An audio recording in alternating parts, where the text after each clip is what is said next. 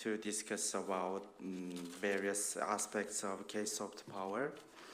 And to start our international conference, we have a special guest to greet about our work of today, the director of the Department of the Humanities of our university, Professor Giuseppe Marani.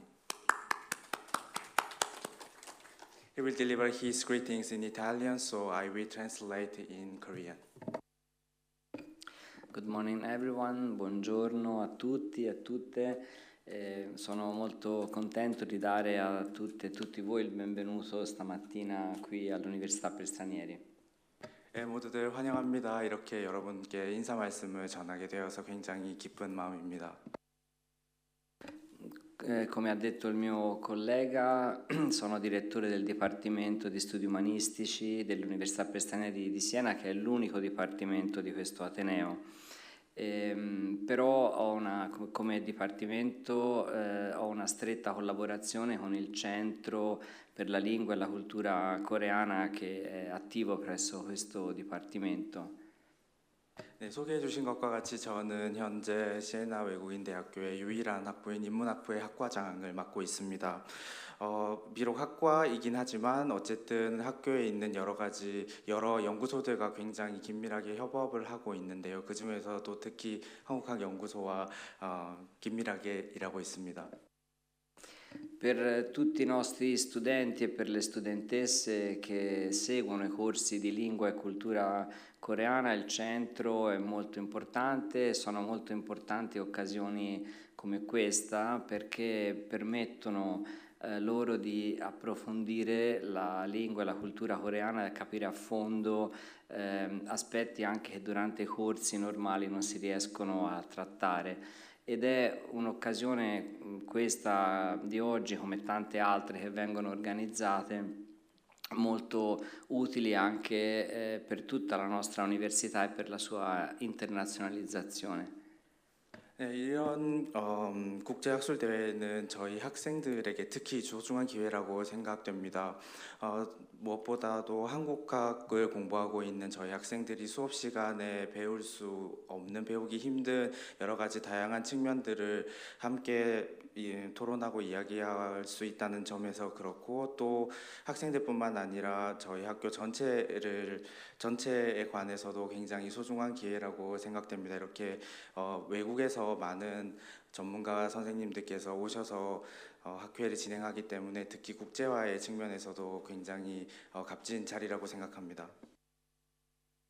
L'insegnamento della lingua e della cultura coreana qui presso l'Università per Stranieri da molti anni, grazie alla professoressa Im Suk Jung e anche di Kim Kook Jin, è molto vivace, attivo e molto apprezzato dai nostri studenti e dalle nostre studentesse, e abbiamo intenzione di coltivarlo con impegno. Quindi a maggior ragione anche oggi grazie a tutti voi che siete qua, perché ci permettete di fare dei passi avanti nei nostri interessi su questo fronte linguistico e culturale. Qui all'Università per Stranieri abbiamo i nostri colleghi, le nostre colleghe insegnano 15 lingue, sono tante, però possiamo dire insomma che il coreano ha un posto speciale ormai ben consolidato. 네, 저희 학교에 이제 한국학 과정이 도입된 지 이제 꽤 많은 시간이 지났는데요. 2017년부터 시작이 되었는데 여기 함께 계신 정임수 교수님과 김국진 교수님 덕분에 진행이 아주 잘 되고 있고요. 저희 학생들의 만족도도 굉장히 높은 편입니다. 저희 학교에서는 총 15개의 외국어를 가르치고 있는데요. 그 중에서 또 한국어에 대한 관심은 여전히 지속되고 있고 앞으로도 계속 발전할 것이라고 믿습니다. Quindi vi ringrazio molto, vi sono grato, vi rinnovo il mio benvenuto e vi auguro un buon lavoro. 네, 다시 한번 오늘 참석해 주셔서 감사드리고 오늘 하루 열심히 좋은 시간 시에나에서 보내시길 바라겠습니다. 감사합니다.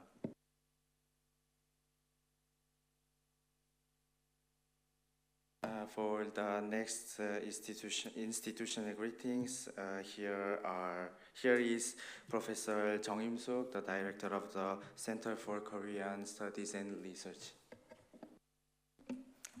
안녕하세요. How are you? Come state? Okay. I prepared a brief greeting in English. First of all, thank you all for attending in this international conference. I'm really happy to be here with you. So, dear colleagues and friends, it's my great honor and pleasure to welcome you all to the International Conference K Soft Power and Beyond Korean Culture, Media, and Global Exchange. This conference is hosted here at the University of Foreigners of Siena. As director of Center for Korean Research and Studies, I'm deeply proud to see such a vibrant gathering of scholars, friends, professionals, and cultural mediators, ambassadors from diverse parts of the world. Your presence here today affirms the significant meaning of Korean studies as a dynamic field of global inquiry, and your participation will strengthen the ongoing dialogue between Korea and international community. Oh, sorry, it's my mobile phone. In recent decades, Korea's cultural presence has expanded far beyond its border, like music, cinema, literature, education, and digital platforms. And it is reshaping global perspectives and fostering new connections. This conference is an important opportunity to reflect critically and creatively on the mechanism, meanings, and future of Korea's soft power in a world of complex exchanges. I would like to express my sincere gratitude to our partner supporter, the Academy of Korean Studies, for making this event possible. And surely special thanks to all our speakers, chairs, and organizer colleagues for own dedication and for the contribution to this rich program. 그래서 정말 너무너무 감사드리고 준비하는데 오랜 시간이 걸렸지만 여러분과 오늘 하루 시간을 보낼 수 있게 되어서 저는 정말 행복합니다. 그래서 제 얼굴에서도 보면 아시겠지만 오늘 기분이 너무 좋고 오늘 하루 동안 유익한 시간을 보낼 수 있으면 좋겠습니다. Grazie a tutti, io sono veramente felice, come mi vedete dalla mia espressione facciale, ne sono soddisfatta e passeremo una giornata interessante, anche amichevole. Sarà una giornata di studio molto interessante per tutti noi. 정말 감사합니다. Buon lavoro a tutti. Ho parlato bene in coreano? Sì. So we are in time, and I am suggesting to move to the first session, in which we will discuss about the various strategies of cultural influence of Korean soft power in the field of public diplomacy and beyond. I'd like to invite our first chair, Professor Bruce Fulton of University of British Columbia, and then other speakers on the stage.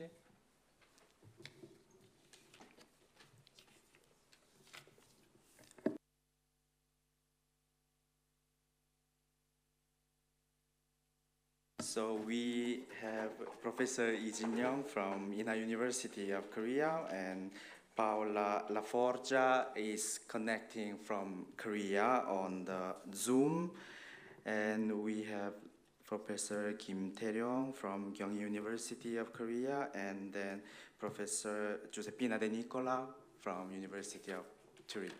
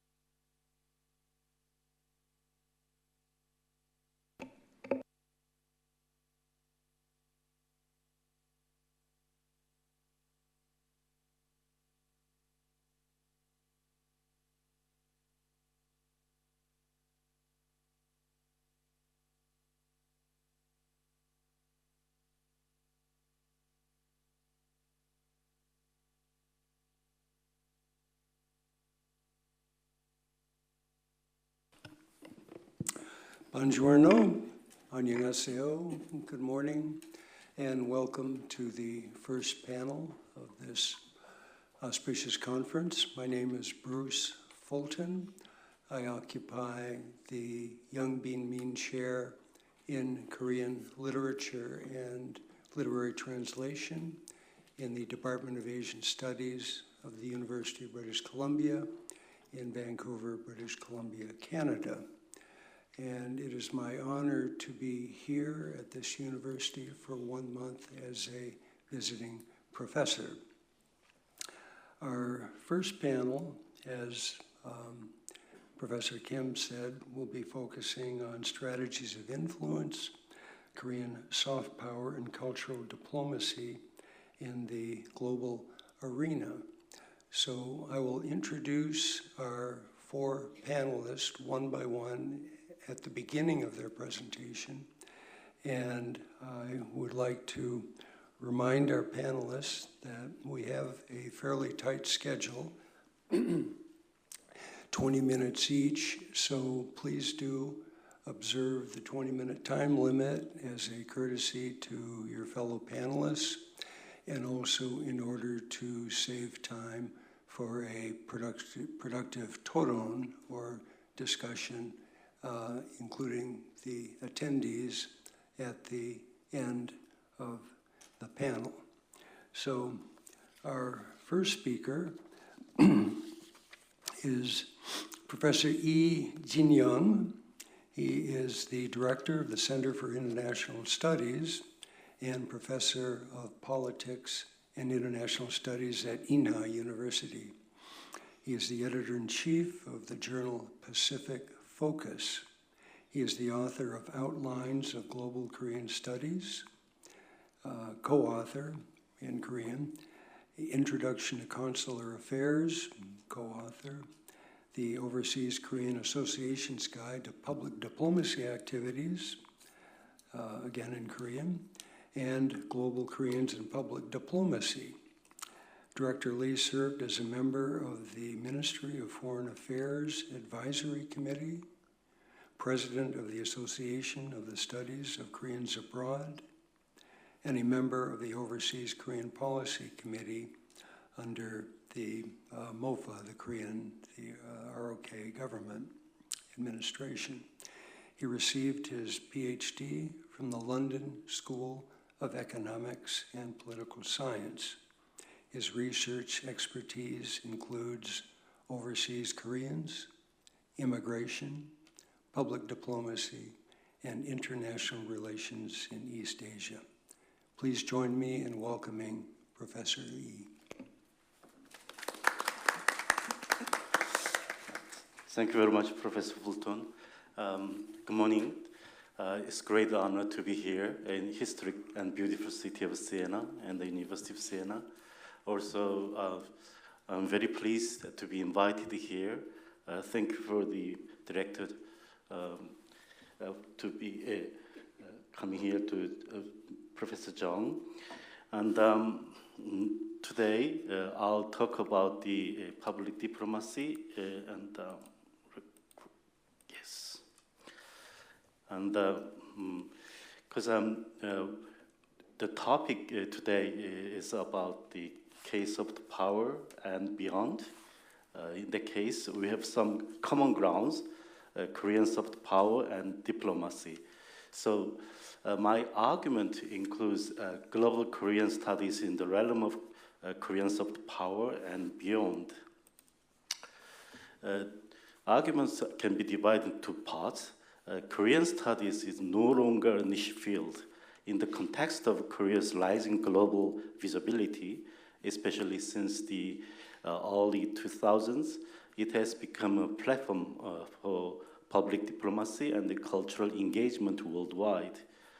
Therefore, Korean studies must evolve into global Korean studies, aiming for mutual understanding in the global arena and advancing by incorporating the achievements of online education tools. These are my argument. Then we'll move to the Korean studies. What does the Korean studies mean to you? everybody has got different perspective on the Korean studies. And when you see that definition, Korean studies is an interdisciplinary academic field that seeks to understand Korea. Then, what is Korea? South Korea, North Korea, or Koreans? Anyway, the Korean studies comprises history, language, politics, economy, society, and culture in both domestic and global context. And it is not confined to a single discipline or methodology. So it will be involves in dialogues with changing global interest. If you see this historical overview, we can divide into three areas or three periods. First, both of Korean studies in the late 19th century by the Western powers. At the time, language, history, and anthropological approach were focused on the Korean studies.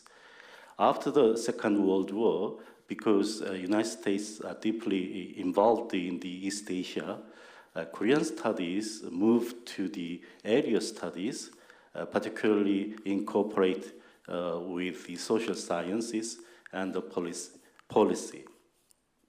But after the Cold War era, diverse developments were appeared.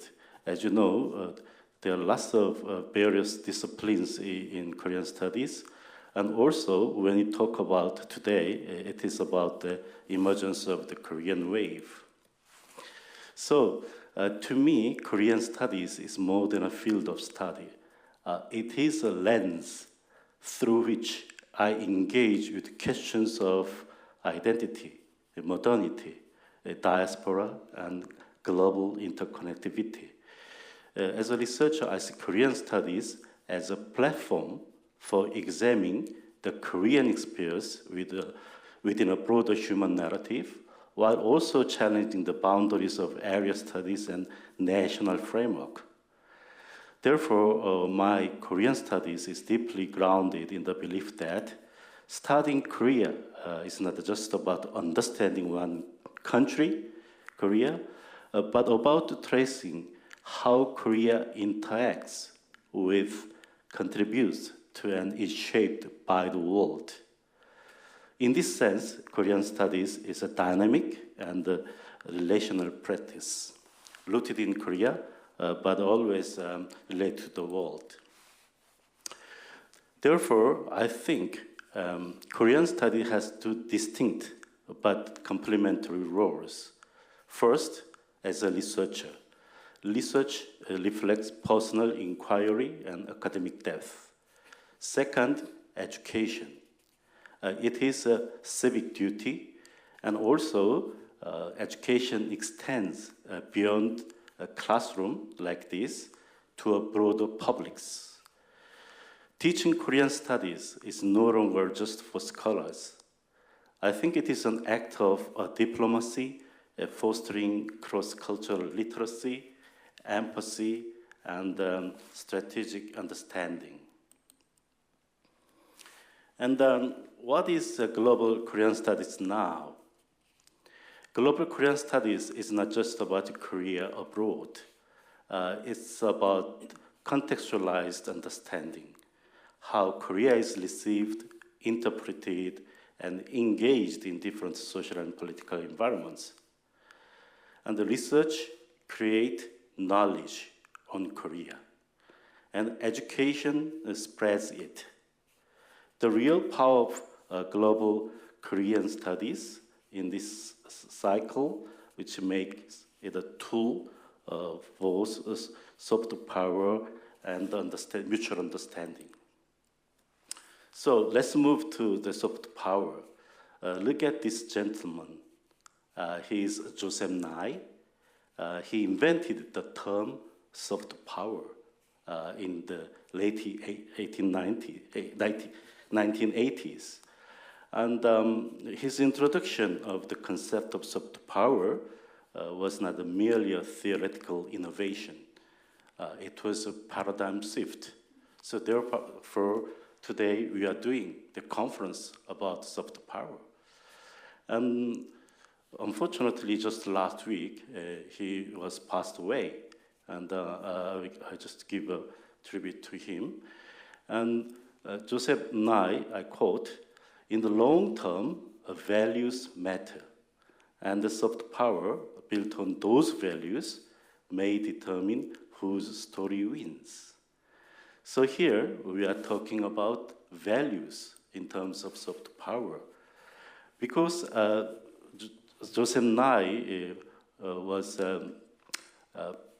academics on international relations, he talks about the national power. So he thought it's not only the national power in security or economy. That means military power or economic power are not the only power of the state. Another power, such as soft power, is important. That's why he talked about soft power. The soft power is linked to the public diplomacy.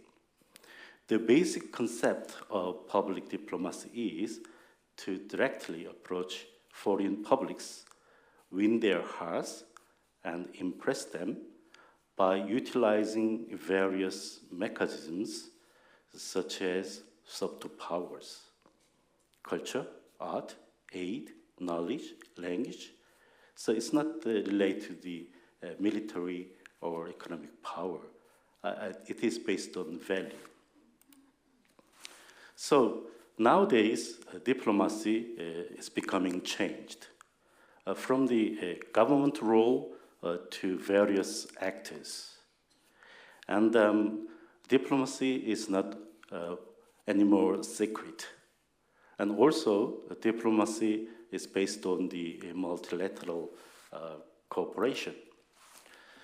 So now look at this, the picture here. On the left side, you can see in the Korean War, Turkey was joined to the United Nations, military forces in Korea. At the time, Korea was ruined, and Turkey soldiers gave us a gold to chocolate and others. Now, look at the right side.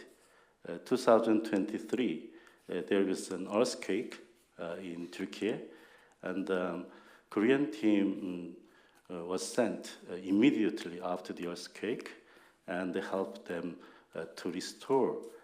So this is a comparison of the aid to get the hearts of the people there. That's the public diplomacy. So public diplomacy means building long-term goodwill with foreign publics. So Korean Studies contributes by educating global audiences, not just students, about Korea's values, structures, and lived experiences. So Korean Studies serves as infrastructure for soft power by combining credible knowledge with accessible teaching. Now we can have changes, contemporary world. There are two changes, I think. The first one is, as you know, digital transformation. And online content, hybrid teaching, AI, these tools expand reach and inclusion in the Korean studies. And also, Hallyu, or the Korean wave, expanded interest beyond entertainment to deeper knowledge about Korea. Fans are now learners, and Korean studies must respond to that. Therefore, understanding Korea through Korean studies is a way of public diplomacy. Millions of Korean wave fans worldwide actively seek deeper knowledge about Korea's history, society, and values. That's why Korean Studies provides a structured and academic framework for understanding Korea beyond pop culture. So therefore, interest of the Korean fans must lead to understanding. We call it a funnel model. That's why public interest becomes a public understanding. For that, hybrid methods reach more learners, I think.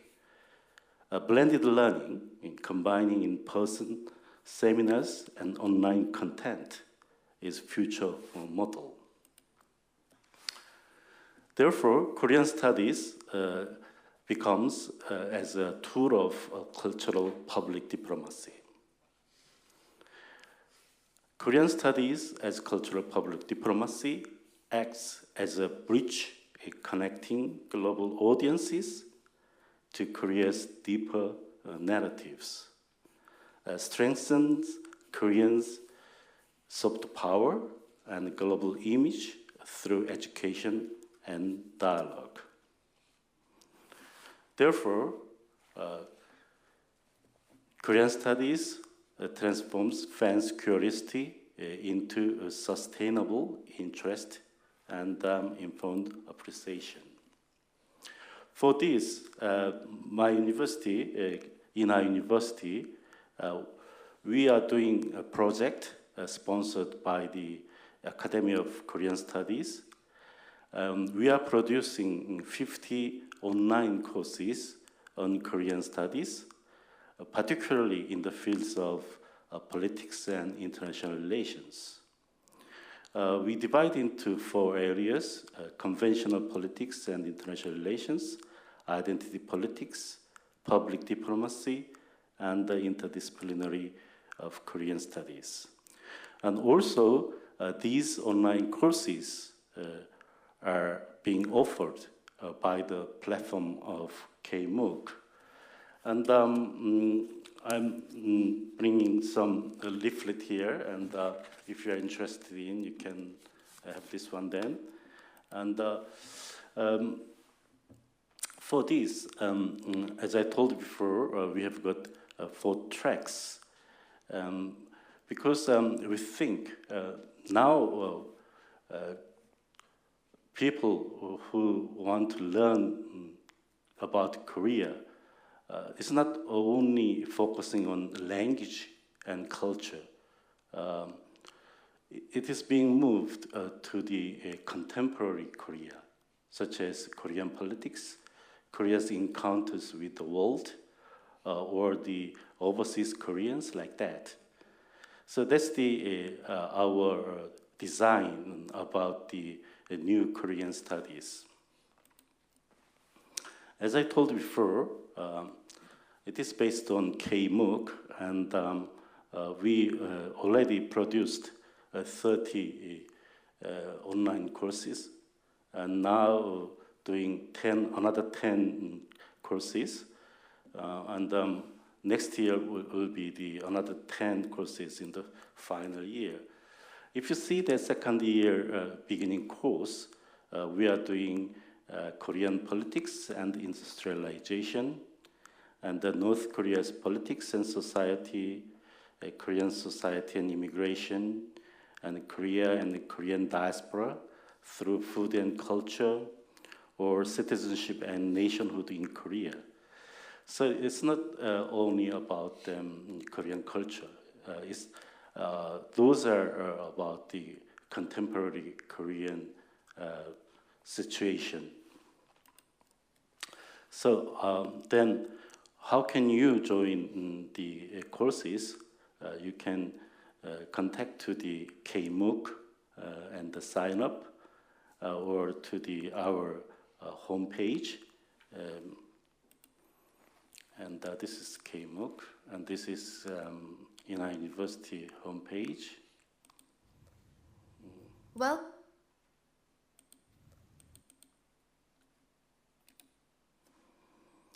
So oh, yeah. So then also you can approach to YouTube for that. And purpose of this course is to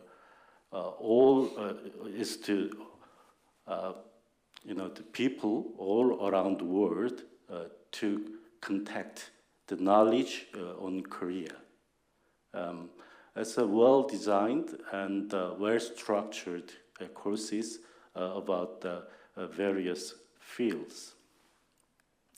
Therefore, my argument I'll revisit. So Korean studies is no longer a niche field. In the context of Korea's rising global visibility, as I said before, it has become a platform for public diplomacy and cultural engagement worldwide. Therefore, Korean studies should be changed into the global Korean studies. And it cannot be confined into the Korea itself. It should aim for mutual understanding in the global arena and advancing by incorporating the achievements of online education tools. Then Koreans and foreigners can communicate and learn each other and have dialogues, not only on Korea, but also the values related to the Korea. Thank you very much.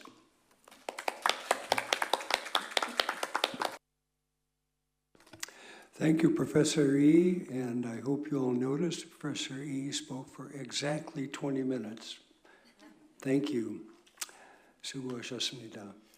Our next speaker is Paola Laforgia. She holds a Bachelor of Arts in Philosophy from Vita Salute San Raffaele University.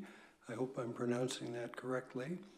And a Master of Arts in Global Creative and Cultural Studies from the School of Oriental and African Studies, SOAS, University of London, with a specialization in music and a focus on the contemporary scene in South Korea and Japan.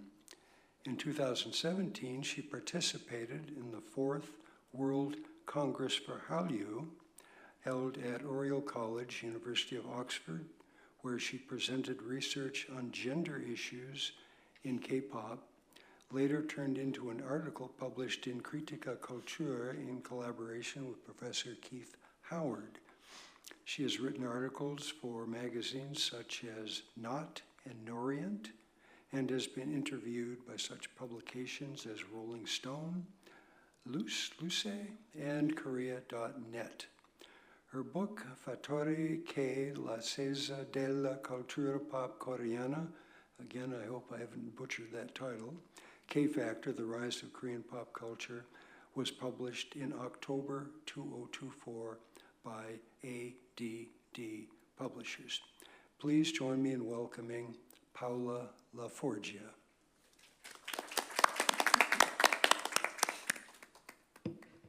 Buongiorno a tutti. Good morning, everyone. 안녕하세요.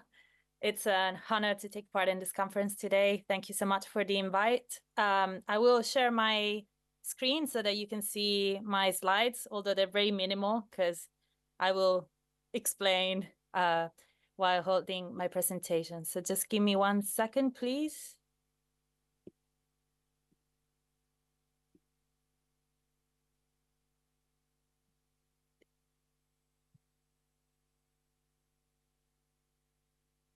Oh.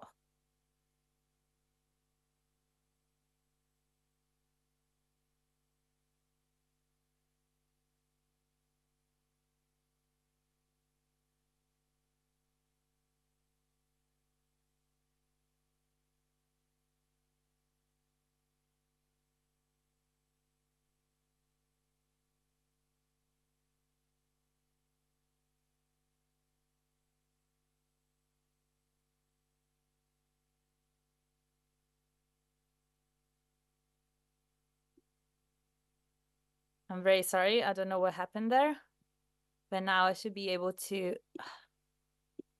share my screen. Can you hear me and can you see me?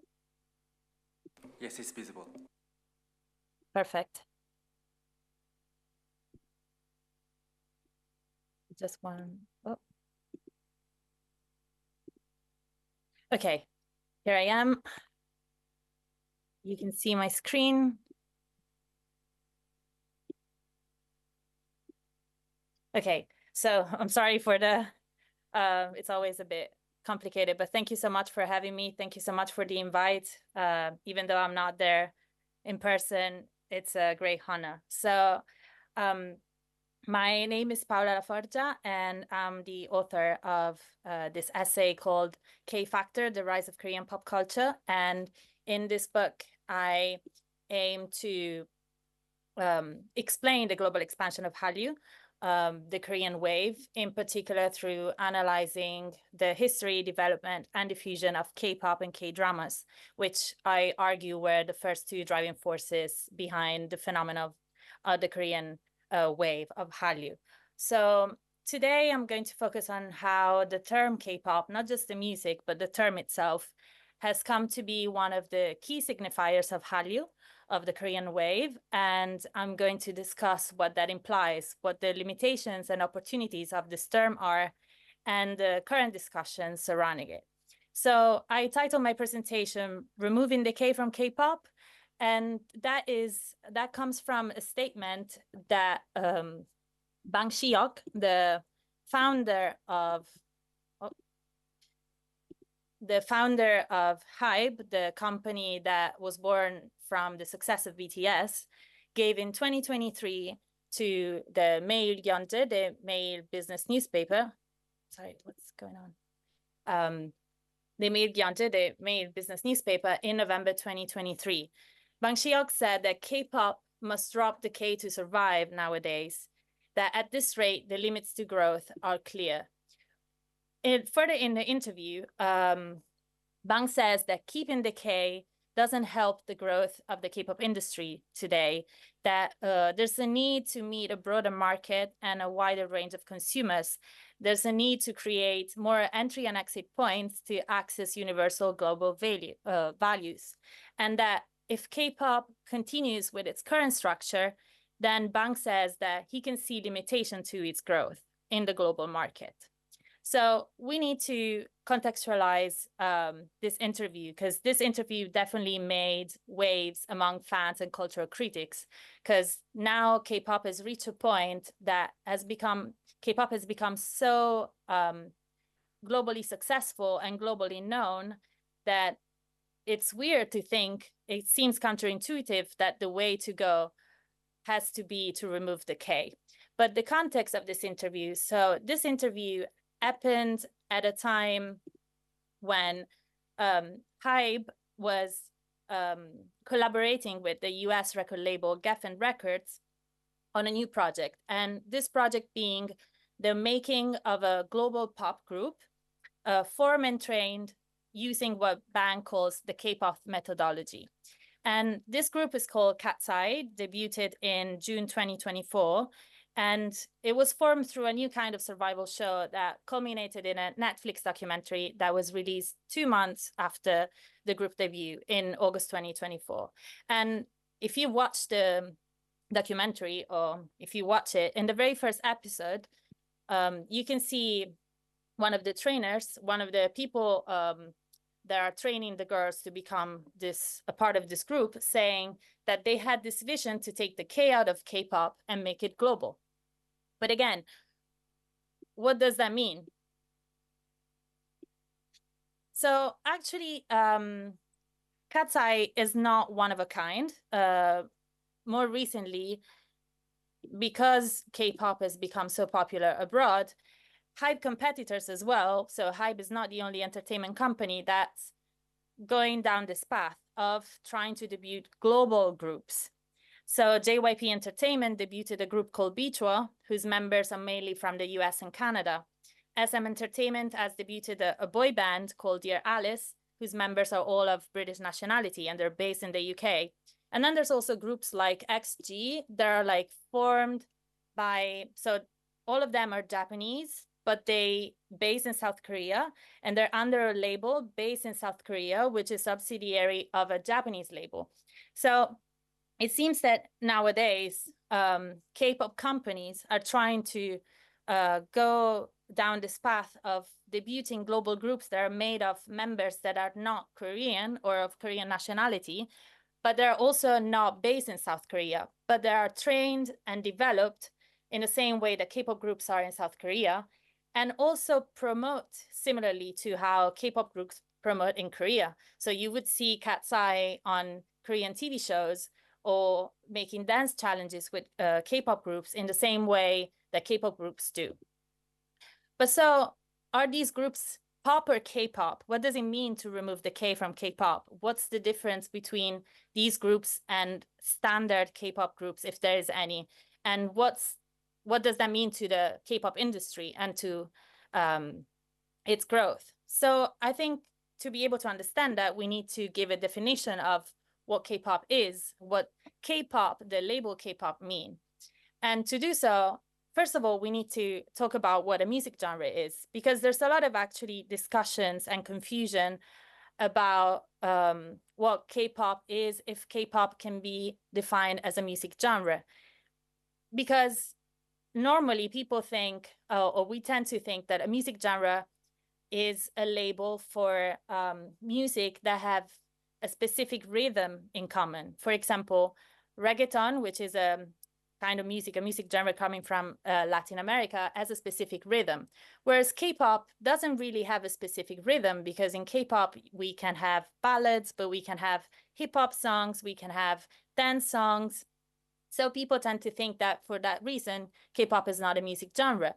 But actually, the definition of music genre is much more broader, because if we go to a record shop, for example, we can find a religious music section, we can find a children's music section, and there's also the infamous world music section. And all these sections don't group music based on a specific rhythm, but they group it in terms of specific themes or target audience. And in that sense, I think we can say that K-pop is a music genre, because even if it doesn't have a specific rhythm, there's still like common themes or a common, there's a target audience, there's ways to do things that make it a music genre. The confusion also comes from the fact that there's similar words. There's Korean pop music, there's K-pop, there's Korean popular music, but these expressions do not mean the same thing. So in Korea, in South Korea, people talk about daejungum악, which is Korean popular music. And that just means it's a very broad term that encompasses a lot of different music genres. Daejung, if we think of the word 대중교통, that's the public transportation system. So it's a very broad public popular music category.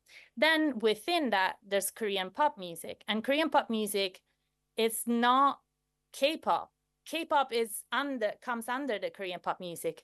And I can say this confidently because there's definitely artists in the South Korean music scene that make music that is pop in terms of melodies, rhythm, but that is not K-pop. We wouldn't call, for example, an artist like Choi Yeon-pil K-pop, but it's definitely pop music. And I'm talking about somebody who has been in the music scene since the 70s and has been like a leading figure in Korean pop music, but not K-pop. And K-pop is also a term, and this is important to notice, that wasn't coined by South Koreans in the first place. But we first found the term in Chinese and Chinese media, in Taiwanese and Chinese media, sorry, in the mid-90s, when music coming from Korea was starting to get popular in those countries. And so the term was coined in the same way J-pop already existed, Japanese pop. And so in a similar way, the new term was coined, K-pop, to refer to this kind of music. And then in South Korea, the term started being used a bit later on to actually talk about this kind of music that was exported and exportable. And nowadays, K-pop definitely signifies a specific kind of music. If I say that I listen to K-pop to my friends in South Korea, they know exactly I refer to idol music. So I think we can define K-pop and say that K-pop has specific characteristics, even though, as I said earlier, like it might lack a specific rhythm. And we can say that K-pop is a genre that is characterized by a specific kind of artist, which is the idol, a specific mode of production, which is the training and development system. So the idol is formed through a training and development system that lasts a few years. Then there's a peculiar way of engaging with fans that it's quite different from Western pop. And so K-pop artists, K-pop groups would have fan calls, fan meetings, specific apps where they can communicate with their fans. There's a different kind of relationship that actually Western pop artists are trying to recreate because it's successful, it works. Then K-pop also has always been characterized by what I call a musical hybridism. So the fact that it doesn't have a specific rhythm is actually a specific characteristic of K-pop. K-pop is a fusion of different musical elements, of different genres, is a remix, so to say, of different music genres. And that is its strength, that's its peculiarity. And then K-pop also is characterized by its global aspirations. K-pop has always been, from the very beginning, from when in the 90s, Lee Soo-man founded SM Entertainment, the goal has always been global expansions. The goal has always been to have members in a group that could speak other languages in order to promote in other countries that were of different nationalities or ethnicities, so that they could speak to a specific audience and promote in their own countries. And then another, last but not least, characteristic of K-pop is that K-pop is music that we must watch. In an interview, like the K-pop group aespa says that K-pop is a boinen umak, so a music that needs to be seen. K-pop is not fully understood if we don't watch the videos, if we don't watch the choreography. There's the dance practices, there's the concept photos that gets released before an album gets released, a new song gets released, and all of that is like a fundamental part of K-pop, and that it's something that it's way more important in K-pop than it is in Western pop. So going back, so now that we have a definition of what K-pop is, then what is the difference with pop? And so what does it mean to remove the K? What does Bang Si-hyuk mean? Because Bang Si-hyuk says that in another interview given in 2023 for Bloomberg, he says that there's always demand for pop music. So the moment K-pop becomes mainstream pop, it can maintain competitive edge against local music in Southeast Asia. And that's why he's focusing on the US. Bang says that K-pop is losing its popularity in Southeast Asia nowadays, that it's growing in Japan, but the Japanese market is not growing, so it doesn't really matter. And he's focusing on the US from a business side of things, because it's the only way to grow its market. But if K-pop becomes mainstream pop, definitely it loses some of its peculiar characteristics. And the thing is, on one end, there is an opportunity for this, because K-pop also is a label that identifies a specific music genre with a country. It doesn't say anything about the music itself, and that can be very limiting, and it can be marginalizing, because it reinforces the idea that there is a pop that is like the actual pop, which is Western pop, the pop sung in English mainly, and then there's K-pop, there's J-pop, there's Latin pop in a corner. And so to make K-pop valued and appreciated, it should drop the K so that people can drop their racist stereotypes and actually engage with this music. So the positive thing would be to let people actually like approach K-pop in the same way they would approach a different kind of music without having the barrier. But on the other end, K-pop is also always been an alternative to Western pop. And the reason why it gained so many fans all over the world is actually because it was Korean, because it was different. And so there's always like this, it's very hard to balance the two, because on one end, fans as well, they complain when K-pop acts are put in a different category. For example, at Music Awards, there's a K-pop category at the MTV Music Awards, and some fans have said that that's done in order to avoid K-pop acts to win the most important awards of the night, like best album or best video or whatever. So to keep them like on the sidelines. But on the other end, K-pop has actually started to gain popularity abroad when it was the most Korean, when there weren't songs in English, when collaborations with Western artists have always been there, but there was also like a specific color that K-pop had, and now it's changing. I don't want to say it's losing or that it necessarily was better before, but because K-pop is so global right now, there's definitely been a shift. So that's why also like Bang has said that the change in strategy is in order to break into the charts. And the charts are the Billboard charts, the international charts, the American charts. And of course, that will make a difference in music, because the thing is also that music sung in Korean doesn't get radio play in the US and in most of Europe as well. So the reason why more and more songs are sung in English today, it's because of that. In order to like get radio play outside of South Korea, you need to not use Korean language. And of course, it's not only the use of Korean language that make K-pop Korean, but it's definitely like a factor. So I think though that like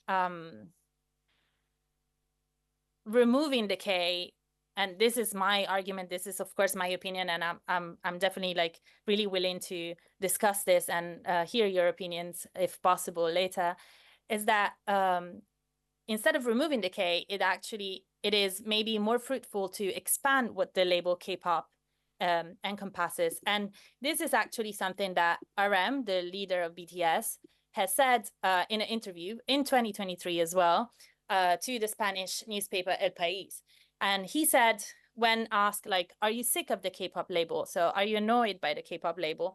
He said that, like, you can get sick of Spotify calling all our K-pop artists, all artists from Korea, K-pop, but that it works, that K-pop has become a premium label, that it's a guarantee of quality that our grandparents fought for.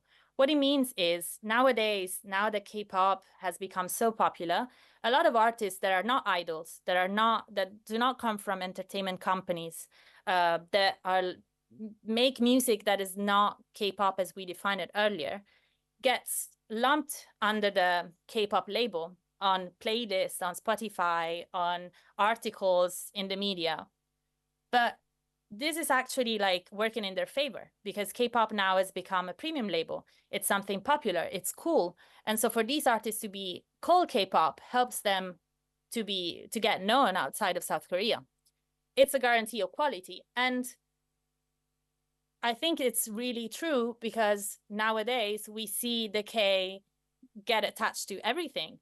So it used to be only like K-pop and K-dramas, but now we talk about K-food, we talk about K-beauty, K-culture in general. I've seen this K-hospital fair sign while living in Korea. There's a shop in Myeongdong called K-Mecca. So the K has actually become a trademark. And removing the K from K-pop, I think, would actually be detrimental. K-pop has been such a powerful soft power tool for South Korea, if not like the main reason now Korea is on the map. Of course, that was like the entry point. Of course, then Korea got known through many other things, but definitely for a lot of people, K-pop was the entry point to South Korea and its culture. And getting rid of the K, I think it's actually like detrimental to promoting Korean culture abroad. But I'm really curious to hear what you think about it. That's everything from me. Thank you very much for listening.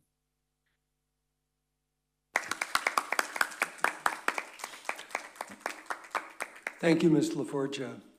I've Thank you. been notified by Professor Kim that because the next panel has been reduced from 3 speakers to 2 speakers, we have 20 more minutes.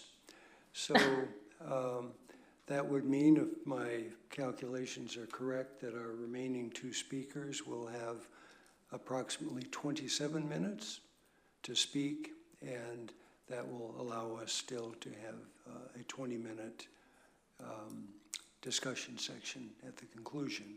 So I'd like to introduce my next speaker, Professor Kim Tae-ryong of Kyunghee University, who will be talking about the politicalization of K-pop content and its global circulation.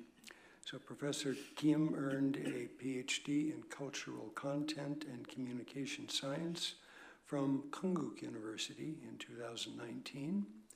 And since 2020, he has served as a research professor at Kyunghee Daehakyo, teaching undergraduate and graduate courses in the College of Humanities.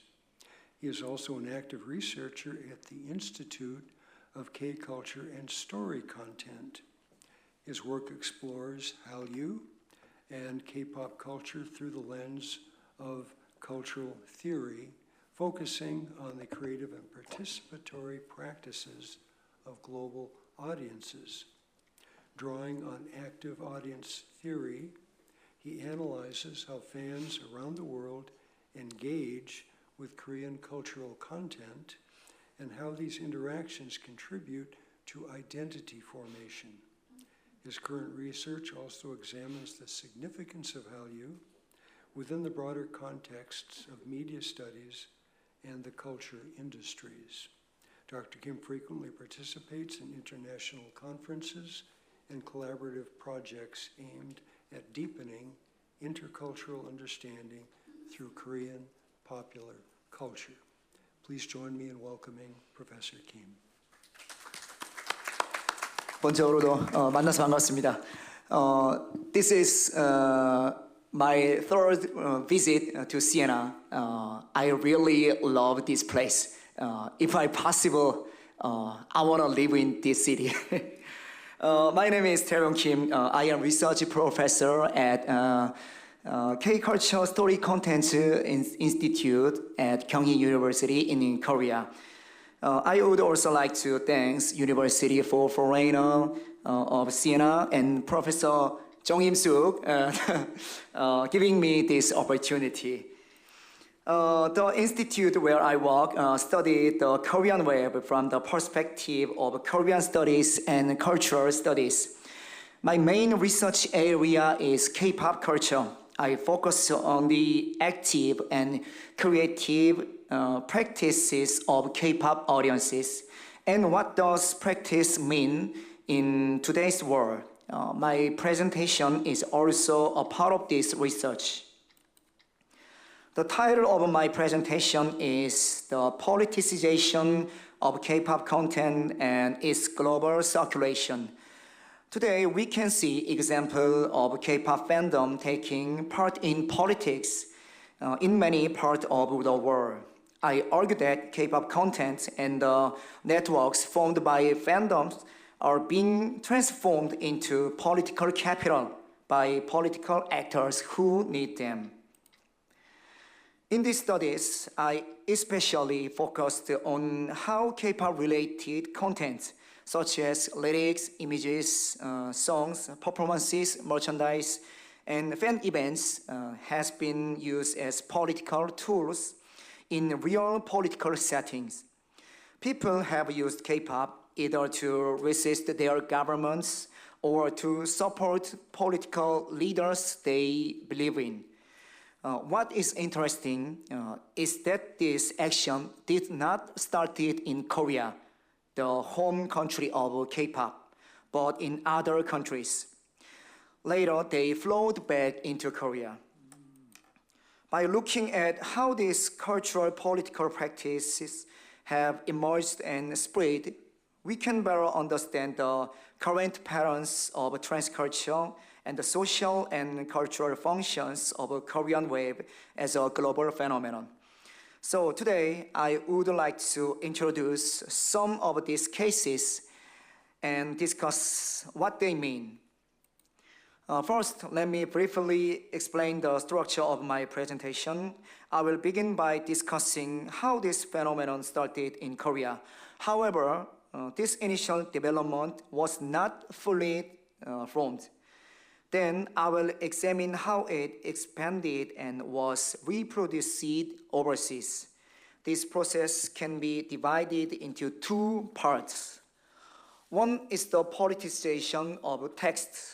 The other one is the politicization of bricolage.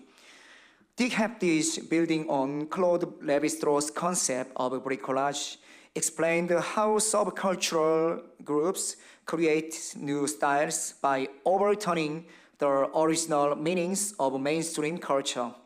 Finally, I will explain how this practice returned to Korea. In July 2016, students at Ewha Women University in Korea protested the university unilateral plan to create a new college.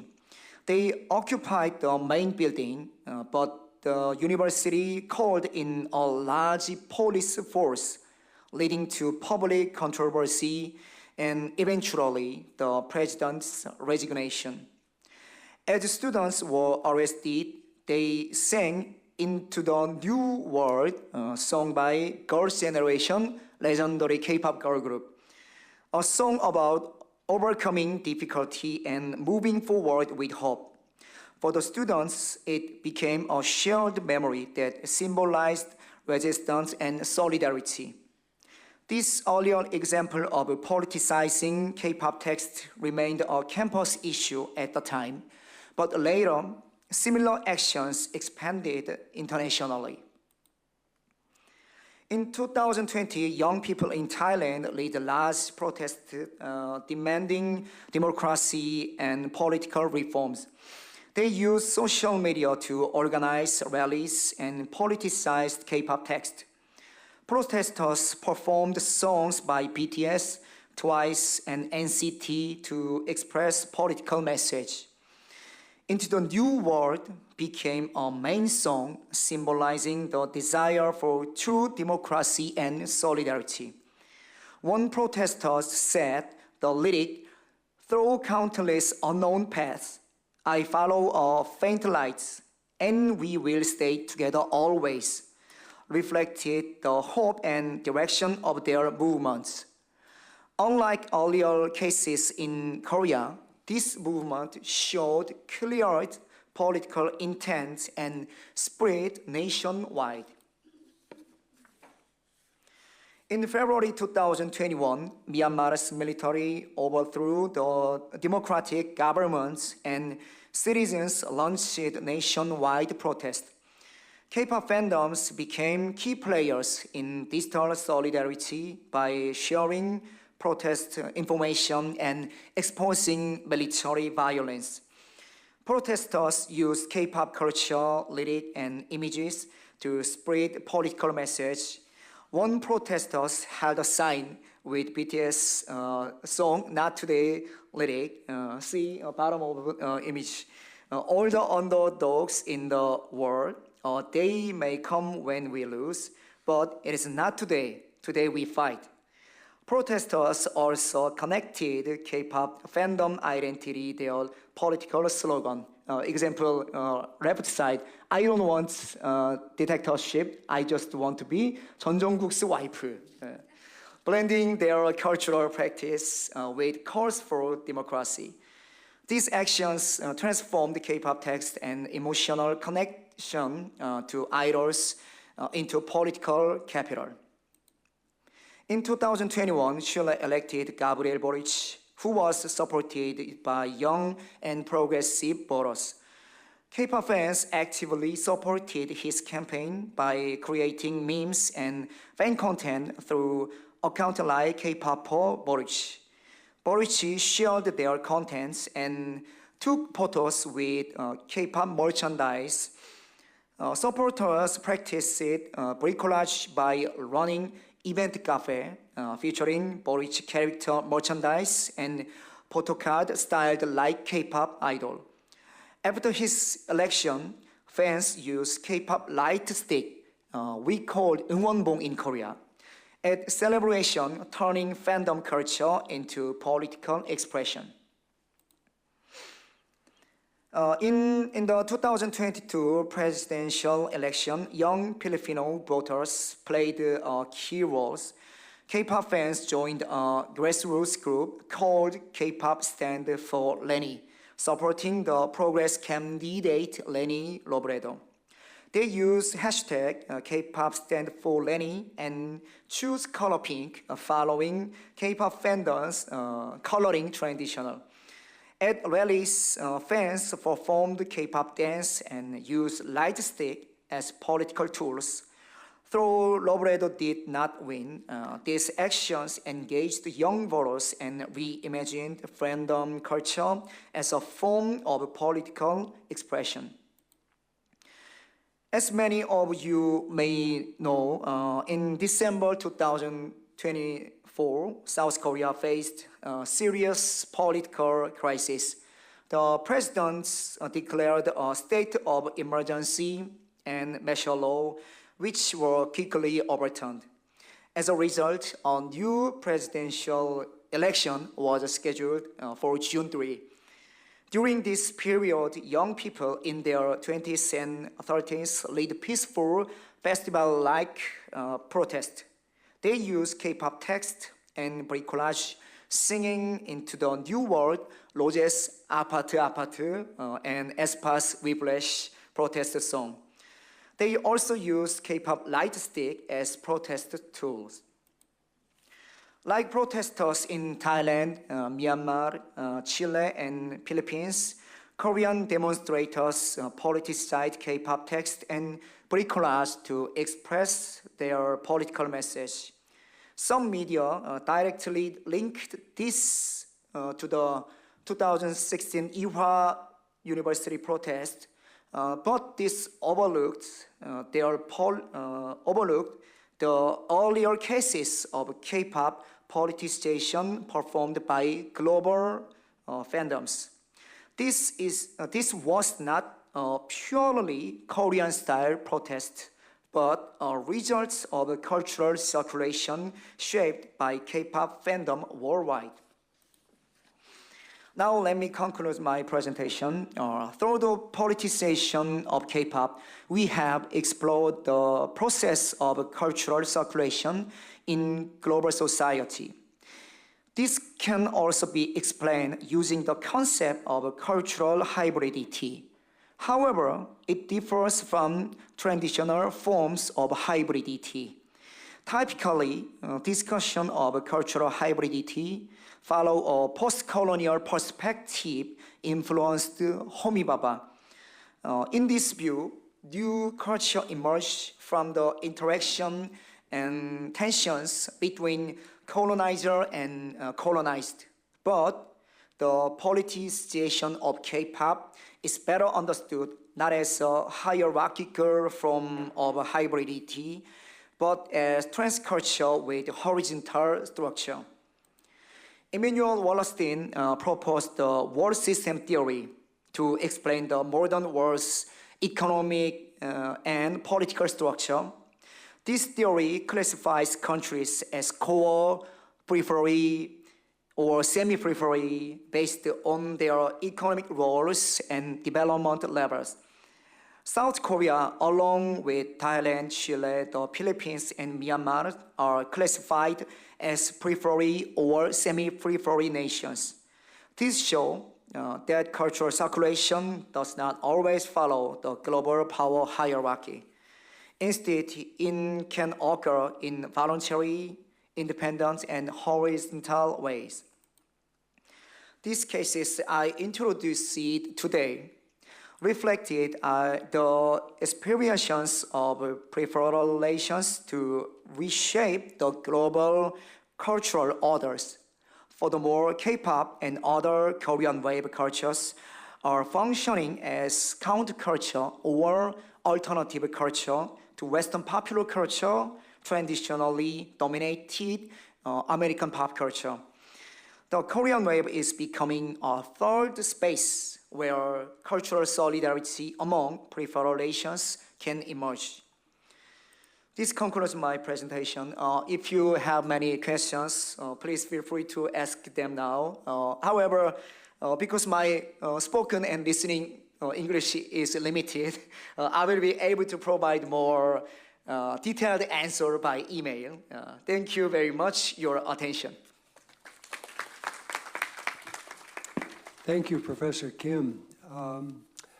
I believe we agreed that the toton, the discussion, will take place not after each speaker, but at the end of the panel. And we have much more time to do that. So that said, I will now introduce our final speaker of this panel, Giuseppina Di Nicola. She is Associate Professor of Korean Language and Literature at the Department of Foreign Languages, Literatures, and Modern Cultures, the University of Turin. She earned her PhD in Cultural Anthropology from Seoul National University. That makes us classmates, where she refined both her research and language skills. Over the years, she has served as a visiting professor at several universities in South Korea and has been invited as a guest lecturer across Europe. Her main research areas include social history, family studies, K-content, and contemporary social issues. Her extensive publication record includes articles and books that explore various aspects of Korean culture, such as creativity in pivot audiovisual translation, Parasite, subtitled and dubbed in Italian, Squid Game, analysis of the dramaturgical structure of the series, Season 1, Recollections, Imagery, and Dreams in South Korean Family Photographs at the Dawn of the 21st Century, and Korean Society and Family System. Please join me in welcoming Professor Di Nicola. Thank you very much, Professor Fulton, and thank you very much to the organizers of this conference, particularly Jong Suk. So today I will present something concerning, the title of my presentation is Cultural Diplomacy in Action and Comparing Soft Power Strategies between Korea and Italy. It's actually more a reflection on how those two countries, they basically used cultural diplomacy. So as we know, cultural diplomacy has become kind of milestone of international relations, with nations increasingly leveraging soft power to assert influence on a global stage.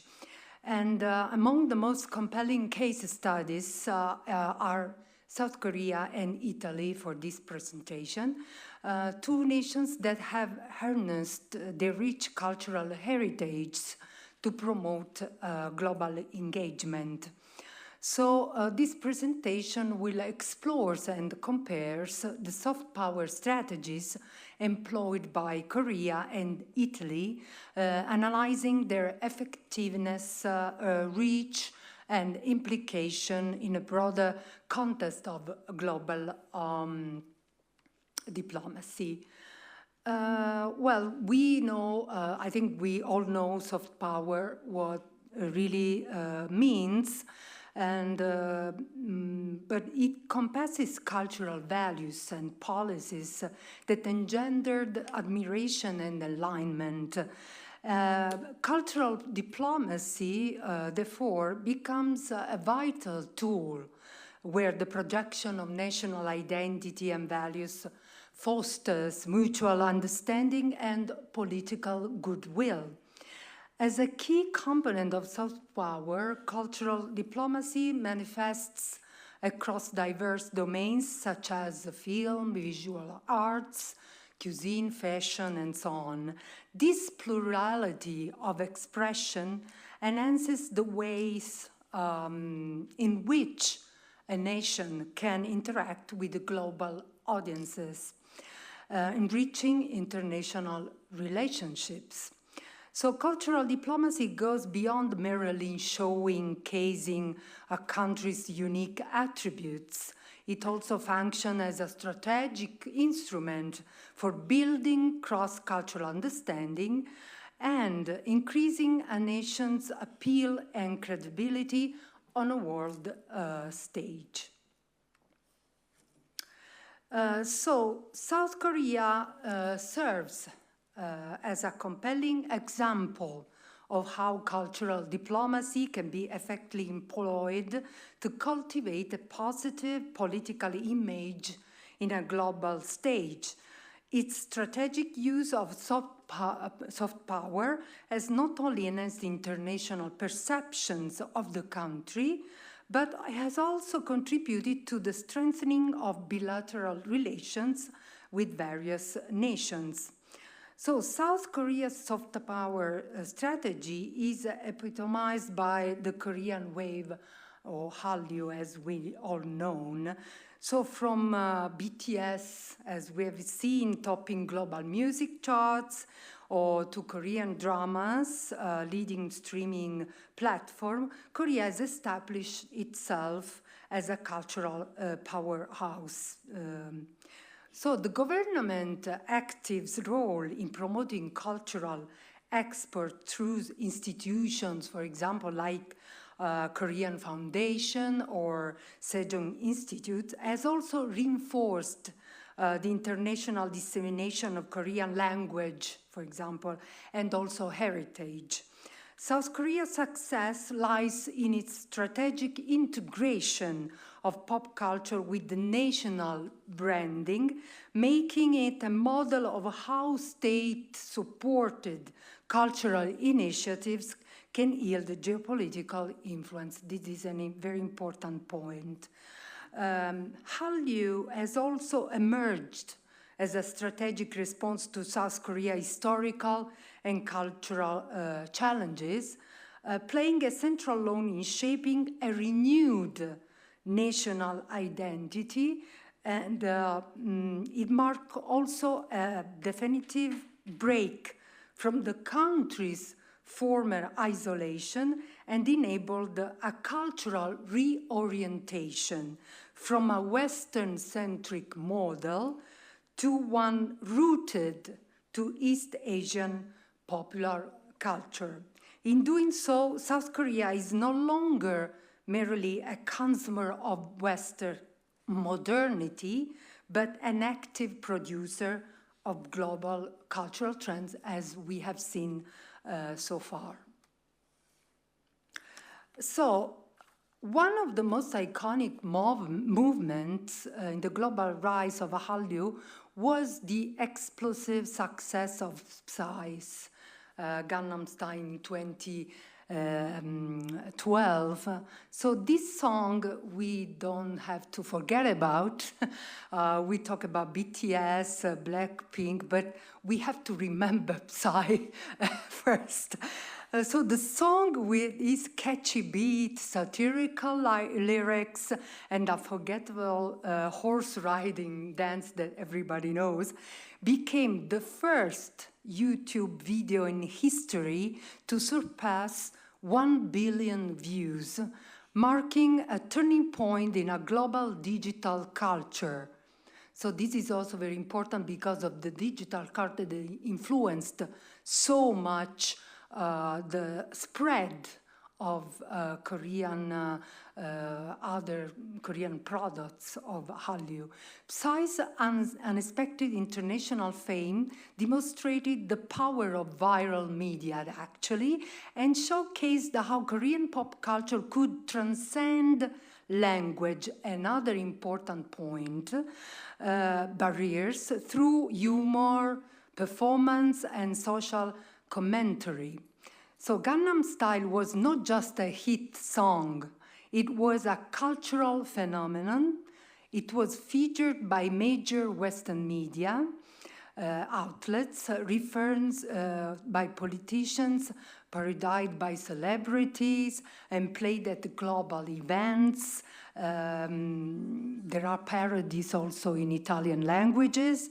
Importantly, the song subtle critiques, materialism, and social stratification in Seoul's affluent Gangnam district, adding a layer of social critique to its entertainment value. So Parasite, Squid Game is not a new thing about that. From a soft power perspective, Psy's success was a milestone. It challenged Western dominance in global pop culture, opened doors for other K-pop acts, and helped redefine Korea's image as a dynamic and creative nation. Though Psy himself was somewhat of an outlier in the highly controlled K-pop industry, Gangnam Style became a symbol of Korea's global cultural reach, highlighting how spontaneity, humor, and relatability can turn local content in a worldwide cultural ambassador. So, numerous elements of Korean culture are embodied in BTS, as we have seen, music and visual storytelling, including imagery of the members wearing, for example, hanbok, narratives rooted in Korean school life, so all other hints, and themes of confusion, emotional growth, and adolescent transformation. This deliberate integration of Korean cultural motifs into popular music has significantly contributed to the global dissemination of Korean culture. The fusion of national identity with global pop appeal has resonated not only with fans, but also across international music markets and social media platforms, fostering cultural curiosity and consumption. A 2018 report by the Hyundai Economic Research Institute estimates that BTS generated an annual economic benefits of approximately $4 to $5 billion US dollars, boosting sectors such as tourism, fashion, cosmetics, food, and so on. As BTS' international popularity continued to grow, so too did the consumption of related Korean industries. So this we cannot ignore, you know, the market contribution, the contribution to the marketing. So the phenomenon exemplifies how emotional engagement with cultural products, such as K-pop, for example, can lead to a deeper desire to explore the underlying language, history, and values of the producing country. So I think, you know, Korean studies are already globalized, to answer to Professor Lee before. Fans driven by their dedication actively seek out information, media, and educational resources to understand the broader context of their idols' work. In this process, content comprehension and also cultural deepening become central components of soft power transmission. Over the past decade, South Korea's film industry also has undergone a profound transformation, as we know, with the global success of Parasite for example, streaming platforms such as Netflix have further accelerated, for example, the cultural export of those products. Since beginning collaborations with South Korea in 2016, Netflix has introduced, as we know, over 80 Korean films, many of which emphasize traditional culture, social commentary, storytelling rooted in Korean contexts. One of the most notable examples is a Squid Game, as we all know, which portrays a deadly contest among 456 people, as we know all the story, blending suspenseful narrative with brutal metaphor. So this Squid Game became a global sensation. Critics argue that although set in Korea, the show's core themes like capitalist critique, class inequality, and systematic despair are universally relevant. So South Korea's complex modern history shaped by war, authoritarianism, and rapid economic development has given rise to a dynamic cultural scene where power, violence, and social injustice are recurring artistic concerns.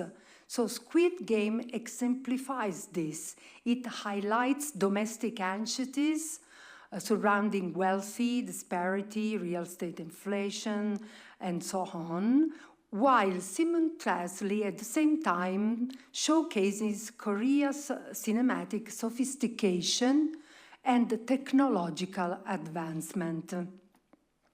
So more than mere entertainment, also Squid Game reflects a broader contemplation of South Korea's global position and its dramatic transformation from a war-torn developing nation into a prosperous high-tech economy.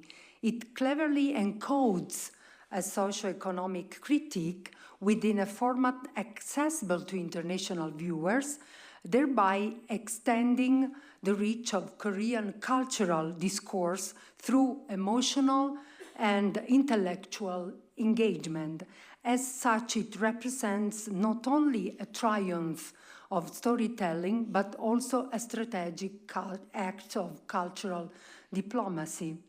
So the Korean wave phenomenon played a crucial role on the eve of globalization in reconstructing a renewed Asian identity that had previously been undermined by Western, particularly American, hegemony.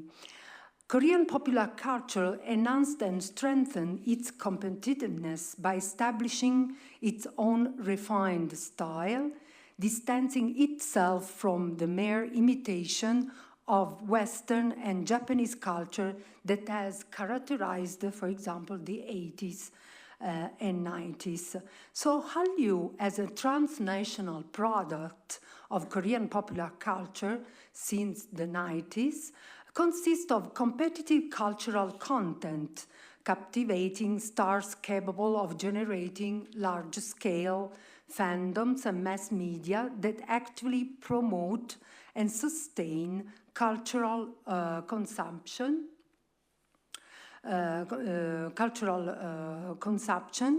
and in a symbolic relationship. So observers have even spoken of a true Korean gold rush. And to cite one recent example of its wide-reaching influence, in 2024, CBBC and BBC iPlayer launched Gangnam Project, a coming-of-age dramedy exploring what it takes to become a K-pop superstar. Now there is also an edition in French as well. And Sarah Mueller ahead of commissioning and acquisition from 7 to 12 years old audience at the BBC remarked, "South Korea is the modern center of the creative world."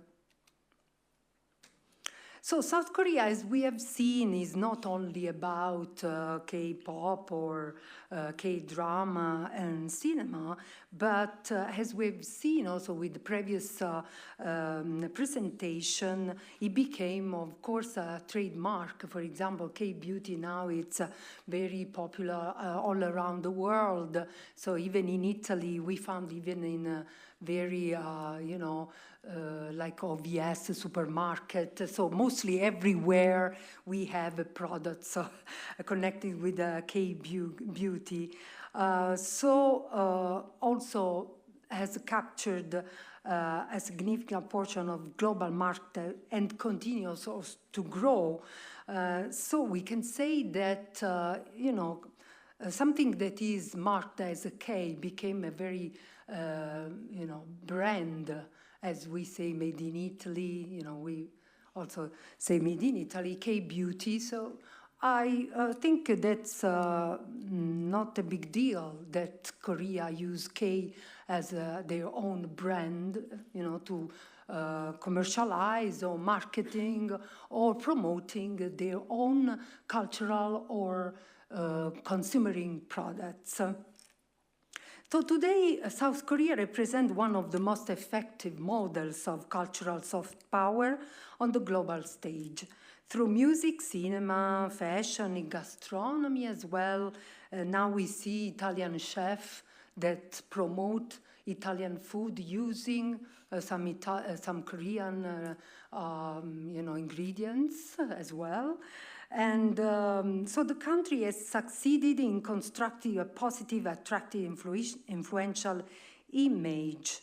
Culture has emerged as a true engine of influence and reputation. So we don't have also to underestimate the influence that has having Korea all around the world.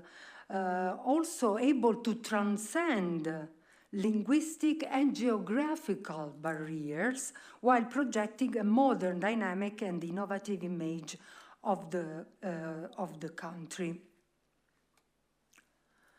So let's have a look to Italian case.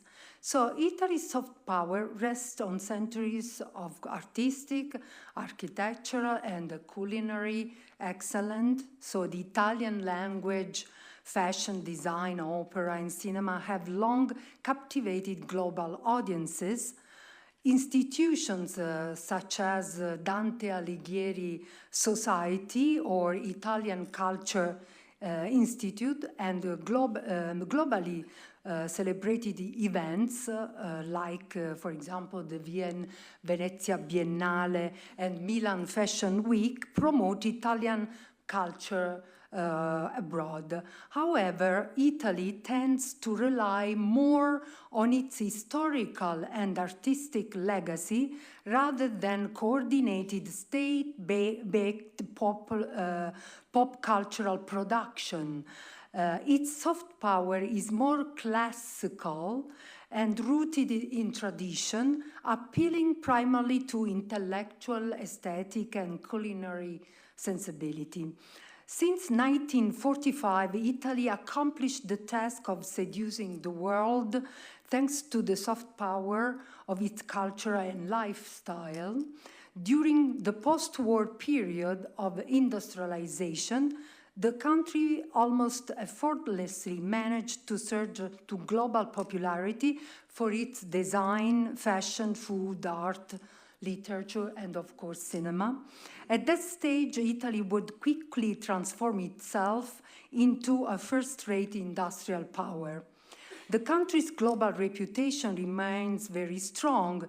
This is due primarily to the enduring appeal of the Made in Italy brand, which in turn relies on cultural, often also stereotypical images, at times in contradiction with each other.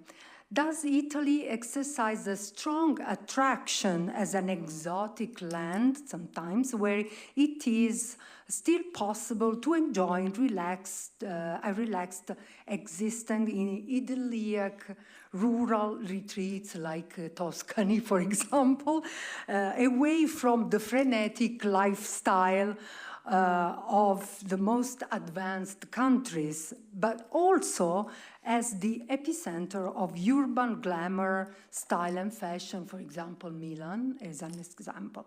So today Italy is facing a new growth opportunity, provided that the funds of the Next Generation EU are invested effectively based on a long-term strategy and synergies between public intervention and private action.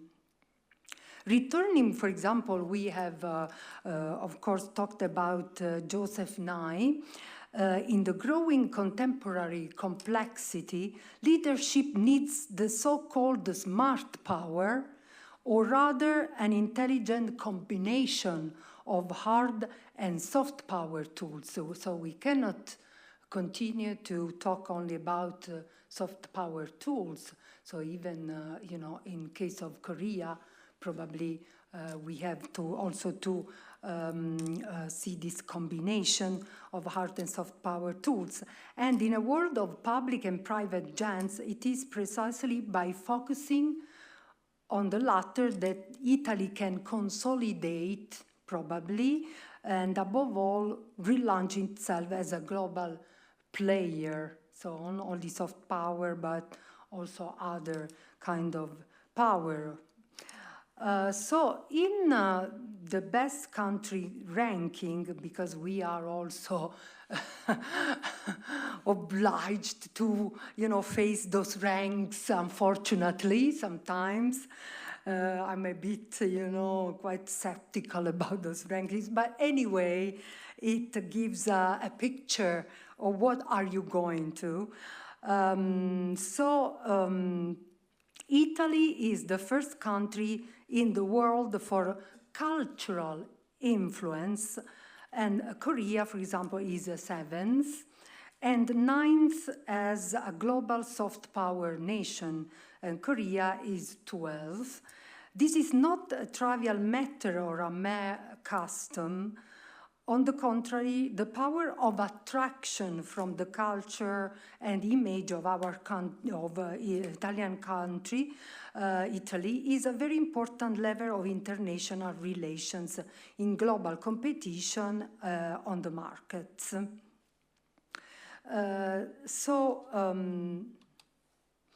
Art, culture, fashion, design, and food and sport as well have all contributed to Italy's seductive worldwide appeal, while the country was at the forefront of European civilization during the Renaissance and has since built a rich tradition in all these areas. It also witnessed a major artistic explosion, as we have said before, in the post-war period. Beside the Made in Italy, Italian cinema has made a huge contribution to the country's international image. So in the post-war period, we all know the neorealist movement, or a genre called the commedia all'italiana or spaghetti western, that have in a way conquered the global scene. But also we have a new trend in cinema. For example, beside what has been, depicted by, directors such as Sergio Leone or Bernardo Bertolucci, we have a new directors that deal with the contemporary issues such as migration in Italy, presenting those kind of themes to international audience, also for the Oscar ceremony as well. And also fields as literature, music, and food are all contributed to Italy's seductive worldwide appeal. Italy's cultural diplomacy and soft power also benefit from the prominent role played, for example, by the Ministry of Foreign Affairs. But what about today? So I like to, instead of using, once in a while, let's use Korean to define, the spread of, pop culture in other countries. So why don't we reverse? And we are not much influenced always by this American culture.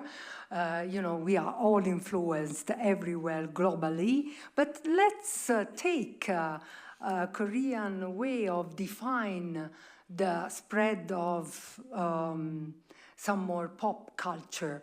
So I tell you, why don't we use this word? So what about today pop culture in the world?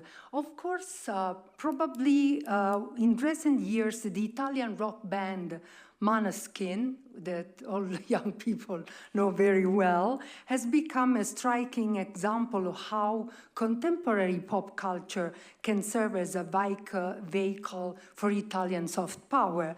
Formed in Rome in 2016, Måneskin gained national recognition through participation to X Factor Italia, but their international breakthrough came after winning the Eurovision Song Contest in 2021 with the song Zitti e Buoni.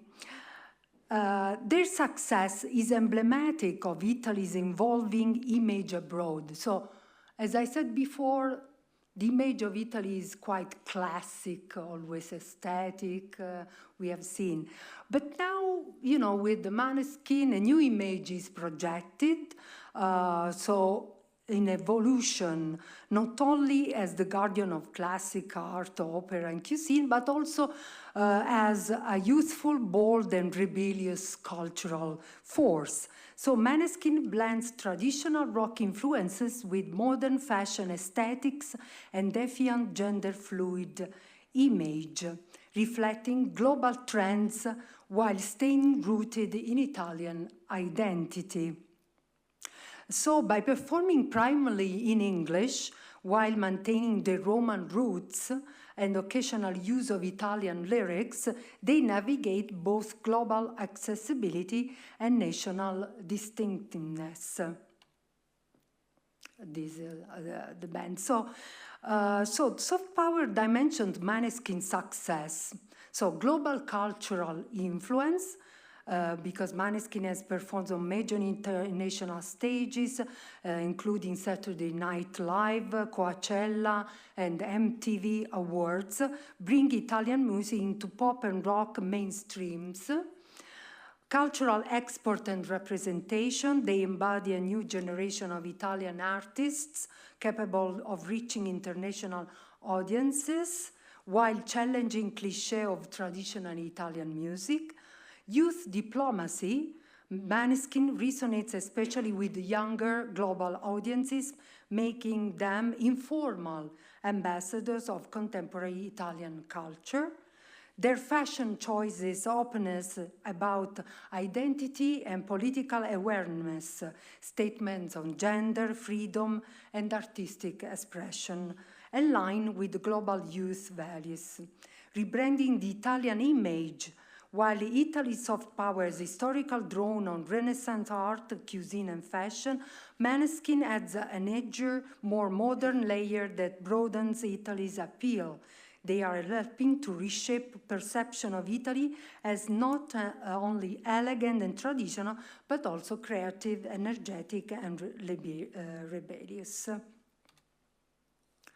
So also about on the, Italian cinema and series, we have just to cite La Grande Bellezza, who won Oscar in 2014 for Best Foreign Language Film, or È stata la mano di Dio on Netflix platform, and the series like L'Amica Geniale have achieved significant international success and contributed to the dissemination of Neapolitan language all over the world. There are, for example, some Japanese, they want to learn Neapolitan dialect because not only for the songs coming from Naples, but also because they want to understand this series TV because it's in Neapolitan languages. So not only Italian language, but also dialects are being, spread.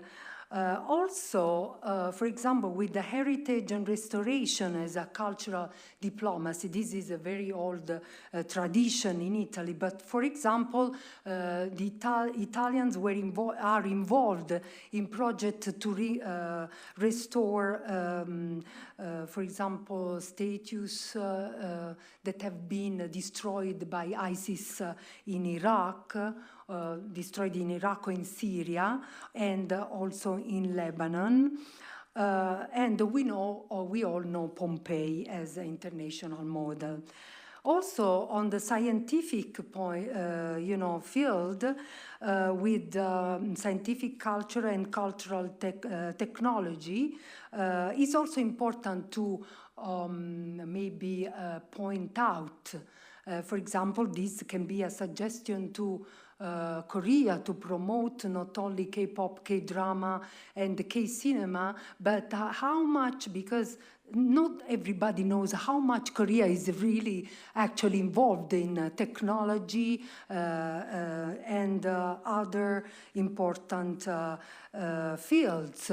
So I think it's important to promote also this kind of K culture. So we know all Samantha Cristoforetti and so on. So comparative insight, strategy and channels. Okay. So Korea employs a dynamic youth-driven strategy centered on digital platform. Government and private sector cooperation is central to producing global market content.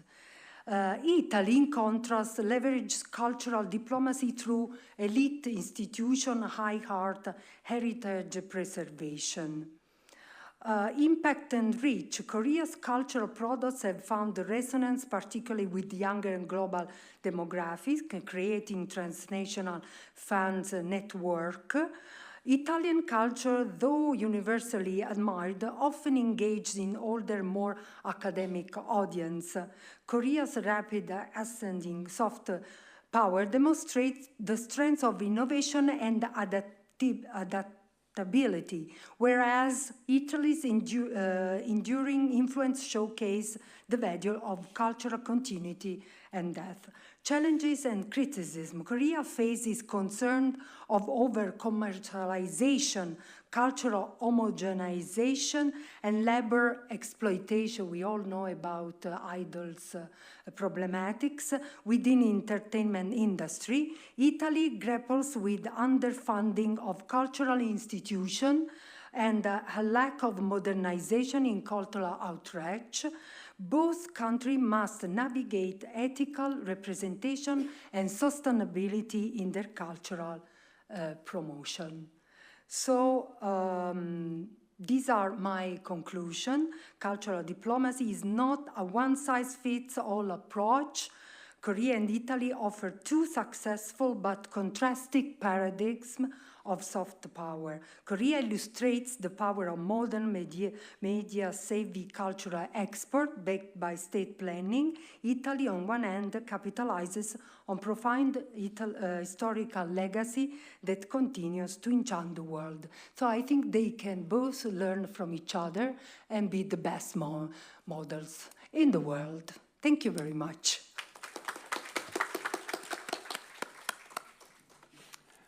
Thank you, Professor Di Nicola, and that concludes our 4 presentations Professor Chung, Professor Kim, may we still have the 20 minutes designated for? Okay, excellent. And in case we need interpretation, would anybody, perhaps one of you, be available? I will be available. Okay, excellent. So we have 20 minutes for discussion, questions by all of you. I would urge anyone who wishes to make a statement or to ask a question to please limit yourself to just one statement or one question, and then if time allows, you could ask further questions after others in the audience have had an opportunity to speak.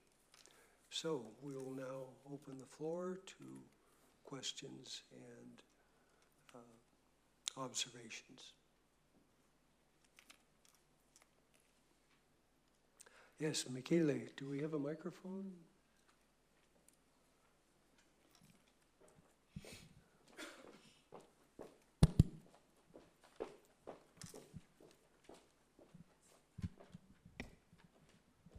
So good morning. Thank you. I would like, first of all, to thank you for your interesting lecture. My question is actually maybe for Professor Lee Jin-young and Kim Tae-ryong. Like, as you know, Korean music history is really long in the time, and especially during the 70s and 80s, there was the dictatorship. There was a huge censorship. And there was the figure of some singers like Kim In-gi, Shim Soo-bong, Petty Kim, who fought against the censorship with their content. They also being banned from the country. So my question is, how do the experience of these singers, like the one mentioned, who live through this period of censorship, help us to understand and the transformation of Korean pop music and into a tool of global soft power? And also if the IMF crisis in the 1998 helped the government to invest in the music and entertainment industry.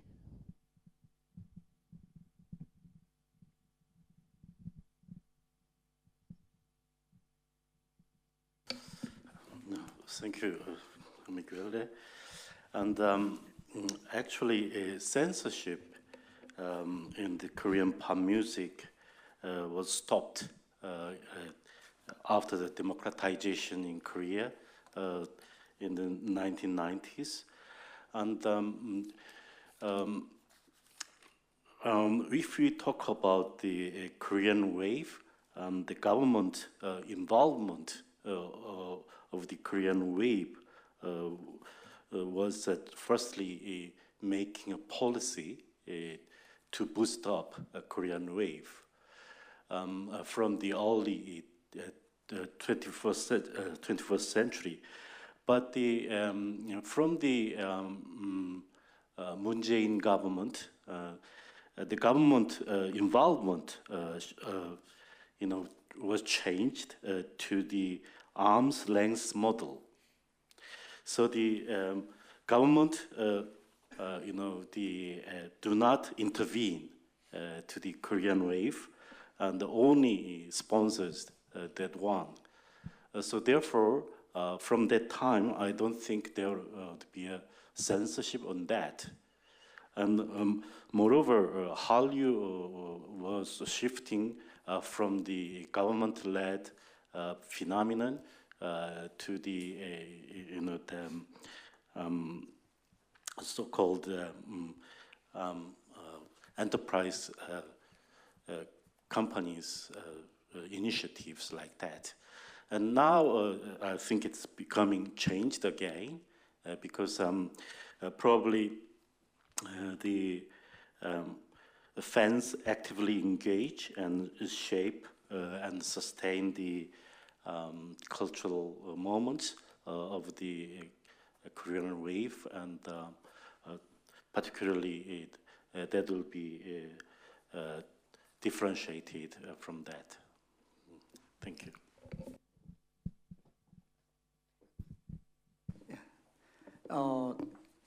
Okay, you very many a lot Korean legendary musician Shim Soo-bong and Kim Min-gi. Exactly, they are very many influenced K-pop, but I think K-pop emerged in 90s in Korean society, especially American pop music and Japan pop music influenced to Korean music. So you said IMF situation. IMF situation was a very large crisis in Korea society, but this is new chance to Korean entertainment industry because Korean music industry is destroyed. So many entertainment industry must find new market. So they are find Japan and Chinese music market and planning idol like a BoA. So this was K-pop K-pop's seed. Yeah, I think. Yeah.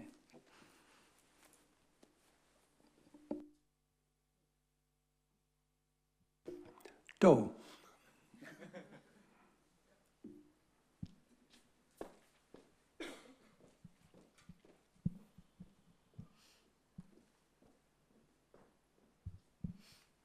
My question is for Professor De Nicola. Thank you for your talk. Yesterday I was talking with a bachelor student of our university, I don't know if she's here, who studies Turkish and also Chinese. I asked her why she started learning Chinese, and she told me that it's because I was watching K-drama. I was quite confused. I asked her how come. She told me that K-drama let her discover a similar culture as well. I mean, after her initial interest in Korean, then she got interested in Chinese, and she's been studying Chinese for several years. My quick question is the Korean soft power is also in some way encouraging the knowledge and study of East Asian countries in a more regional aspect, not only linked to Korea, and if this influence, Korean influence, has its outcomes in some way also for other Southern Asian countries. Thank you. Thank you for the question. Actually, yes, because, for example, there is a growing interest for Vietnamese culture. You asked if through K-pop, through products, people get interested in other East Asian countries, right? Maybe yes, or more in general, if Korean soft power has a more regional impact, not only on Korea itself, but on the region in more broader perspective. I think so. You know, as Professor Kim Tae-yong knows very well, K-pop or everything coming from Korea is very popular in all East Asia. So Indonesia or Vietnam or other countries. So, but what I want to underline that this kind of influence, since Korea, K-pop in particular, whatever products comes from Korea, redefined East Asian identity in a new wave, as a trend, as something to kind of take as a model. This actually influenced the interest towards other East Asian culture as well, in a new way of looking at that, not as maybe, as Professor said, as a periphery. So these countries are becoming from periphery for the Western, for some Western countries, no more periphery, but more and more are coming part maybe of the core that Professor was showing, because there is a new image of that part of area. We call, in the Western language, we used to this word, the Far East, that I don't like, but we use that. So from Far East, we just can use East as general terminology, but also this kind of a new conception about what is the East now leads to think about all the definition that have made in the past. And so a new image of what is Asian culture or other culture. So not looking at that something very far away from us, but now they are part of us. So the discourse is always us and them, so we should also, get rid of this definition and embrace the fact that, we have been influenced nowadays. So I believe that made a good, was a kind of important phenomenon in a way of reshape also the image of other East Asian culture. Definitely. So now people follow a lot, for example, Vietnam, what's going on in Vietnam, pop culture. It's one example in Italy as well.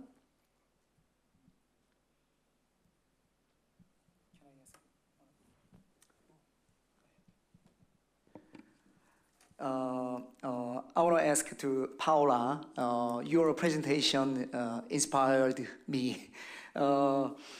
I have interest to removing the K from K-pop.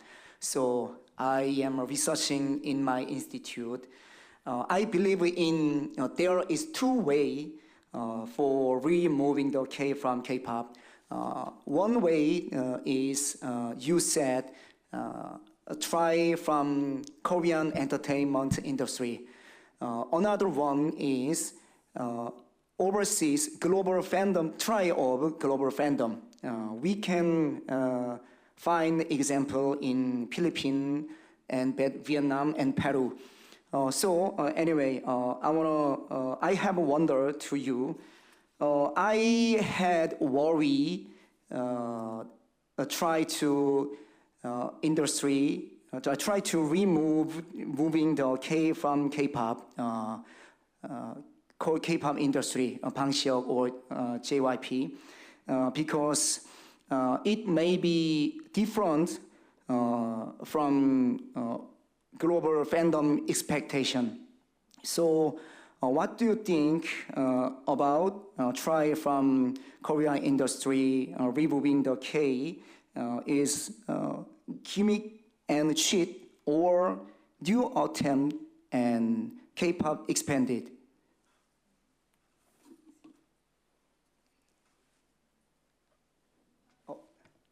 Please. I believe your microphone is. I said, thank you for your question. I also felt that our presentation had points in common, so it's a good opportunity to discuss this. I believe, not only as a researcher of K-pop, but as a fan of K-pop, that removing the K is not 100% the right way to go. And I believe so because the reason why K-pop has become globally popular is because it was different from Western pop. It was an alternative to it, not only musically, but also in terms of how the fans interact with the artist, because K-pop, as I said, it's very visual. There's the videos, the choreographies, but there's also the all the variety shows and all these other documentaries and that K-pop groups do that create a connection with the fans. So when we remove the K, first of all, it's not really clearly defined what that means. Even when Bang Shiok says removing the K, what exactly does that mean? Because K-pop has also always been influenced by other music genres, and there's always been foreign producers in K-pop. But I think that K-pop adds some distinctive characteristics musically as well. And when we remove the K and we make songs that needs to enter the Billboard charts, we make songs that are very similar to what Western pop, American artists are already offering. So why would people listen to K-pop then if it's the same? I think the way to actually win in the global market is to have a precise identity and distinguish ourselves from something that it's already on offer. If K-pop becomes too similar to Western pop, then there is no reason for people to actually listen to K-pop and engage with Korean culture through K-pop. Because it would be, if people hear a K-pop song that it's sung in English and made with a song structure that is the same as a Western pop song, an American pop song on the radio, they don't even notice that it's something different. And so what will create that fascination with it? That's my doubt around it. I think there is a way to, of course, tap into the global market without losing its identity. And I think a lot of success from there's when K-pop started to rely more or highlight more its Koreanness, when there were performances wearing traditional clothing, or when there were songs that mixed traditional Korean music into a pop song, that actually proved to be very successful. So that's why I don't understand when BTS broke through the American market, they didn't have any English songs at that time. So I wonder. I believe we have time for one more short observation or question.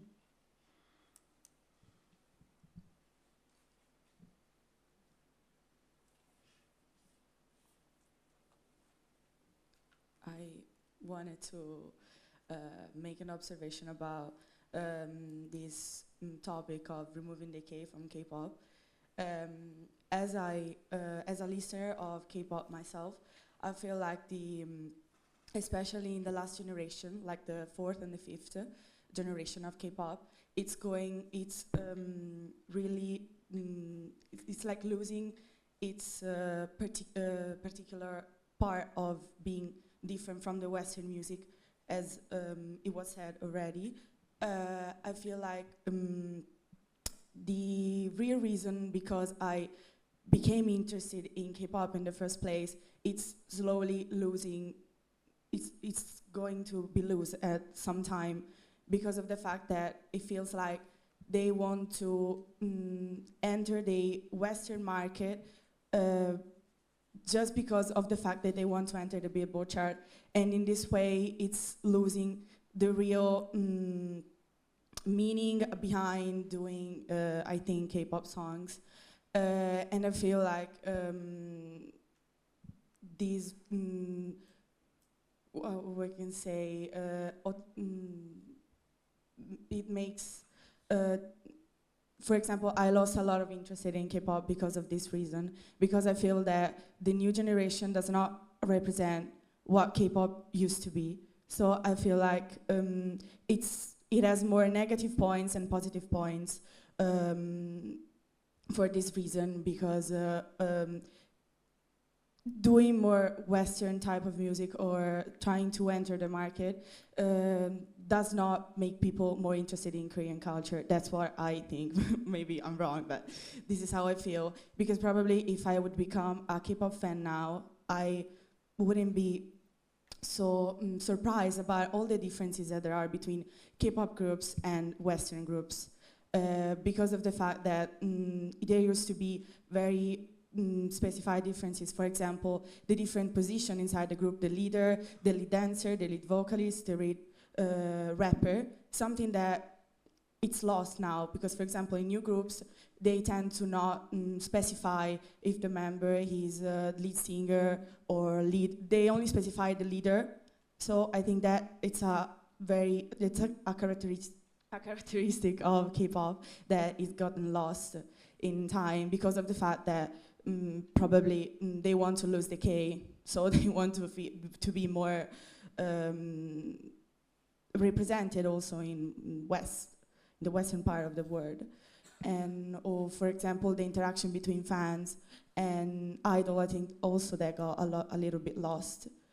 I feel like it used to be more connected before, but that's all things that I feel personally, so maybe I could be wrong, but this is something that I thought a lot about because of the fact that I started to feel like K-pop was not being as it was before. So this is what I Thank you for say. your comment, and if any of our panelists would like to respond, I would suggest that they do so during our brief coffee break, which we will adjourn to now. Allow me to thank each of our panelists once again, and I believe we will reconvene at 11:40 for the start of panel number 2. Thank you. I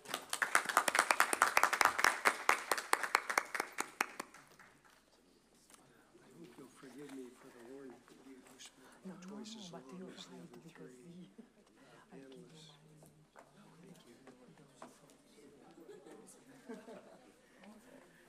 Grazie per l'intervento.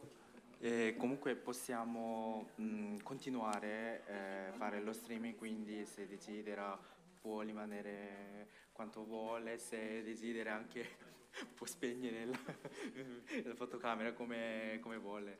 Comunque, Mi fa piacere magari ascoltare. Perfetto, sì, sì, allora lasciamo lo Zoom collego. e poi cerco di comunque condividere allora a questo punto lo schermo per ogni intervento durante Se le possibile. sessioni. Sì, non è un problema. Mi sono ancora le 6:30, quindi qualche altro ora posso stare. Perfetto, grazie ancora. Grazie mille. 16, along with Kan Ubang at the same publisher.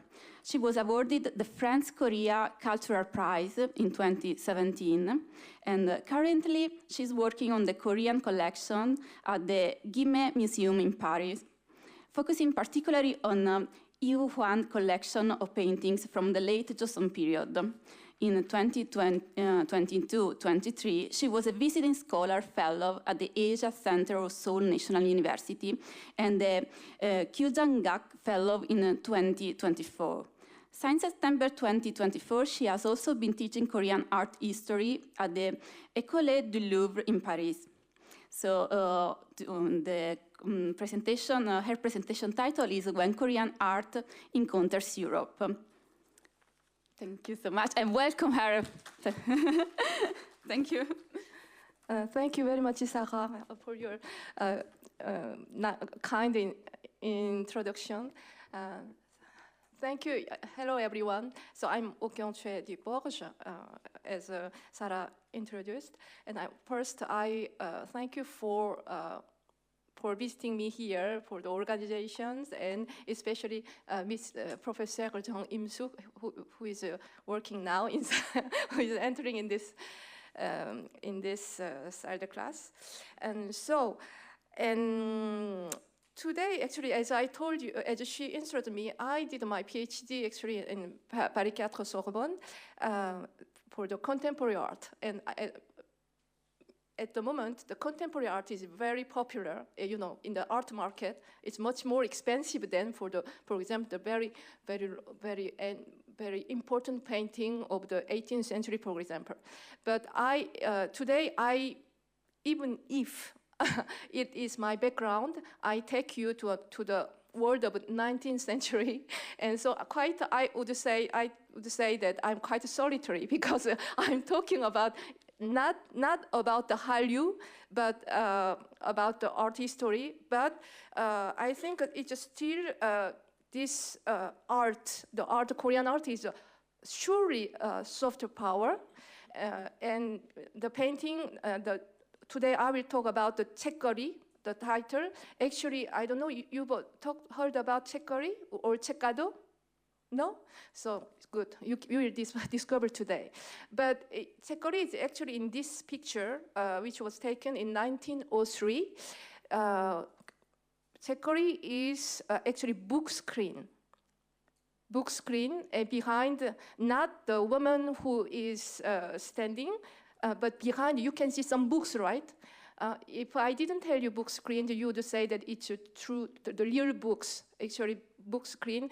I tell you that that is a softer power because in drama you like, K-drama, which you like, you can see a lot, really a lot. When you see the king, for example, behind the king in the royal palace, it's very common that you have this kind of painting.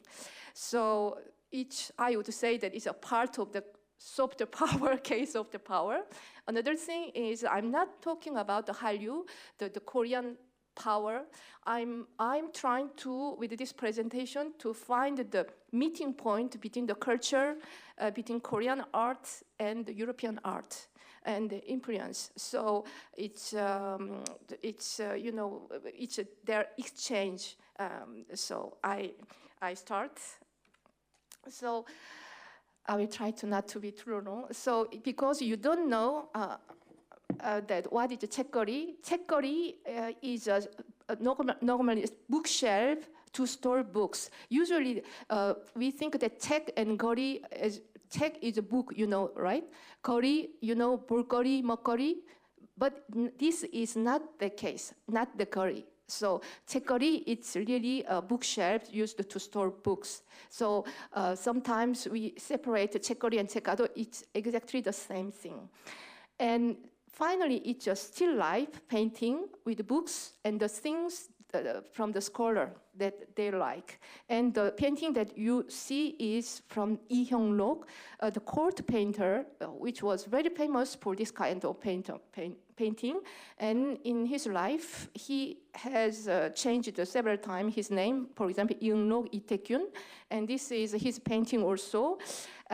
He signed Young-lok, but we discovered in our art history that he used this name between 1864 and 1891. So I don't know, you talked about the Minhwa otherwise? No? So there are a lot of things to do here for the Korean art. And before they said that they exposed this kind of painting, exhibited this kind of painting as Minhwa, it's no Minhwa, is court decorated painting, you know. But not every Chekori are, of course, court painting, but because we know that it is done by Lee Eun-lok, who was court painter. So it was painted to decorate the court. And especially who really launched and cherished this kind of painting was the King Jeongjo. You know Jeongjo? The King Sejong is the most important king for us, right? Our hero. The second king, the most important, is Jeongjo. It's a period of a little bit Renaissance. We talk about Renaissance here. And he was a very cultivated man, and I guess he was a handsome man. We don't have a very nice portrait. So he, in his time, even for the examination to be the court painter, we had there's a theme of the painting. They give, please, it was a subject of the examination. That's why we have so many paintings, the Chekori painting. So I think, here.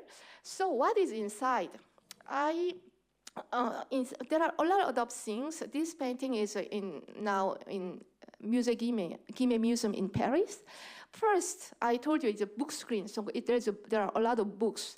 And books was a symbol of social distinction and power in this neo-Confucian society, you can understand. And there were examination, to pass the examination, 문과, you had to be very good at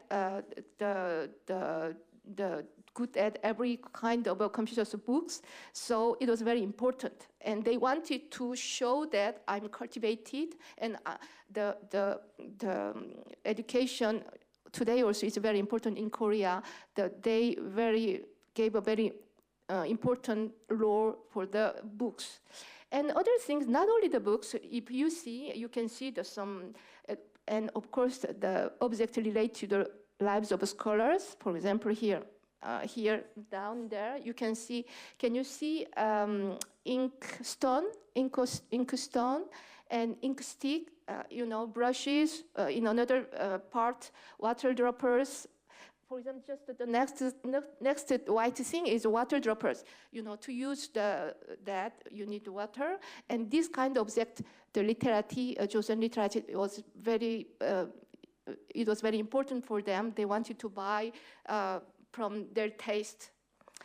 And flowers, usually in this kind of painting, always the same flowers. Here is peach blooms. In another painting, I will show you, there are daffodils. For example, ici, can you see daffodils? Because there are very symbolic meanings, so there you can see a bit the similar flowers and fruits here down. I put there. Usually they symbolize fertility, like pomegranate, 석류, or 불수감, and then. So actually, was a kind of. It's not just to decorate the place. Just it was showed the desire of the literati. The aspiration of the literates of Joseon. And another things that important is Chinese ceramics and archaic bronze, as you can see. And I prepared it's a little bit dark. You can see this bronze incense burner in that painting. It's a little bit the same style. And another thing, they were very precise for their taste. For example, for the ceramics, their favored ceramics was stoneware with a crackered celadon glaze. I think I don't have a laser. You can see there, right? I would prefer to have a. So they had everything was in the book for the Park Ji-won, Woo Jung-yakyong. They write down for all these things, and it was actually we are talking today about Hallyu. It was like a chinoiserie, Chinese Ryu. I don't know how to call it. So at the moment, when the Ming dynasty, Chinese dynasty Ming was disappeared, Korean didn't like the Qing dynasty because they were from Manchu, they were barbarous. They didn't want to recognize them. But when the envoys went to Beijing, they discovered finally they were not that barbarous. There were big culture there. So they wanted to learn. We have to learn something. For example, it takes time. So these intellectuals who were envoyed insist on spreading the Chinese advanced culture to improve the economic life of Joseon. And that, you've heard about Shirak movement, right? So it was. But when it's not just, when they went there, they wanted to buy a lot of books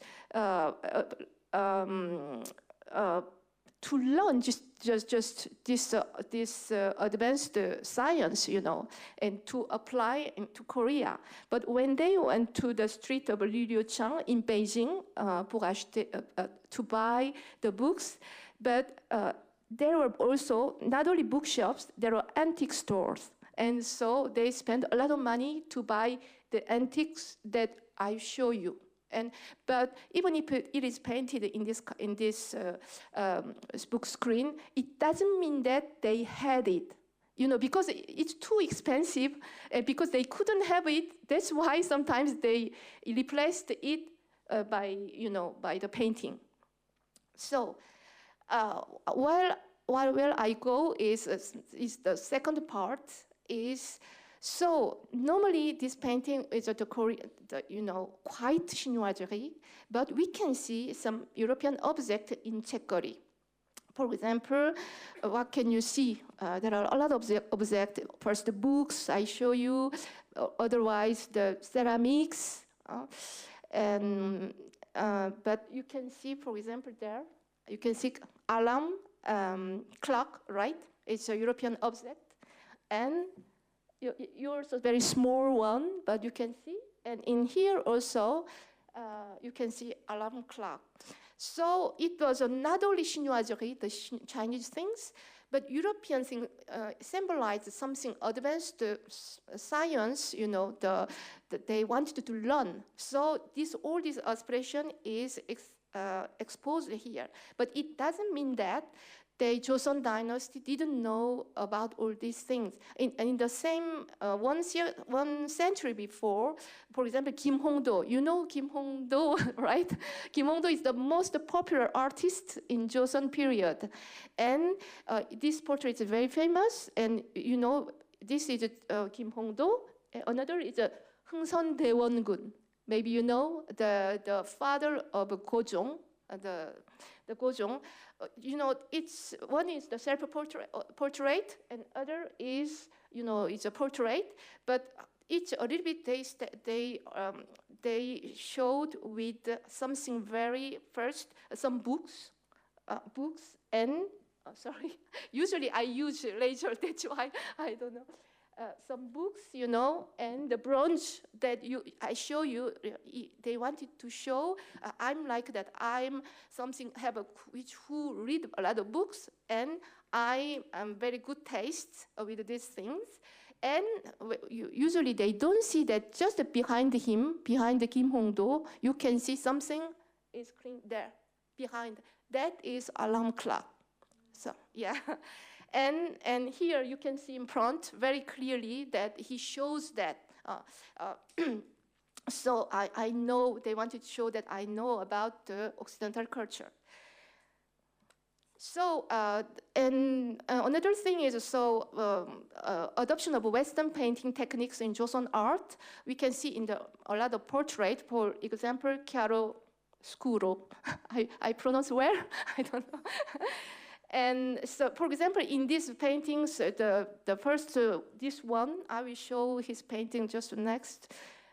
He's Kang Se-hwang, one of the most important artists and critic of the Joseon dynasty. And he himself painted, you can see the shading in the depiction of the force in the clothing, you can see, right? So we can, and that is the painting he done by himself, but this one is painted by Lee Myung-gi and Kim Hong-do, the most important court painter of the time. You can see here even much more subtle, right? In this expression of shading. So we can see that before they knew this kind of Western technique. But Kang Se-hwang, he left some paintings. For example, this painting also very famous, and it was done. It was painted in 1757, and so 1 cycle before the Czechoslovakia that I showed you. And you can see that he used a lot of this effect of chiaroscuro. And can you find he is himself in this painting? Can you find him? Now it's time to. Can you find him? He's here. Servant, In the painting, there are many things to see. And Jang Jin-jung-sung, the professor at the Seoul National University, he wrote an article. He said maybe it's very famous that he used it in this painting, chiaroscuro, but maybe he was, because in comparison to his size, human size, the stones are really big, right? And so he said himself, maybe he was impressed by the European art like that with the big, very big, enormous stones.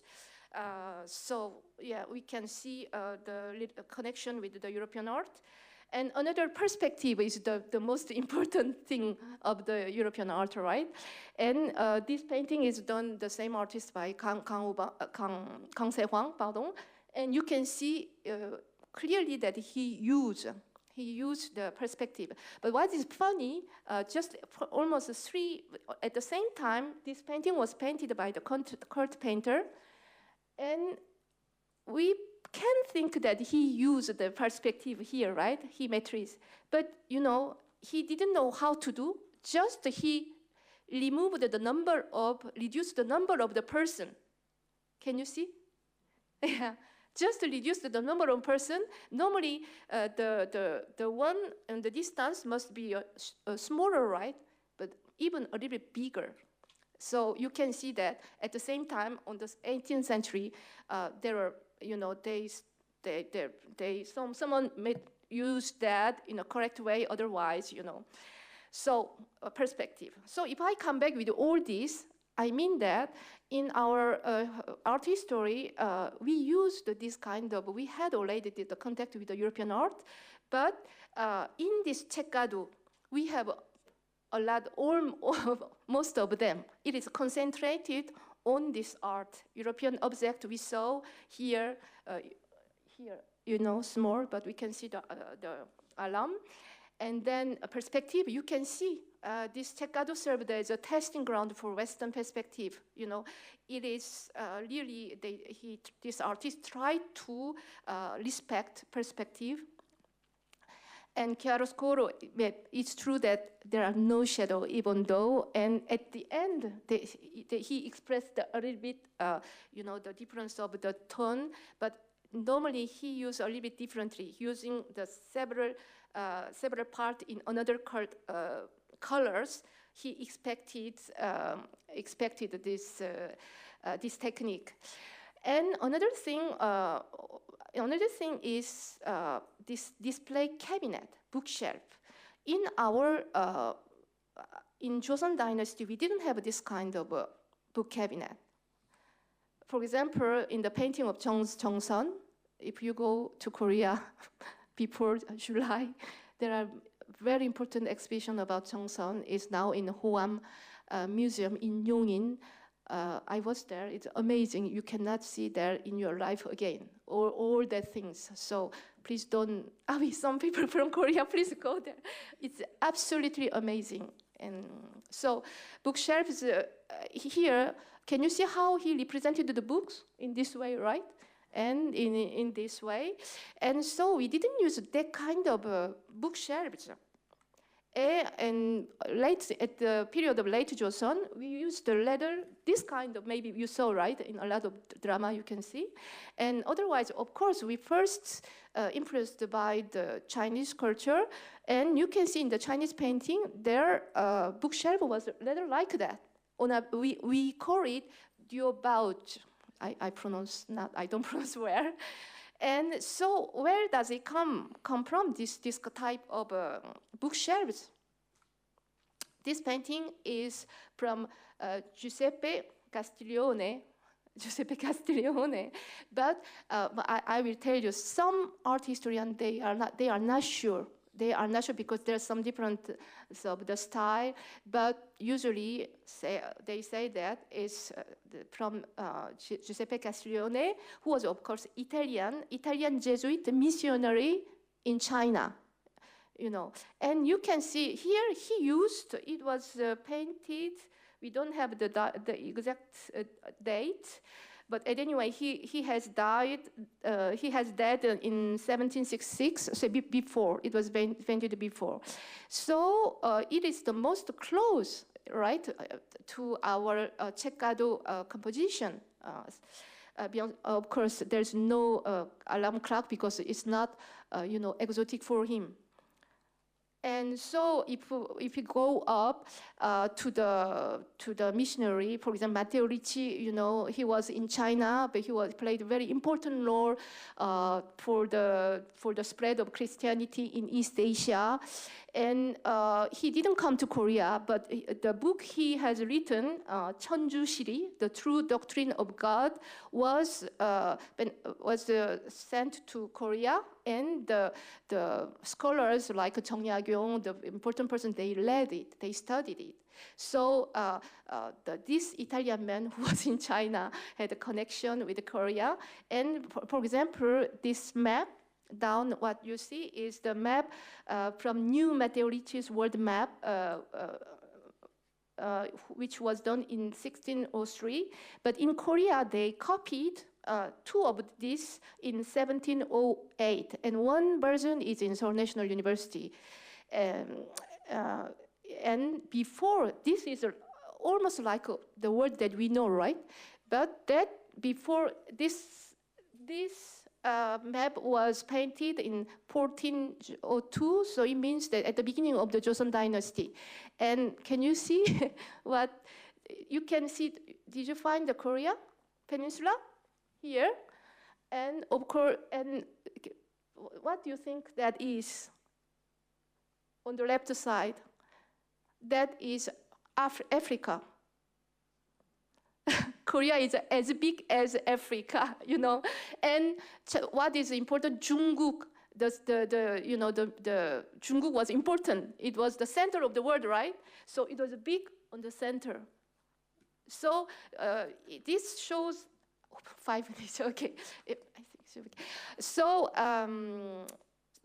So this shows that how Matteo Ricci played an important role to show that, the China is not the center of the world, you know. So even it was not directly, indirectly, he influenced to the Korean culture, of course.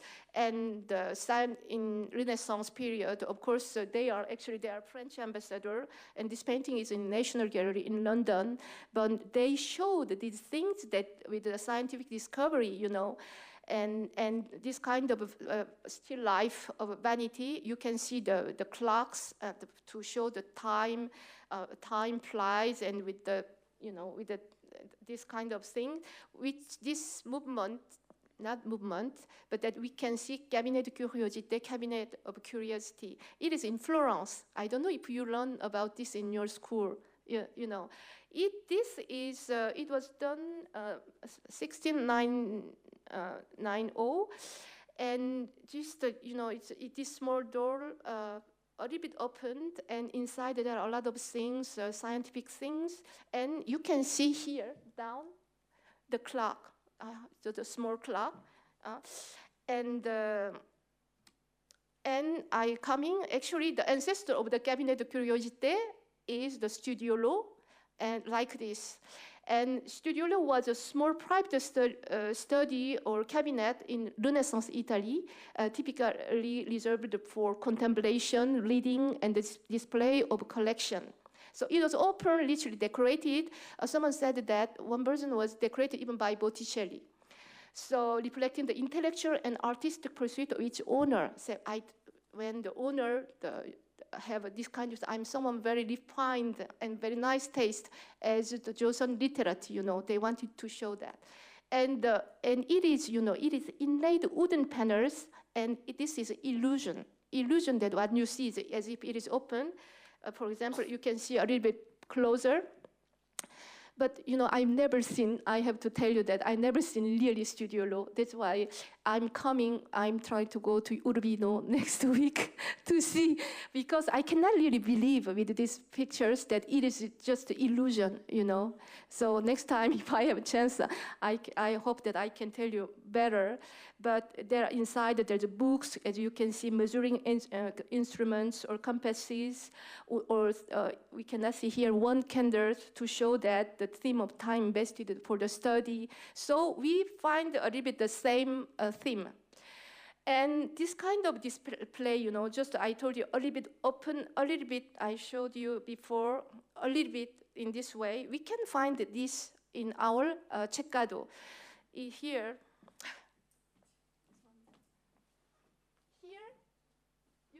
that a door is a little bit open, right?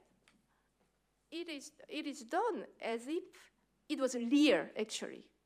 And down also, you can see here,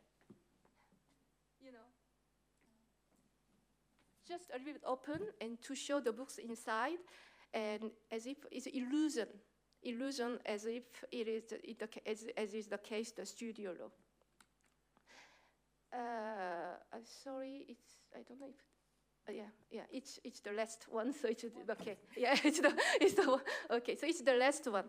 So and another way is in this painting from François Froisse, which is in now America. And this is done by European country, but in French actually.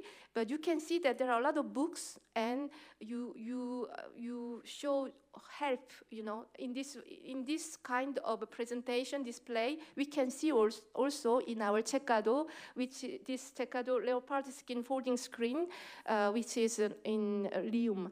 So what I wanted to tell you that is actually. It's at the beginning of my research, actually.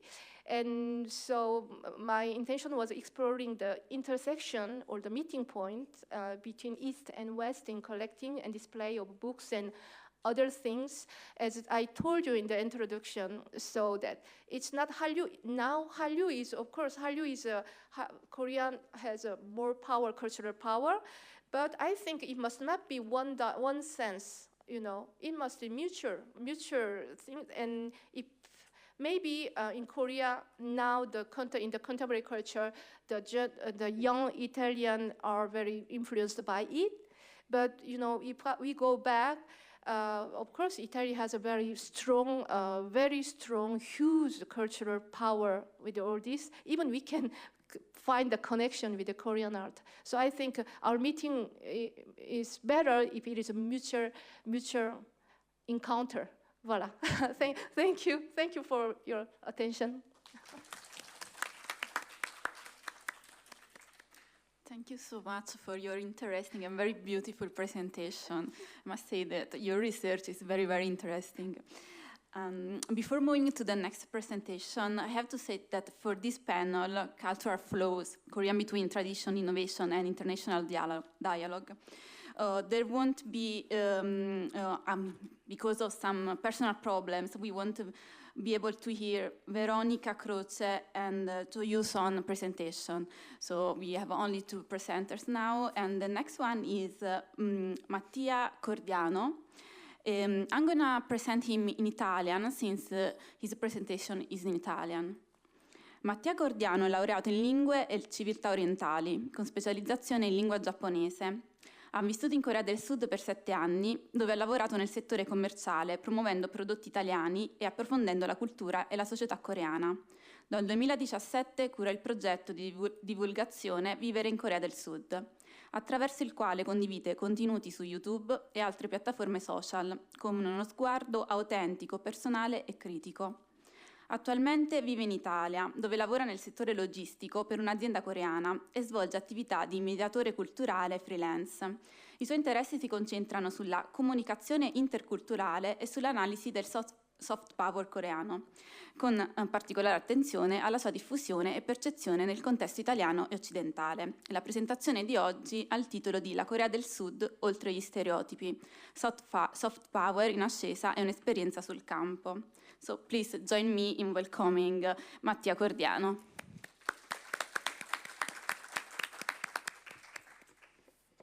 Buongiorno a tutti, grazie per essere qui.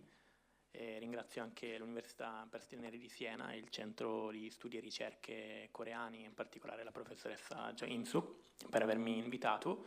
E oggi voglio fare questo breve viaggio con voi dove parleremo di soft power e di come anche noi possiamo avere un ruolo in questo cambiamento e di come la Corea ha influenzato personalmente la mia vita e la mia esperienza.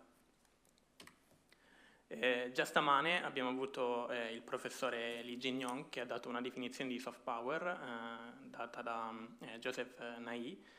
Per andare un po' al dunque del soft power in sé, no, dei vari aspetti, possiamo vedere delle immagini che sicuramente avranno fatto già capire di cosa si tratta, ovvero abbiamo delle pietanze, abbiamo dei loghi di alcuni brand famosi coreani, il logo dei BTS non può mancare, e io direi che la Corea è un po' la definizione del soft power, in quanto riesce ad attrarre senza per forza dover avere, diciamo, coercere soldi, ma attrarre anche per la cultura, gli ideali, la lingua. Questa è un'immagine, queste sono 3 immagini che rappresentano l'evoluzione della Corea. Secondo me, vedendo la prima immagine negli anni 50 possiamo vedere una Corea distrutta durante la guerra, tecnicamente si è ancora in guerra, e dopo 20 anni già però abbiamo una città che dalle macerie risorge con la torre di Seoul, molto famosa e simbolica, e alcune palazzine, e poi un'immagine più recente che rappresenta la Corea odierna. Sono 3 semplici immagini che però hanno un impatto molto significativo se pensiamo che comunque fino agli anni 80 in Corea del Sud anche c'erano dei regimi totalitari, e adesso invece la Corea è uno dei paesi che compete a livello globale nell'economia sotto vari punti di vista. Continuando questo viaggio, in questa slide voglio parlare della impredittibilità della vita e anche del fatto che noi siamo qui oggi per una passione in comune. Nel mio caso la passione erano le lingue, e a sinistra c'è una foto mia che mi laureavo in lingue e civiltà orientali giapponese, e poi a distanza di alcuni anni sono finito a lavorare in Corea del Sud. Questo viaggio però parte da dietro.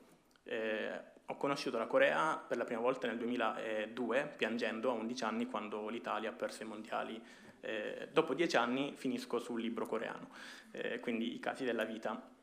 Quando mi trovavo all'Università di Roma, dove tra l'altro ho avuto il piacere anche di conoscere la professoressa Jong e la professoressa Di Nicola, ho anche conosciuto degli studenti di scambio, e in particolare c'è stata una signora coreana che è una scrittrice che stava anche scrivendo dei libri, e mi sono ritrovato insieme a lei a girare per Roma a documentare questo libro che voleva essere una guida a come vivere un mese a Roma e anche cosa fare, cosa vedere. E quindi alla fine ci sono dei piatti io che cucinavo da studente fuori sede, il caffè pro diabete, una tipica gestura italiana, diciamo, gesti italiani con i colleghi, e quindi lì è partita la mia curiosità anche per la Corea del Sud, e viaggiando insieme nel tempo poi appunto arrivo nel 2015 in Corea, dove come si dice no pain no gain.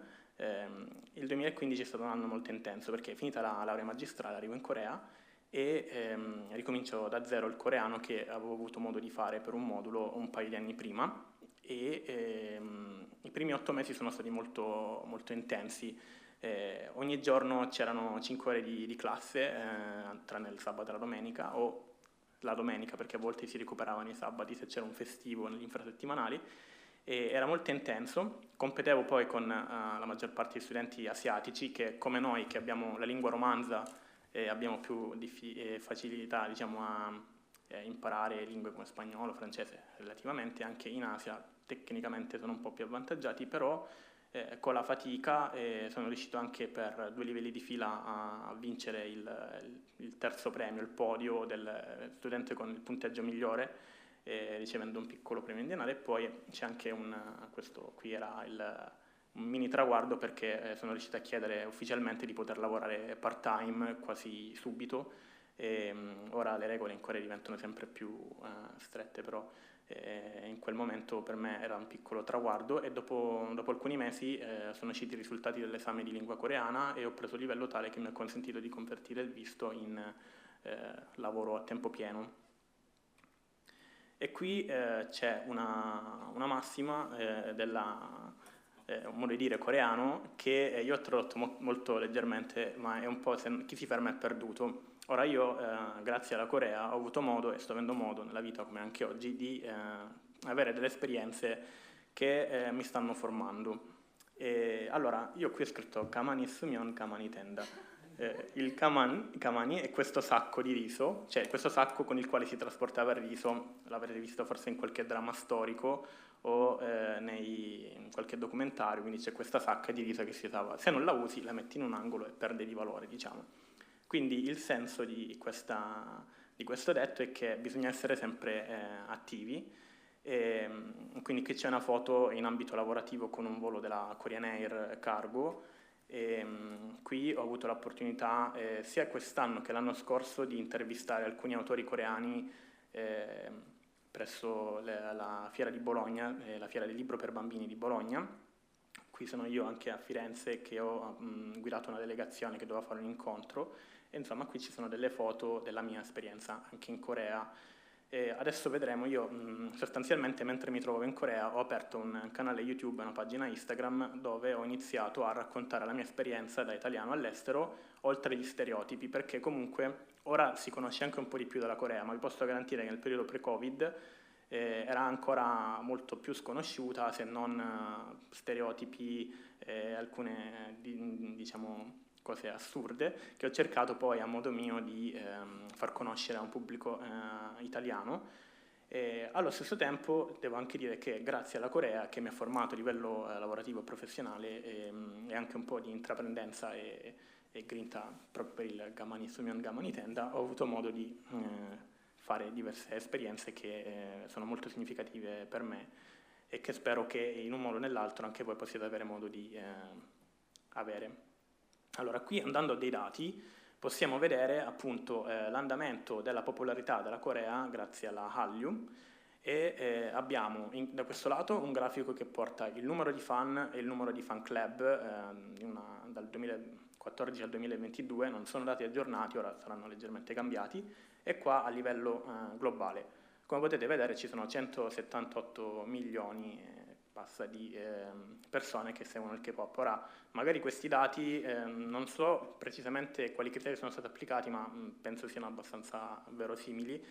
E quindi qua abbiamo il numero di fan club e il numero di fan che aumenta negli anni, e qui invece abbiamo l'indice di gradimento globale, dove vediamo comunque un numero maggiore in Asia. Ebbene, voi dovete sapere che la Corea del Sud nell'Italia, io credo personalmente, ho notato un'esplosione soprattutto durante il periodo del Covid, quando probabilmente molte persone stando a casa guardando i drama hanno scoperto di più. Quando io facevo l'università a Roma c'erano alcuni studenti che effettivamente erano appassionati anche grazie al primo K-pop e che era anche più difficile da trovare, era più difficile trovare drama, si andava sui siti dove c'erano i sottotitoli fatti da, diciamo, persone che lo facevano per hobby. E ovviamente in Asia c'è l'indice di gradimento maggiore perché il sud-est asiatico è molto grande e quello che sta succedendo da noi oggi è partito in Asia negli anni 90. E continuando questo viaggio andiamo a alcune statistiche, alcuni dati. Allora, sicuramente almeno tutti avete visto sicuramente almeno un dramma. Il governo coreano e Netflix investono veramente molte somme di denaro in questo genere di contenuti che poi rappresentano la Corea a livello globale. E cosa porta a questo? Che i contenuti coreani sono tradotti in 30 lingue e sono disponibili in 190 paesi. Secondo le statistiche del 2022 almeno 6 persone su 10, quindi il 60% di chi aveva un account su Netflix ha guardato almeno un dramma coreano. Se pensiamo all'Italia, stiamo molto dietro. Abbiamo, come diceva anche prima la professoressa Nicola, una tipologia diversa di diciamo soft power, però c'è da dire che la Corea lo sta facendo molto bene questo genere di investimento, perché poi torna indietro anche a livello di produttività, oltre che immagine, e anche a livello, diciamo, economico. Infatti abbiamo un aumento di viaggi che continua a crescere, molte persone visitano la Corea, molte persone vogliono provare il cibo coreano, e abbiamo un aumento di persone che studiano la lingua coreana all'estero e anche un aumento di, ora io ho preso l'esempio dei cosmetici coreani perché personalmente per l'azienda in cui lavoro quasi ogni settimana mi esporto almeno 5 fino anche 1500 kg di cosmetici da varie aziende che poi li distribuiscono in tutta Italia, alcune anche in Europa, però ci sono anche altre tipologie di import, non voglio farvi annoiare con i dati, però è palese che questa crescita della Corea sta tornando indietro su più fronti. Per tornare un po' alla mia esperienza personale, molti conoscono il kimbap, il bibimbap, il kimchi. Io personalmente mi piacciono le zuppe e il mio approccio con le zuppe in Corea è stato un po' particolare perché l'italiano prende la zuppa quando sta male. Quindi io arrivo là in Corea, era luglio, 35 gradi all'ombra, 11:30, i colleghi fanno andiamo a pranzare e mi portano a mangiare la zuppa. Io dico come la zuppa fa caldo. Dopodiché ho imparato ad apprezzare la zuppa e adesso ormai posso mangiarla anche per colazione, non ho problemi e sono così abituato che anche durante la settimana mi capita di mangiare pietanze coreane. Qui c'è il sundae e questo è in realtà un po' di influenza americana perché era con ingredienti che i soldati americani davano alla popolazione. Questo è un classico barbecue, questo è una specie di sanguinaccio e a me piace, è molto buono e forse è un po' pauroso per i deboli di stomaco, ma volevo condividere questa cosa, se avete occasione provatele.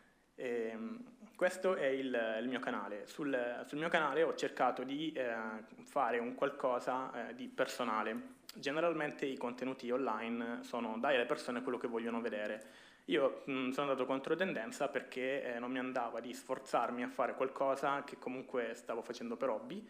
Io ho voluto invece portare delle mie esperienze parlando di vita in Corea, di lavoro, di studio e anche in generale proprio di vita reale. Quindi questo è un video in cui parlo del miracolo del fiume Han, ovvero questa grande crescita economica che la Corea ha avuto tra gli anni, dopo il dopoguerra, tra gli anni 60 e gli anni 80-90. Ho fatto interviste a persone coreane, ho fatto il primo riassuntone, fatto un po' maluccio, ma è stato il primo video che mi ha fatto tante visualizzazioni su YouTube. Ho fatto un video su una infiltrazione di soldati nordcoreani con dei sottomarini nella parte di Gangneung e non ci sono fonti in italiano. Io allora ho trovato tutte le fonti in coreano, sia visive che scritte. Questa è sulla rivolta di Gwangju, che prossimamente ci sarà anche l'anniversario, se così si può chiamare. E insomma, ho portato dei contenuti vari. Il mio pubblico è evoluto mentre anch'io crescevo insieme alla Corea. Sono partito molto lento, il mio onestamente non è un canale di quelli dai grandi numeri, però quello che ho notato è che nell'arco degli anni sono aumentate le persone che guardano i miei video e soprattutto hanno tra i 25 e i 34 anni e c'è un coinvolgimento equilibrato su YouTube sia di uomini che di donne e molte persone sono effettivamente interessate a quella che è la cultura coreana vera e propria piuttosto che magari solo il prodotto commerciale che comunque, come abbiamo avuto modo di analizzare oggi, è significativo. Andando su Instagram, queste sono statistiche più ristrette, ho il 19% di uomini e 80% di donne. E anche qui ho una prevalenza di persone che seguono tra i 25 e i 34 anni. E un dato da analizzare però è anche questa presenza di persone tra i 45 e i 54 e i 35 e i 44. Significa che comunque le persone che guardano i miei contenuti non sono magari adolescenti o appena ventenni che hanno solo la curiosità sulla K-pop e sulla Corea, ma hanno effettivamente interesse su quella che è la vera Corea, anche perché alcuni sono i genitori delle persone che hanno interesse alla Corea e dicono io voglio capire mia figlia e mio figlio a che cosa sono interessati e quindi mi è capitato spesso di ricevere messaggi di mamme preoccupate che avevano i figli nel programma di studenti di scambio o comunque genitori che volevano capire un po' di cosa si trattasse, come funzionasse. E questo per me è stato anche sempre, mi piacerebbe attrarre anche un pubblico ancora più giovane, però vabbè mi accontento dalla fascia 25 in su e continuando questo viaggio e andando quasi verso la fine, praticamente oggi sono qui a constatare insieme a voi questa grande crescita della Corea negli anni, perché se pensiamo che sostanzialmente durante gli anni 50 erano ancora, c'è stata la guerra di Corea anche fino agli anni 60-70 e fino agli anni 80, c'era anche prima il titolo del video per il massacro di Gwangju, insomma in Corea hanno avuto una storia piuttosto peculiare. Ciò nonostante hanno raggiunto un PIL, un GDP molto simile all'Italia, però partono da molto più basso. Qui si ferma il miracolo del fiume Han, qui parte il periodo successivo. Nel 98 c'è la crisi che abbiamo parlato prima, dove molti coreani si sono dovuti vendere l'oro e insieme sono riusciti anche a recuperare le sorti del paese. Ora io queste cose non ho tempo di approfondirle, ve le dico molto a fatto. Alcune cose ci ho fatto dei video, le potete trovare in un modo un po' più critico e analizzato, però c'è una grande crescita e soprattutto negli ultimi anni una grande crescita dell'immagine coreana. Quando io sono andato in Corea nel 2015, qualcuno mi diceva: ma dove sei? Dove c'è il pazzo, quello che lancia razzi? Io dicevo: no, c'è un altro paese che sta molto avanti a livello tecnologico, e ora, se ci fate caso, abbiamo il Samsung o iPhone, poi ci sono la Hyundai, la Kia, ci sono molti prodotti coreani nella nostra vita, e soprattutto abbiamo questi grandi investimenti della parte un po' più pop e commerciale, e l'economia insegna che si vive di cicli, c'è sempre un andare salita-discesa. Ora, personalmente la mia domanda è, nel momento in cui si propone molto questo aspetto commerciale, si finirà per dare una immagine solo patinata della Corea e creare delusione, però vedendo eventi come quello di oggi, io penso che siamo sulla buona strada per cercare di bilanciare il tutto e portare anche la gente, le persone con i piedi per terra, ed effettivamente attrarre persone veramente interessate. E quindi con questo breve discorso volevo un po' parlarvi sia della mia esperienza, del come la Corea mi ha cambiato e delle opportunità che mi ha dato, e anche di documentare insieme il cambiamento. E niente, ringrazio nuovamente tutti quanti per avermi ascoltato, e chi mi ha invitato all'evento per avermi dato questa possibilità, e eventualmente poi, se rimane spazio, sono anche disponibile per domande. Grazie.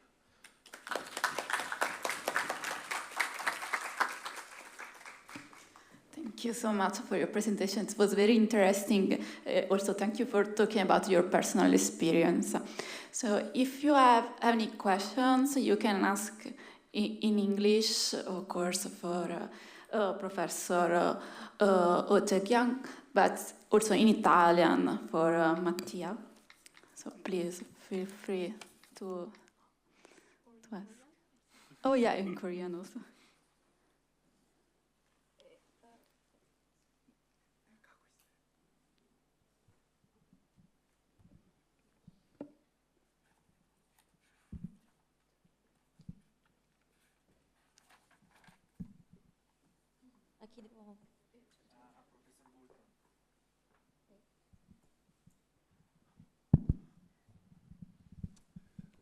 My question is for Professor Che. My favorite Chosun painter is Shin Yun-bok. Did Shin Yun-bok produce any paintings that have Western objects? And if so, is there a reason why you did not display them? Today? Yeah. Actually, the day before yesterday, I had a conference in Paris. I showed several paintings from Shin Yun-bok, and because there is no connection with the Chekado, still Kim Hong-do. Actually, in the case of Kim Hong-do, we had in a 조선 왕조실록, it is written that Jeongjo asked to Kim Hong-do to paint Chekado, and he was very good at it. But we don't have any paintings because it is not signed. We cannot know that. But Shin Yun-bok was also very good peinture de genre painting. But I'm sure that if I show you some paintings, the genre painting, the 국지전, 기생 with the young man, spend time in a beautiful garden. I think you will like it, but maybe next time. You have to invite me again.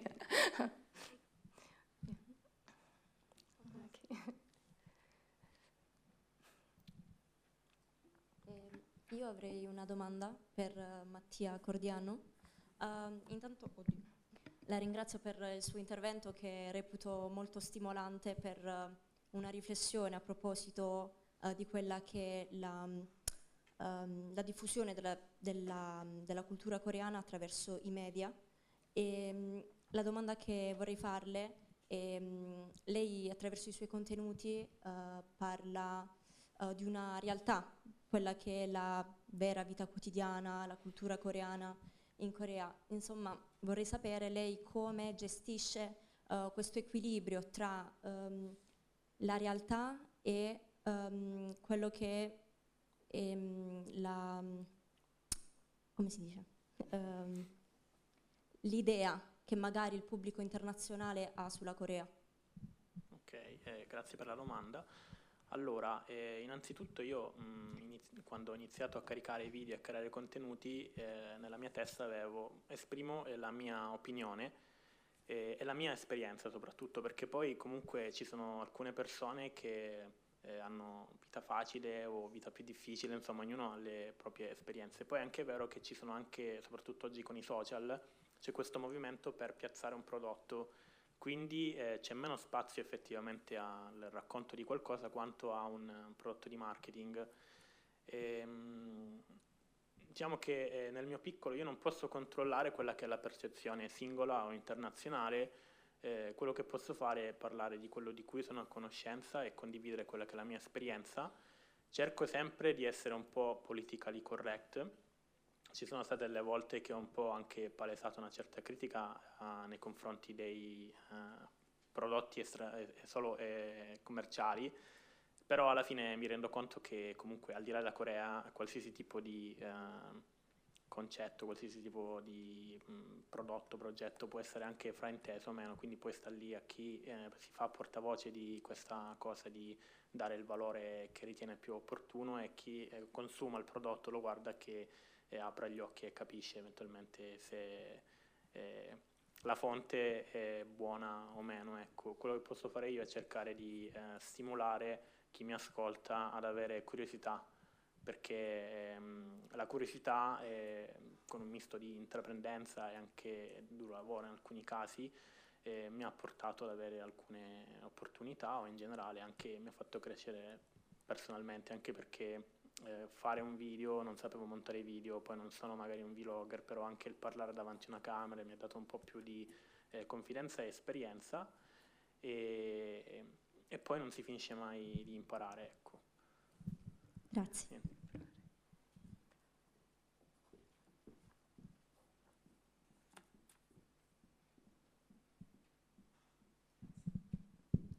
E anch'io avrei una domanda per Mattia Cordiano.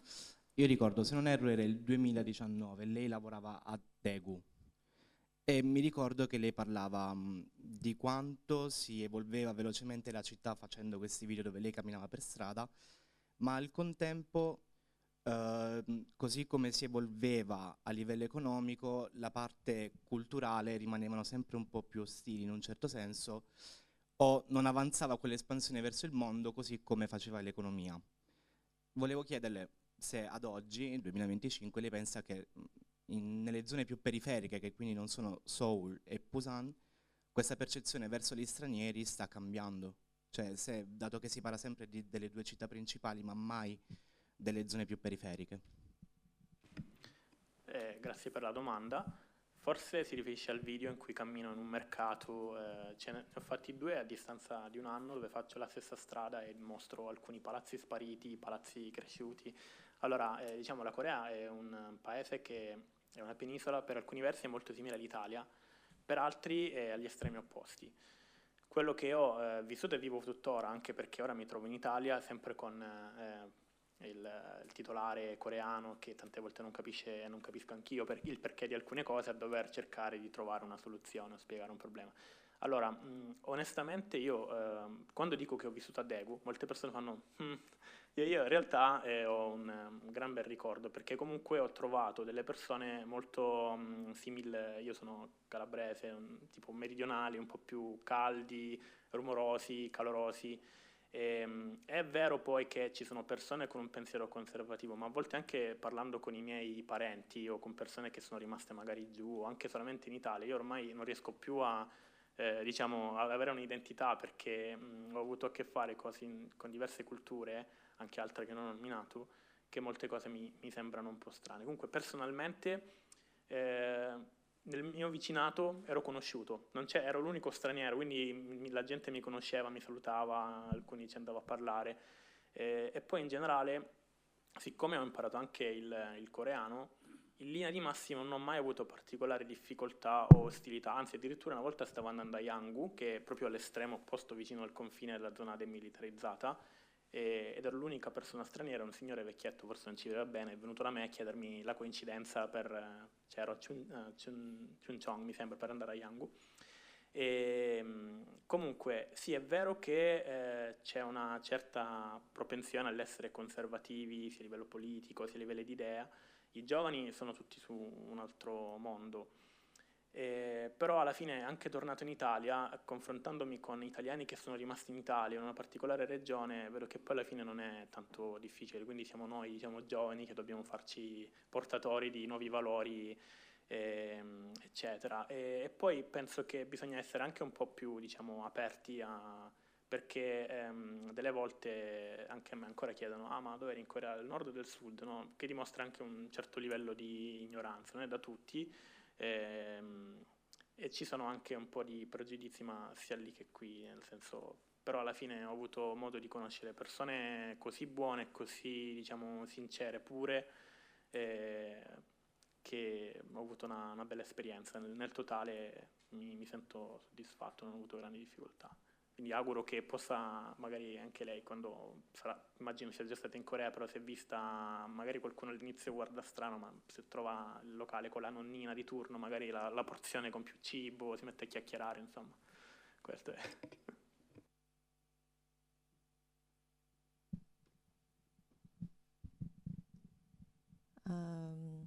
It's not the question. I just want to thank you, Mattia, because as he showed you before in his presentation, he got a bachelor degree in Rome at the University of Rome La Sapienza. He was one of my first students of Korean language, so I'm really proud of you because I saw you grow up professionally, humanly. In that time, it was not easy to promote Korean culture. But you didn't give up, never give up, and you did continue to promote Korean culture, Korea in general, in many difficulties. I know, and for this reason, this occasion was very important for me, for you, so you can present your story, your works in these years. So personally, I really thank you in this occasion. 고맙습니다. Thank you, 감사합니다.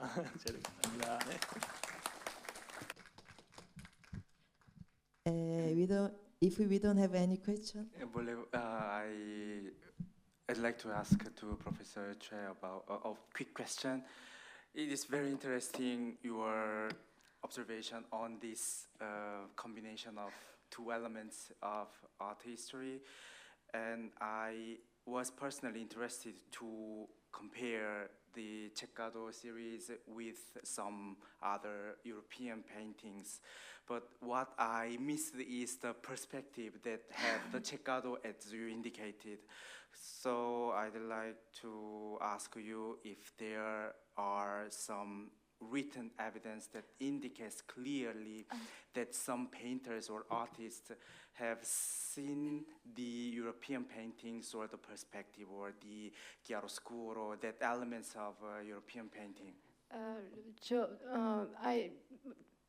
I don't know, some artists talk about a certain European artist, but for example, Jung Ya-kyung, the case of Jung Ya-kyung, he wrote about camera obscura? Camera obscura. He left a text, quite long text, about what it works, you know. And he himself, he wrote 사면. It's not 원근법. He expressed in another way. 사면 무슨. It means 원근법, as a perspective, but he used it in other Chinese characters longer, I forgot. I just read it several days ago. So I know that they were very conscious about that. Okay, so there are some evidence about maybe a painter read the book written by Jung Ya-kyung or other scholars. Jung Ya-kyung, anyway, Jung Ya-kyung is much outside outside of Korea. You can say that he is a scholar from the Joseon period, but he's not only important in Korea. He is important in Eastern Asia. He is a very big, important intellectual, and so he was. What is important is that they had a very frequent communication. As the European artist, for example, Van Gogh, 한국어로 Van Gogh Goho, he cut his ears, everything. Sometimes they think that they stay, in his room again. No, they exchange. That's what he exchanged with another artist. He went to see other. That's why we know him. So in the same way, Jung Ya-kyung, what was very strong was in that period, the artists and scholars, they sometimes, I showed this painting in Paris 2 days ago. They get together, they paint together, they write the poems, in Korea, we say that 교유. 교유 was very, very important. Exchange, kind of intellectual exchange. And emotional exchange also. So they read each other, and then the books about, for example, perspective came. They read also the books from China, and they exchanged, and so we know that they knew. Otherwise, as the people, we can ask this. The people from Joseon were conscious about this perspective. You can say, right? But there's a writing I think it's Lee Gyu-sung, in a writing, he wrote that Lee Hyung-lok, the painter, the first big 책거리 that I show you, Lee Hyung-lok, because Lee Hyung-lok is the family, court painter's family. His father was a court painter, his grandfather was 할아버지 grandfather라고 맞죠? 갑자기 생각이 안 나. So was a court painter, and in a writing he said that he is the son of this Lee, the painter, and he is so good at painting 책거리 with this illusion. So when we enter, you think that it's a real books, but when you go closer, you can discover that it's a painting. So we left, and this kind of. So we can read that they enjoyed this kind of illusion effect. Yeah. Thank you for your interesting questions. Okay, so we can close this session now, and we're gonna have lunch together, right? Yes, we will have a lunch break for the attendee of our conference. There are lunch outside of this building, right over there, and then with other students or participants, we will see at the 2:30 for the third session. Thank you. Thank you so much. Good afternoon, everyone. Welcome to the section 3. My name is Lee Jae-eun, and I'll be chairing this session. I'm studying Korean education and currently interning at the Yun Dongju Institute of Korean Studies. It's truly an honor to serve as the chair at this meaningful event. So this session is titled Korean Language Education in Global Context, Pedagogy, Practice, and Learner Insights. We have 3 wonderful speakers today, and we will have a Q&A session after all the presentations. Let's begin with our first speaker, Our first speaker is Ryu Kyung-suk from the King Sejong Institute of Lom. She holds a master's in teaching Korean as a foreign language and a level 1 Korean language teacher certification. She has been teaching Korean for 13 years in Korea and Malaysia, and she is currently teaching at the Korean Cultural Institute in Lom. The title of the presentation is Teaching Korean Color Terms, Metaphors, and Idiomatic Expressions. Please welcome Ryu Kyung-suk.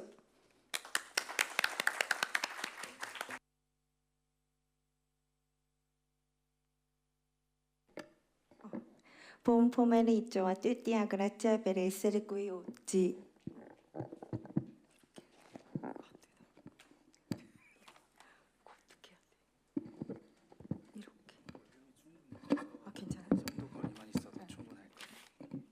Mi chiamo Ryu Kyung-suk e lavoro come insegnante di coreano presso King Sejong Institute di Roma. Prima di tutto vorrei parlare delle forme di base dei termini dei colori, poi delle espressioni idiomatiche sui colori, infine darò qualche suggerimento su come insegnare questo argomento. In questa E poi in realtà, come sapete, viviamo circondati dai colori. Per esempio, possiamo vedere i colori dell'arcobaleno, questo, il cielo azzurro, le banane gialle, gli abiti neri, i semafori verdi, le auto rosse, i fiori rosa, il tavolo bianco. Per esempio, avete mai visto il film Inside Out? In questo film d'animazione le emozioni umane vengono espresse attraverso i colori. Questo. Per esempio, qui possiamo vedere una persona che dice sono al verde e un'altra persona che risponde sono al rosso. Mi piace il rosso. Ma un'altra persona risponde mi dispiace, pago io. Quale risposta è corretta?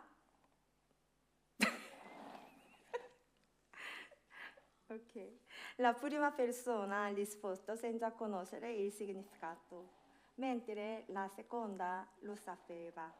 Così questi termini non sono solo nomi di colori, ma vengono usati con altri significati nelle metafore e nelle espressioni idiomatiche.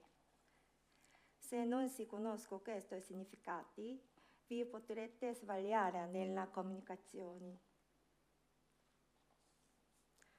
Guardiamo. 나 어제 수철이 얼굴 보고 5초쯤 누구지? 생각했어.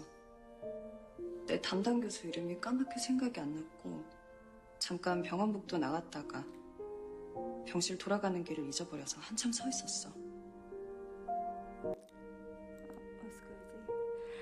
Avete sentito? 수철이 Avete sentito 내 담당 교수 이름이 까맣게 생각이 안 났고 sentito?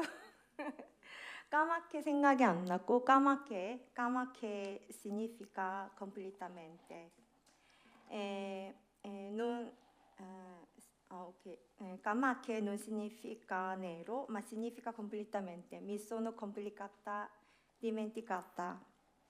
Questo dramma si chiama 눈물의 여왕, King of Tears, ed era popolare nel 2024. L'attrice Lamenzia sta lentamente perdendo la memoria. C'è una scena dove dice a suo marito che non può ricordare il volto di suo fratello minore e il nome di medico.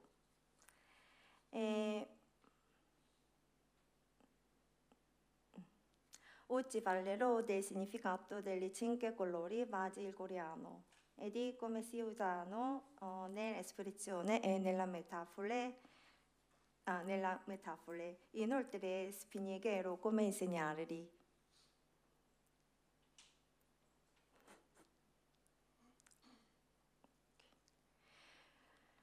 Come vedete, 검다, 까맣다, 희다, 하얗다, 붉다, 빨갛다, 푸르다, 파랗다, 누르다, 노르다. In queste parole troviamo una consonante, il suo hiut, H, che esprime un colore più chiaro e luminoso.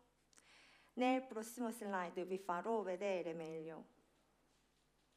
Come potete vedere in questo schema, per ogni colore ci sono due caratteristiche, la luminosità e saturazione.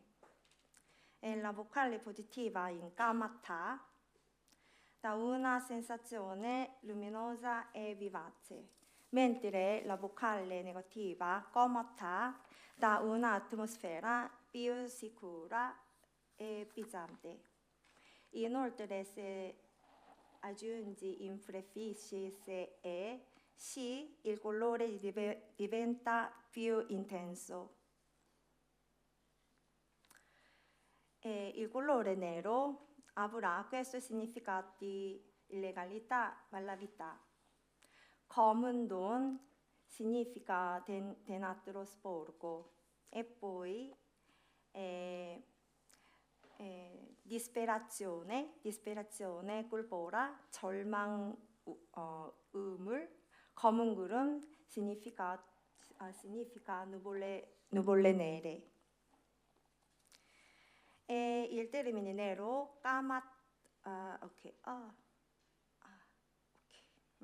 Poi vediamo che ha il significato di persona. Come nell'esempio, 검은 머리 가진 짐승, 검은 머리 짐승 significa i animali con i capelli neri.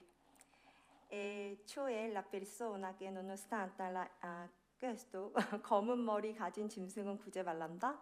Non bisogna salvare chi la persona che nonostante l'aiuto ricevuto potrebbe tradire.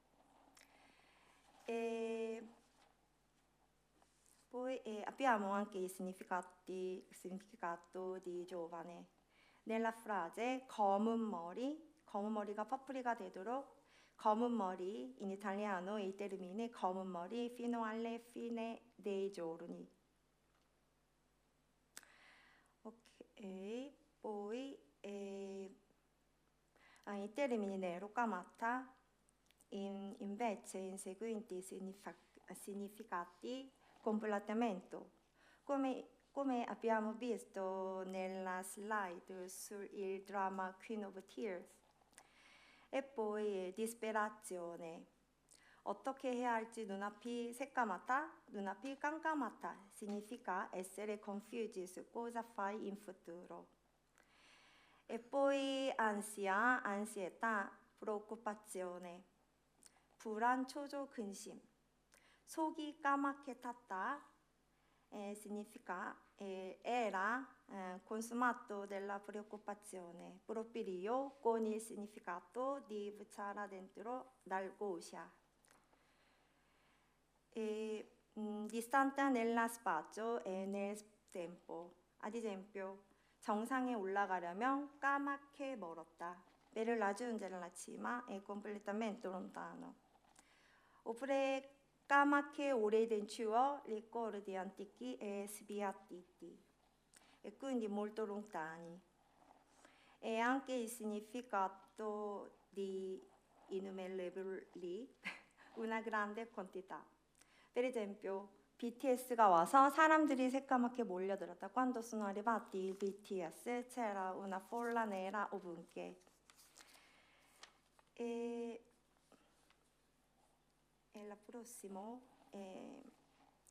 Il prossimo, ecco, il colore bianco. 하얗다, i seguenti significati, paura, freddo, parole. Per esempio, 지수는 겁에 질려서 얼굴이 하얗게 변했다. 지수 era terrorizzata e il suo viso è diventato bianco come un leggero. E anche un vuoto di memoria. 발표할 때 너무 긴장해서 머릿속이 하얘졌다. Era così nervosa durante la presentazione che ha avuto un vuoto di memoria, come me. E anche che 하얗게 밤을 지새우다 significa notte il bianco. Anche questa espressione è similare all'italiano. 붓다, c'è poi il colore rossa, 붓다, ecco il primo significato, tristezza, commozione. 눈시울을 붉히며 significa gli occhi lucidi e gli occhi rossi. E poi c'è il significato di arrossire. Anna는 당황스러운 실수를 하자 얼굴이 빨개졌다. Anna è diventata rossa dopo aver commesso un errore imbarazzante. Questo in italiano è possibile. Poi vediamo l'egoismo sfrendato.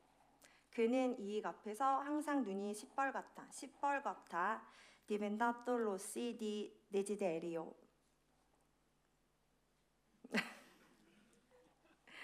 C'è poi il colore rosso, 빨갛다. Ecco i significati. Il primo è ovvio. 민수는 새빨간 거짓말로 사람들을 속였다. Ha mentito spudoratamente. In italiano spudoramente. E poi per quello è avvertimento. 경제에 빨간불이 켜지다. È scattato il semaforo rosso per l'economia. E poi il prossimo è il colore blu. Nella sua prima sfumatura 푸르다. Il primo significato che possiamo vedere è autorità, potere. 푸른 양반, un nobile di grande autorità, cioè avere il sangue blu. Anche in italiano usiamo lo stesso colore per indicare la stessa caratteristica. Il secondo è gioventù, vitalità.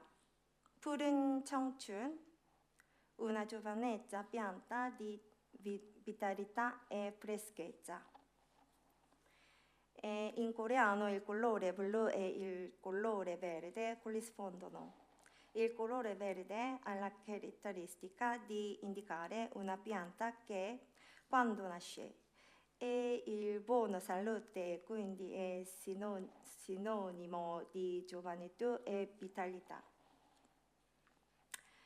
E poi vediamo speranza e ambizione. Per esempio, 경숙은 푸른 꿈을 안고 이탈리아에 왔다. Mi chiamo Yugyong-su, giusto? Io Kyung-su.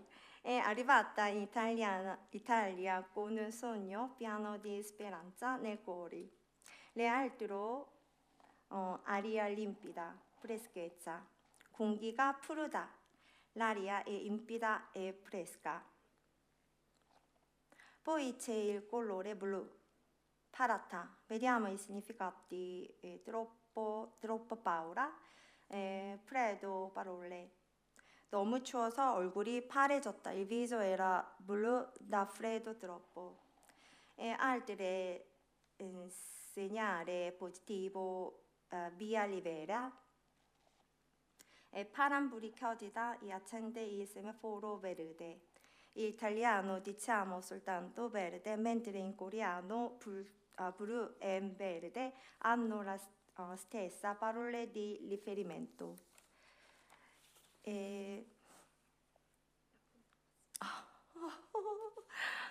Ok, ultimo colore. giallo 누렇다, parole malato, 얼굴이 누렇게 뜨다. E poi nessuna speranza, 싹수가 돌았다, non avere speranza, debolezza estrema. Questo vedere tutto nero. Questo è sabandamento improvviso, avere un mancano in italiano. In coreano si dice 하늘이 노래지다, il cielo diventa giallo. si intende una sensazione mentale di shock o stordimento. Guardiamo ora le diverse caratteristiche del metodo di insegnamento. Quali sono gli obiettivi del metodo di insegnamento? Il primo, capire il significato delle espressioni idiomatiche e metafore con i colori. E il secondo, usare correttamente e naturalmente queste espressioni nel contesto. E terzo, inventare capaci di capire e utilizzare le espressioni con i colori in modo corretto durante una conversazione. E quale è il livello degli studenti previsto per questo tipo di argomento? Il livello è intermedio, corrisponde al topic 3 e 4. Come si struttura l'azione? Ci sono tre step fondamentali. Il primo, l'approccio sul vocabolario. Vorrei dire che non si è presentato sinole parole, ma insieme di parole proclessicali. E secondo punto è didattico basato su compiti. Che significa che gli studenti devono fare compiti che possono usare anche in situazioni reali. Il terzo punto è il metodo OHE, che significa osservazione, ipotesi, esperimento. Gli studenti esaminato il contesto del discorso e poi capisco il significato della espressione, questo aiuta a ricordare meglio. In questo schema.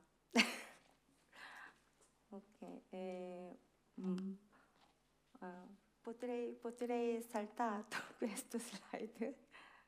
Va bene? Osservazione e poi ipotesi e poi esperimento e poi compiti TBLT. E poi questo esempio. 어제 발표는 어땠어? Come è andata la presentazione ieri? 나 발표 전에 머리가 새하얘져서 무슨 말을 해야 할지 몰랐어. Anna risposte, prima della presentazione la mia mente è diventata vuota e non uscivo a pensare a cosa dire. 너무 긴장했구나. eri davvero molto nervoso. La domanda è cosa significa la presentazione 머리가 하얗다? Il 화가 나서 아무 생각이 없다. Essere così arrabbiati da non pensare a nulla. Numero 2. 놀라거나 긴장해서 아무 생각이 안 났다. Non riuscire a pensare a nulla per la sorpresa o la tensione. Numero 3. 머리를 염색해서 하얗게 됐다. 3. Avere tinto i capelli di bianco. La risposta corretta? Numero 2. Così possiamo insegnare il modo di questo. E poi questo dramma, la web series Trovarla per me, è un'opera prodotta nel 2017 dalla Sejong Foundation e dalla KBS, pensata per gli studenti stranieri. Si tratta di una sitcom di circa 10 minuti, con sottotitoli in inglese, cinese, indonesiano e spagnolo, e presenta dialoghi facili da comprendere. Per esempio, questo compiti. Dopo studente guardante e poi studenti fanno i compiti così. 얼굴이 새파랗게 질리다, e questo impallidendo. E poi 새까맣게 있다, dimenticato completamente. E 머리가 새하얘지다, lei ha un vuoto di memoria. 속이 새까맣게 타다, si sente morire dentro. E poi 새빨간 거짓말을 한다, menti dicendo. 얼굴이 새빨개지다, il viso diviene rosso come un peperone. Grazie mille, attenzione. 감사합니다. Thank you for your presentation.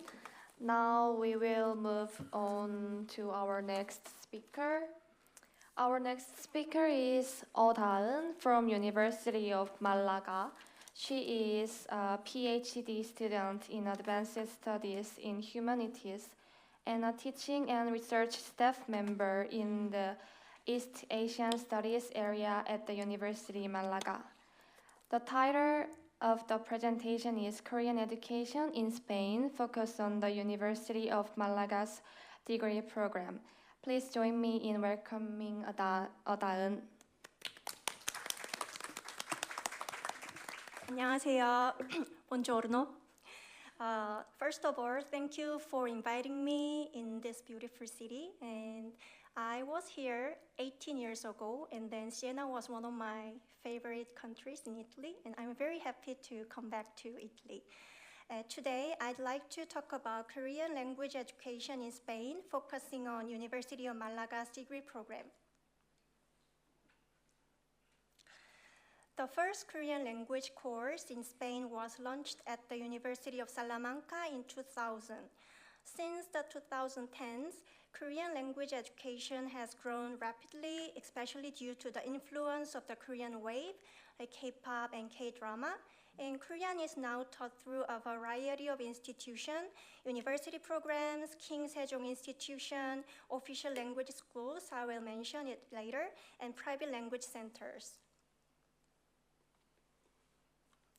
Now you can see the map with the universities in Spain offering degree programs in Korean studies.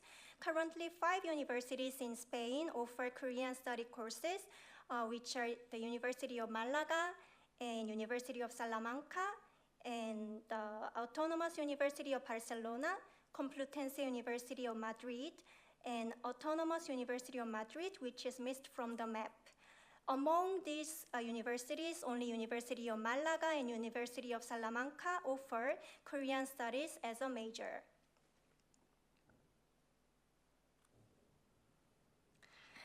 In 2012, the University of Malaga became the first institution in Spain to launch a full degree program in Korean studies in Spain. Today, approximately 200 students are enrolled in the major. And in 2001, the University of Salamanca began offering Korean language as a general elective.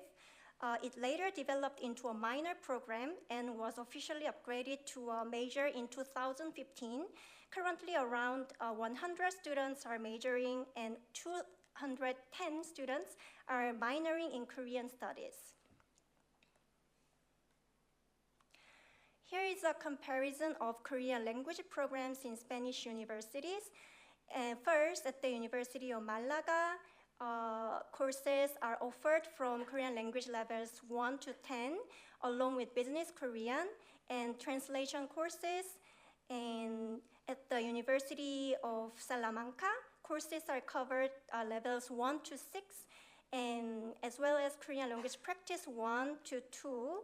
And at the University, Complutense University of Madrid and Autonomous University of Barcelona, Korean is offered as a minor with East Asian study. At the Complutense University has Korean language levels 1 to 8 with translation courses, and Autonomous University of Barcelona cover Korean language levels 1 to 2 with Korean text and meanings. And the Autonomous University of Madrid, Korean is offered as a general education courses in Asian studies, and they have Korean language levels 1 to 2. And also, Sejong Institute play an important role in the Korean education in Spain. There are two Sejong Institute in Spain. First one is Sejong Institute in Barcelona, which is located in the University of Barcelona. They opened in 2017 and offering Sejong Korean course from level 1A to 4A. And the second one is Sejong Institute in Madrid, which located in the Korean Cultural Center in Spain. They opened in 2011 and offers Sejong Korean courses from level 1A to 3B. Also offers Hangul classes and intermediate to advanced conversation courses. And also, some universities offers Korean courses through their language center. For example, University of Valencia Language Center and the University of La Laguna, which is in the Tenerife Island in Canarian Islands, and also Catholic University of Murcia and Pompeu Fabra University Language Center. The University of Malaga Language Center also had a Korean program, but unfortunately they closed last year. And however, most university language centers in Spain have focused on beginner level courses like mostly level 1 and 2.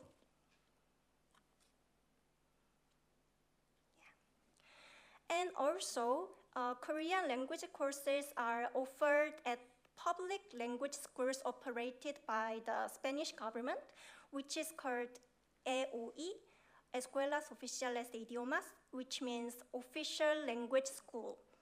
At EOI Barcelona, 7 different courses are currently available, ranging from level A1 to B1-2. And EOI Madrid is planning to open Korean courses starting in the 2025-26 academic year.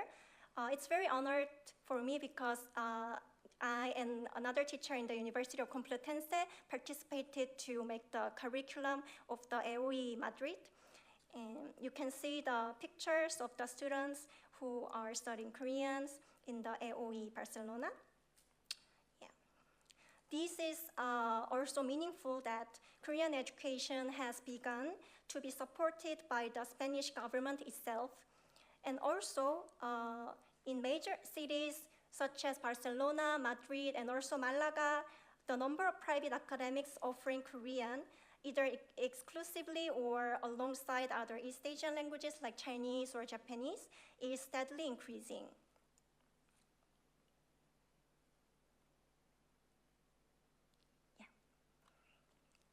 Now, I will focus more on the degree program in East Asian Study, Korean Studies track, University of Malaga. In 2012, the University of Malaga and the University of Sevilla jointly launched a degree program in East Asian Studies. So while the University of Sevilla focuses on Chinese and Japanese study, the University of Malaga specializes in Korean studies. So during the first and second years, students at both universities study general East Asian topics. From the third year, Malaga offers courses exclusively related to Korea. Sevilla offers courses only on China and Japan. So like this, we don't have any competition among 3 countries. Yeah. And both universities accept up to 50 students each year for the East Asian Studies program. And you can see my students at the University of Malaga.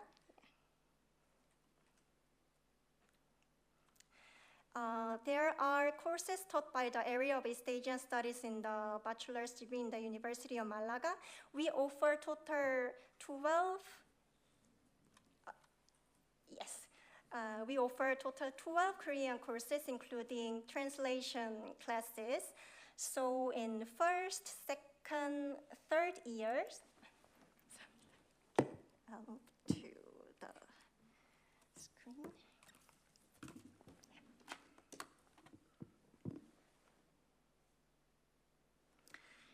In the first, second, third years, studying Korean is major requirement. And in fourth year,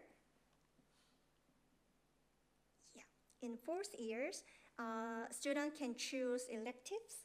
And in the first years, students study Korean 1 and 2 for 4 hours per week with Seogang Korean 1A to 1B.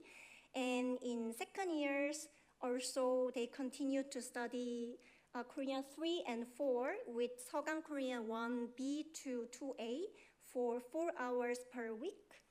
And in third year, the intensity increases. You can see here classes are held for 8 hours per week. And still students study Sogang Korean 2B to 3B. And in fourth years, they have 2 options. Korean for business for 3 hours per week with Yonsei Business Korean, and Korean 9 to 10, and with the Sogang Korean 4A to 4B for 3 hours per week. So students complete up to Korean level 10, equivalent to TOPIK level 4 upon graduation if they study really hard. And courses are taught by 3 native Korean teachers and 4 Spanish-speaking teachers. In year 1st and 2, most classes are led by Spanish-speaking teachers, and year 3 and 4 courses are mainly taught by native Korean teachers. And the curriculum integrated grammar, speaking, reading, listening, and writing. And class activities are included role play, presentation, mock interviews, news reporting, and even teaching Korean as a student instructor, depends on student's level. And you can see the extracurricular and then collaborative activities in the University of Malaga here. In the collaboration with the Korea Foundation, the University of Malaga has conducted the KF eSchool Korean course with BTS at the University of Malaga for the past 3 years. And also we hold a Korean literary translation workshop 3 times where students translate Korean literary works into Spanish. And the Korean Week has been held annually for extracurricular and collaborative activities such as an academic conference, cultural events, students' performance, and dances and play, 12 consecutive years. There are some pictures of the Korea Week of last year. Last year, the theme of the Korean Week was Hangang, who received the Nobel Prize. So we had some academic conferences about the Hangang and then letter to Hangang, something like that. And also there was some Korean traditional play while students are waiting for the students' performance.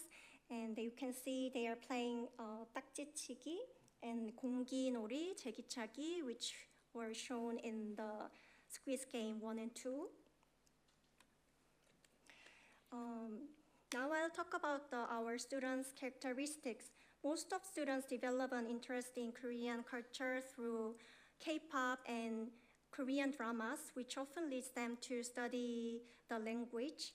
And after completing the 2nd or 3rd year, many students participate in exchange programs at Korean universities for 1 or 2 semesters through sister university agreement.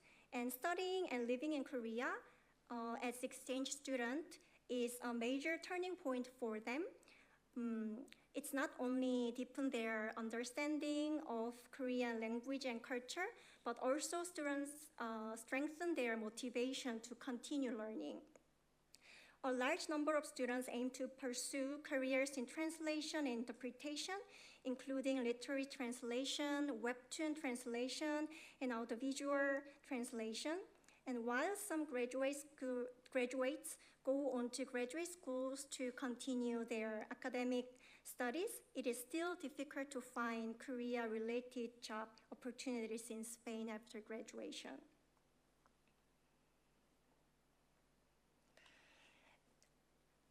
Although Korean language courses, including university degree programs, are increasing across Spain, there is still a shortage of qualified Korean language instructor to meet growing demand. Many universities have relied on the Korea Foundation Visiting Professor Program for Korean courses. I myself also taught Korean at the University of Malaga for 5 years through this program. Unfortunately, since the program ended last year, it has become more difficult for universities to secure qualified teacher. And while Sejong Institute provides a standardized curriculum, the level and quality of instruction vary widely across universities. So there is a need to build educator networks and enhance information sharing among institutions. And many beginner students start learning Korean out of enthusiasm for K-pop, but they often lose motivation or drop out at the intermediate level due to lack of clear goals or interest. So it's important to provide opportunities to explore broader aspects of Korean society and culture and to help students design meaningful learning pathways. For Korean studies majors, it remains difficult to find Korea-related jobs in Spain after graduation. So stronger university industry partnerships such as internships with Korean companies in Spain could improve career outcomes. Thank you very much for listening and your attention. And here are our area's websites, so you can check our academic events or activities in the Korean Studies in the University of Malaga. Thank you. 감사합니다. 네, 감사합니다. Thank you for your presentation. We appreciate your insights. So now we will move on to our next speaker.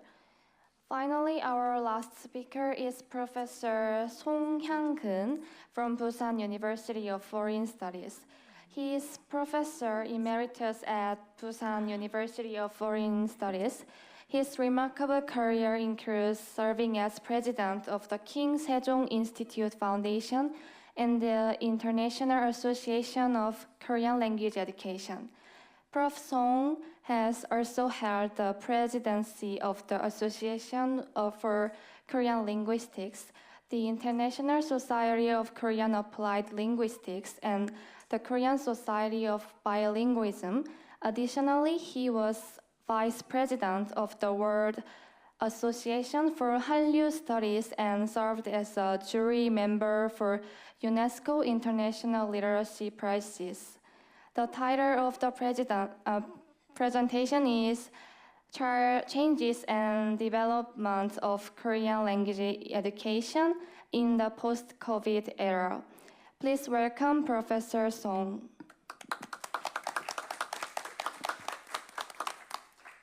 Thank you, Lee-Jae 선생님, for your introducing me perfectly.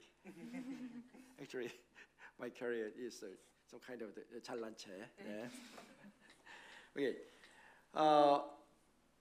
At first, I'd like to thank the Professor Jang Im-soo to give her a chance to visit this beautiful city again after 2 years of the last time. So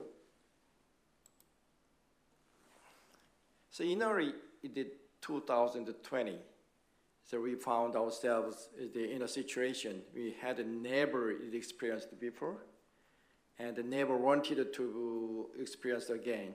That is the COVID-19 pandemic. So this one, so the face-to-face classroom, the education has to be replaced with non-face-to-face, the remote education. However, many problems arose due to the lag of the online classroom, the preparation online class. So although need for the online remote education has been recognized and emphasized from the 1990s, but almost 100%, not actually 100%, but the 99% of the classes at the 4 years universities in Korea, many in the academic year of the 2019, they learned the class as a face-to-face. It's just the face-to-face classes.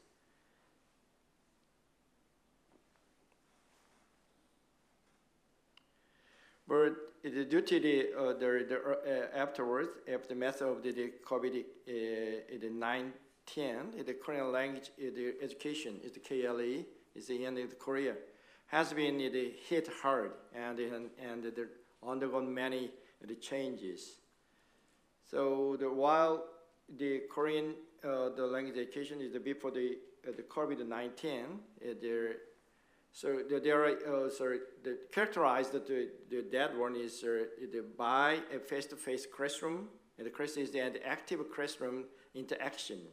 But after COVID-19, this one, so it can be said to be characterized the use of the various the educational method such as e-learning and blended learning and app utilization, as well as the mixed the face-to-face and the non-face-to-face is the classes. So today's representation is due to the limited time. So I will learn about the online education in the media, and then the online education and the Korean education, and the language education in non face-to-face the period, and then there is the language the research one during the Korean language one at the end the face-to-face, and the last just to look at how is the different the changed in the Korean language education in the post-COVID period.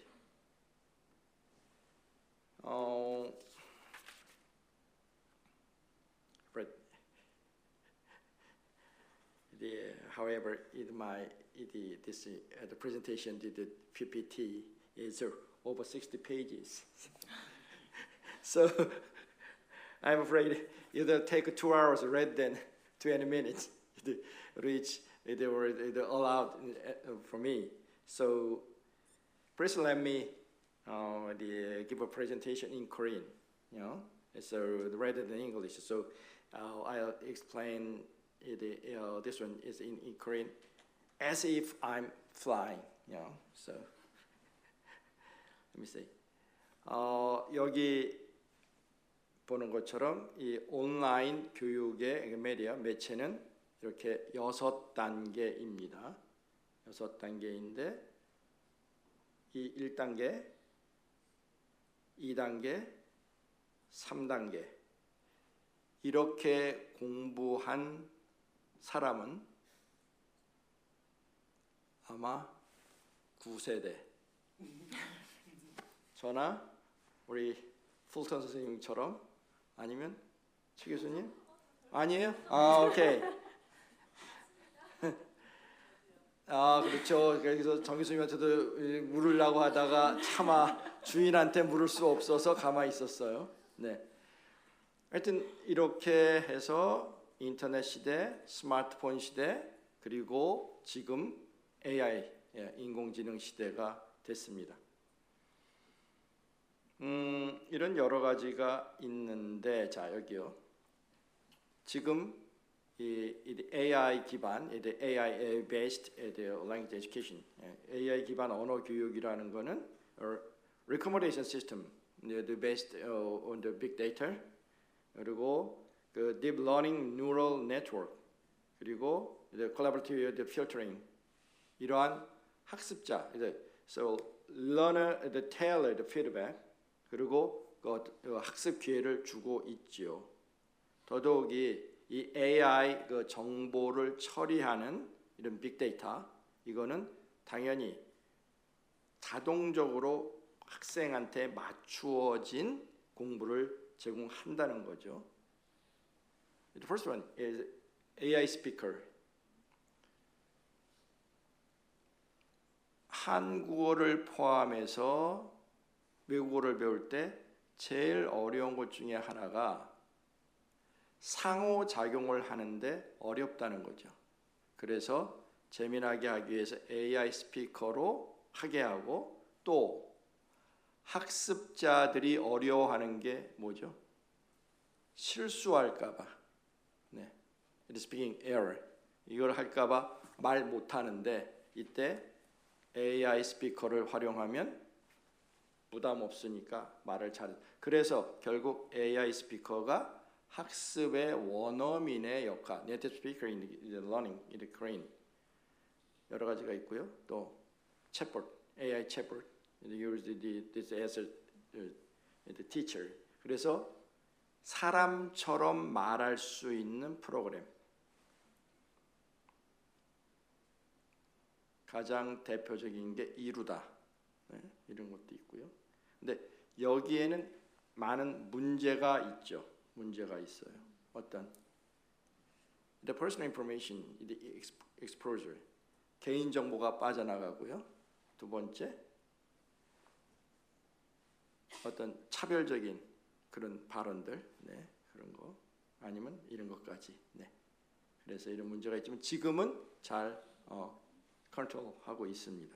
또 하나 중요한 거, 번역기, 이제 translation machine 이거를 잘 활용하죠. 그래서 뭐라고 하냐면 지금은 번역기를 잘 쓰고 있느냐의 능력이 바로 새로운 언어 능력이라고 말을 한다는 겁니다. 그래서 이거 팝하고 잘 아시죠? 이렇게 해서 이렇게 됐는데 특히 이렇게 neural analysis is based on the big data. 이렇게 빅데이터에 기반한 신경망이라는 게 이게 굉장히 정확해졌어요. 근데 문제는 자 이거 보세요. 처음에 구글 만들었을 때 번역기를 돌리면 이렇게 나왔어요. 수능 만점 물어봤더니 뭐라고 대답했죠? 서울 내셔널 유니버시티. 너무 똑똑해요. 미리 다 이것까지 해줬어요. 그러나 지금은 그렇지 않죠. 정확하게 번역합니다. 그래서 번역기를 잘 활용하는 게 중요하고요. 자,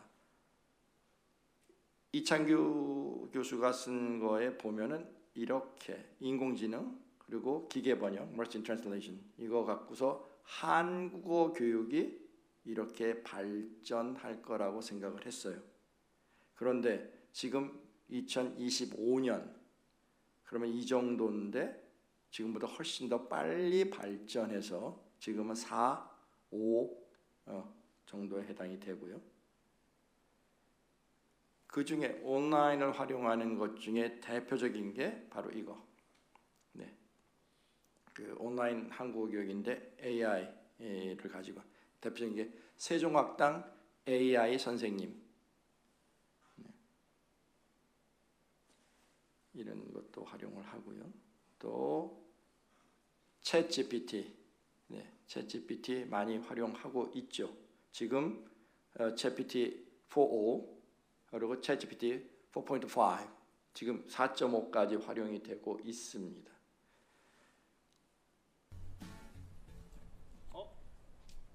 안녕하세요. 이렇게 해서 서로 대화할 수 있게 만들어 주고요.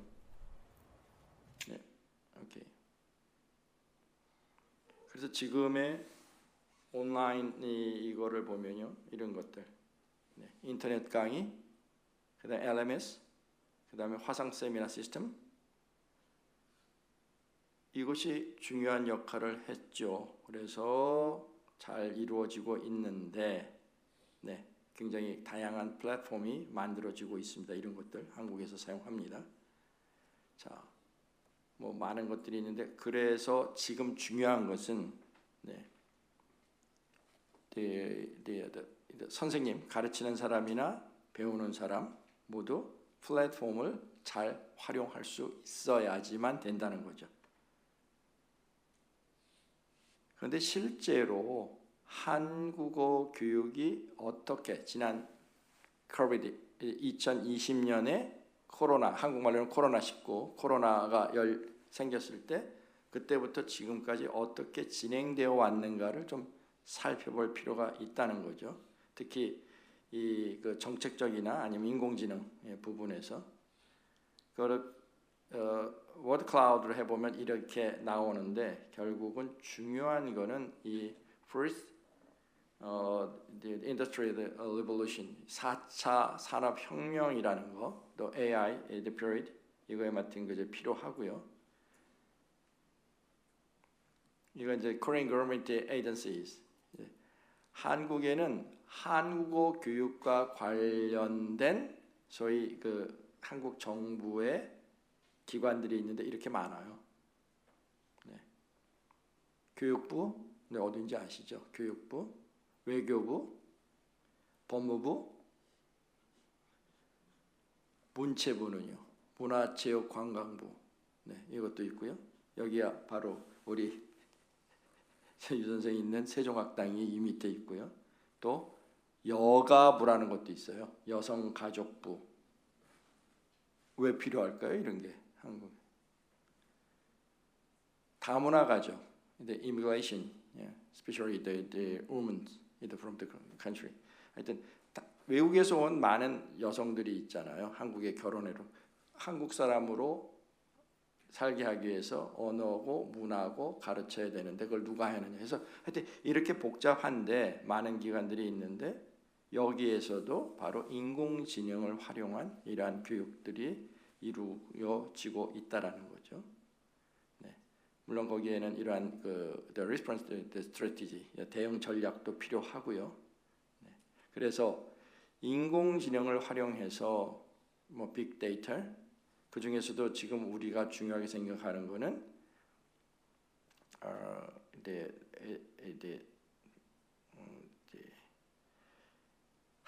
공부하는 사람들이 말하는 speech, the spoken language, spoken Korean, the spoken, the written Korean. 그래서 speech database, in a sense, we can say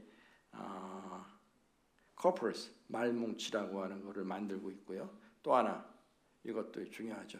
Korean, the foreign language, parallel, the corpus 이런 것도 만들어서 하고 있습니다.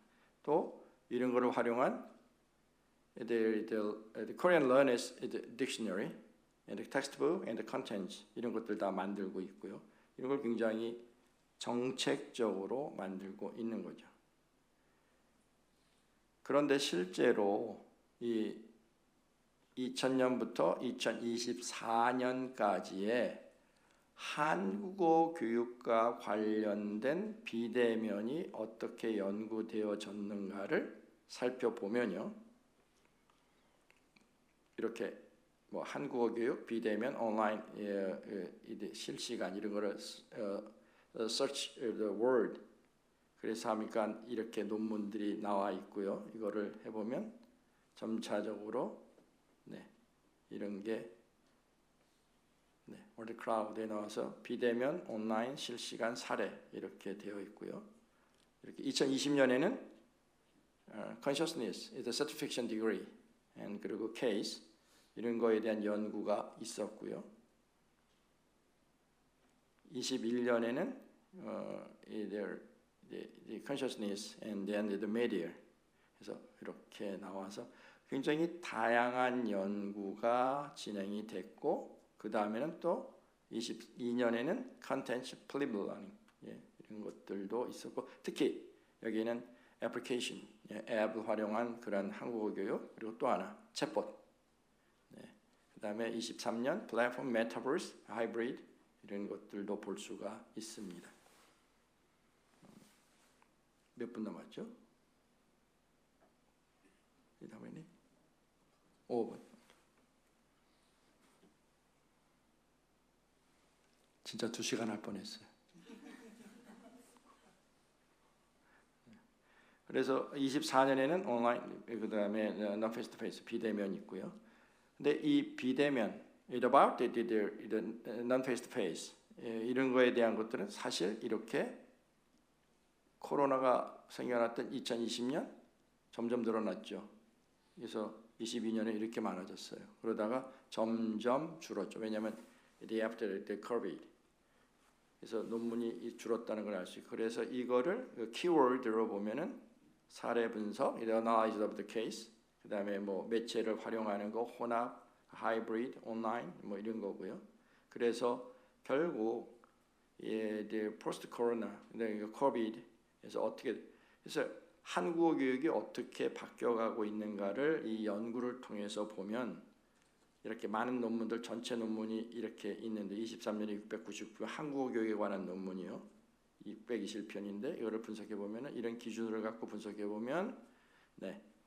23년에는 이러한 분포고요. 그래서 다양한 게 나와 있는데 이거를 보시면 되죠. 전체 논문 중에 비대면 about the first phase 이거는 요 정도고요. 23년에 그리고 24년에는 더 줄었습니다. 결국 이제는 그 비대면에 관한 것이 아니라 이제 정상적으로 돌아가서 한국어가 진행이 된다는 거죠. 교육이. 근데 이때 지금 이 포스트 코로나라고 할 수 있는 이 시기에 꼭 필요한 게 뭔가 보면은 이 세 가지로 보통 이야기를 합니다. It's one kind of the trend of the global educational service industry. 그래서 그러니까 한국어 new environment, new platform, new technology. 그리고 특히 이 새로운 기술은 뭐죠? AI. 네. 그리고 또 하나 the mixed reality is called the MR, rather than the VR or the AR in the education. 그리고 the growth of the edtech, 그러니까 소위 기술이나 이런 것들을 활용해서 교육을 하는 이게 굉장히 커졌죠. 그래서 이런 거, the self learning, the e-learning 이건 줄어들고요. 나머지 AI, 인공지능 아니면 로봇, teachers 이런 것들은 굉장히 커졌습니다. 그래서 이렇게 요 때에 필요한 것들이 이런 것들이 다 필요. 특히 무엇보다 인공지능, 네, 여러 가지가 있는데 우리가 필요한 것들이 특히 이 부분, redefinite what is the translation, interpretation, the translation, education. 이 통역이나 번역에 대한 교육을 다시 한번 들여다봐야 된다는 거죠. 왜?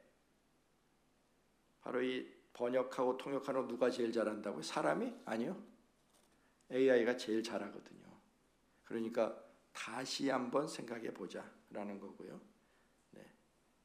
그리고 또 하나. The language of the AI, 그거를 그냥 컴과 이렇게 부르고요. 그다음에 인간의 언어는 링구아죠. 둘의 차이가 있는데 이거를 살펴봐야 된다라는 거고, 심지어는 어떤 주장은 이거예요. 이렇게 AI가 만든 자료에는 다 무조건 컴과라는 마크를 찍자. 네. 사람이 한 게 아니라는 걸 보여주자는 거죠. 어쨌든 또 하나. 그래서 인간의 언어 능력이 무엇인가? 다시 말해 AI의 기술에 의해서 받은 그러한 것은 언어 능력으로 인정하는가? 나중에 이제 폴턴 교수님한테 질문 드리려고 해요. AI에게 도움받아서 만들어진 건 언어 능력으로 봐야 되느냐? 번역도 그렇게 하는 거 괜찮냐? 여쭤보고 싶고요. 또 하나 아주 중요한 질문.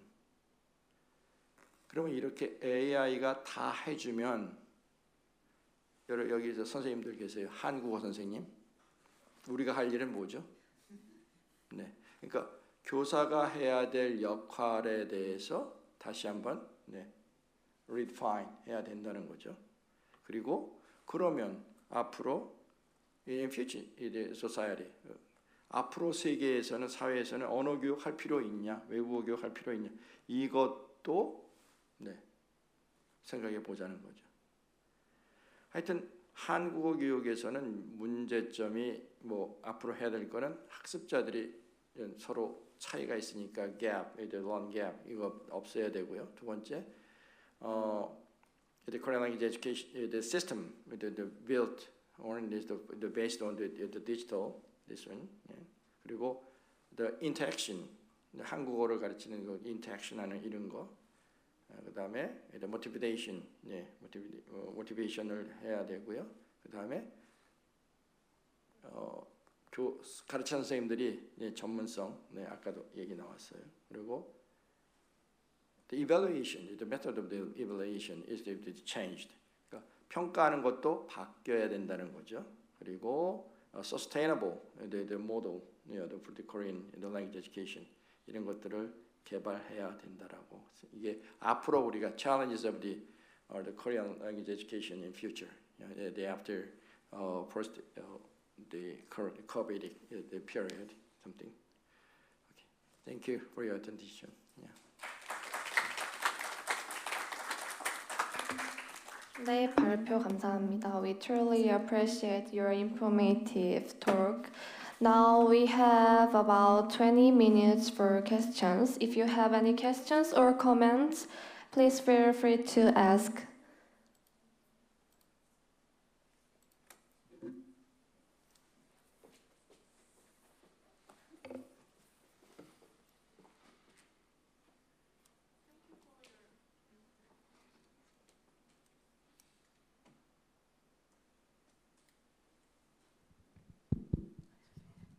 Yeah, thank you for all your interesting presentation. I have a very simple question to Professor Song Hyang-eun. You talked about the AI speaker.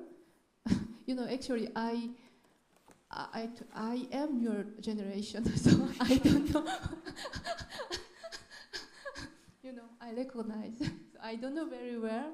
And so AI speaker, what is a speaker, but what make it different? So I would like to know what is it. And then another question is ChatGPT, the use of the ChatGPT for the education, but in what way? It's a very difficult question. If you can explain me a little bit. Mm-hmm. Yeah. So nowadays we can find this AI speaker. They use the other one and everywhere. So even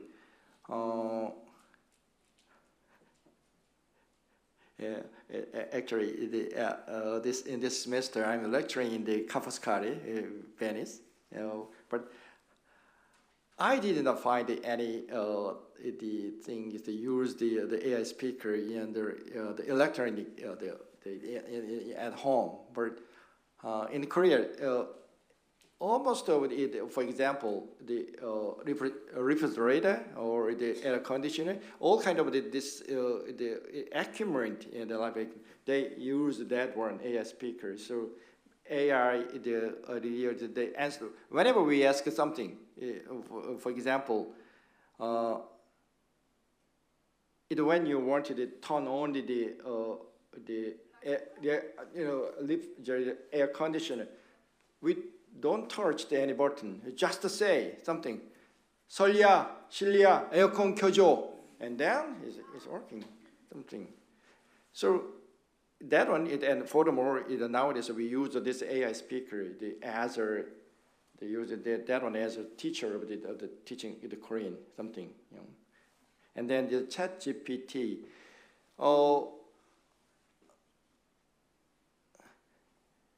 And actually, I do not see really they use that one, but many academic article about it explained about this one. Maybe the Sejong Hakdang. Do you have any idea about it? Ever used? But sometimes when I prepare my lecture, so I use it's very useful. You should say it, yeah. So we can use the ChatGPT under their how can I say writing and speaking in the class. We use that as the students it can be they help to buy the ChatGPT, use that one. So especially this ChatGPT program is very useful for correcting the Korean grammar something. But still, I wonder, nowadays the ChatGPT the version is 1.5 or 4.5. It's a very new one. It's promulgated in the beginning of this year. I believe this is in February of this year. But still, I think it's that ChatGPT is not optimized for Korean yet. Something like that. And then, 네, 주십이나 선생님.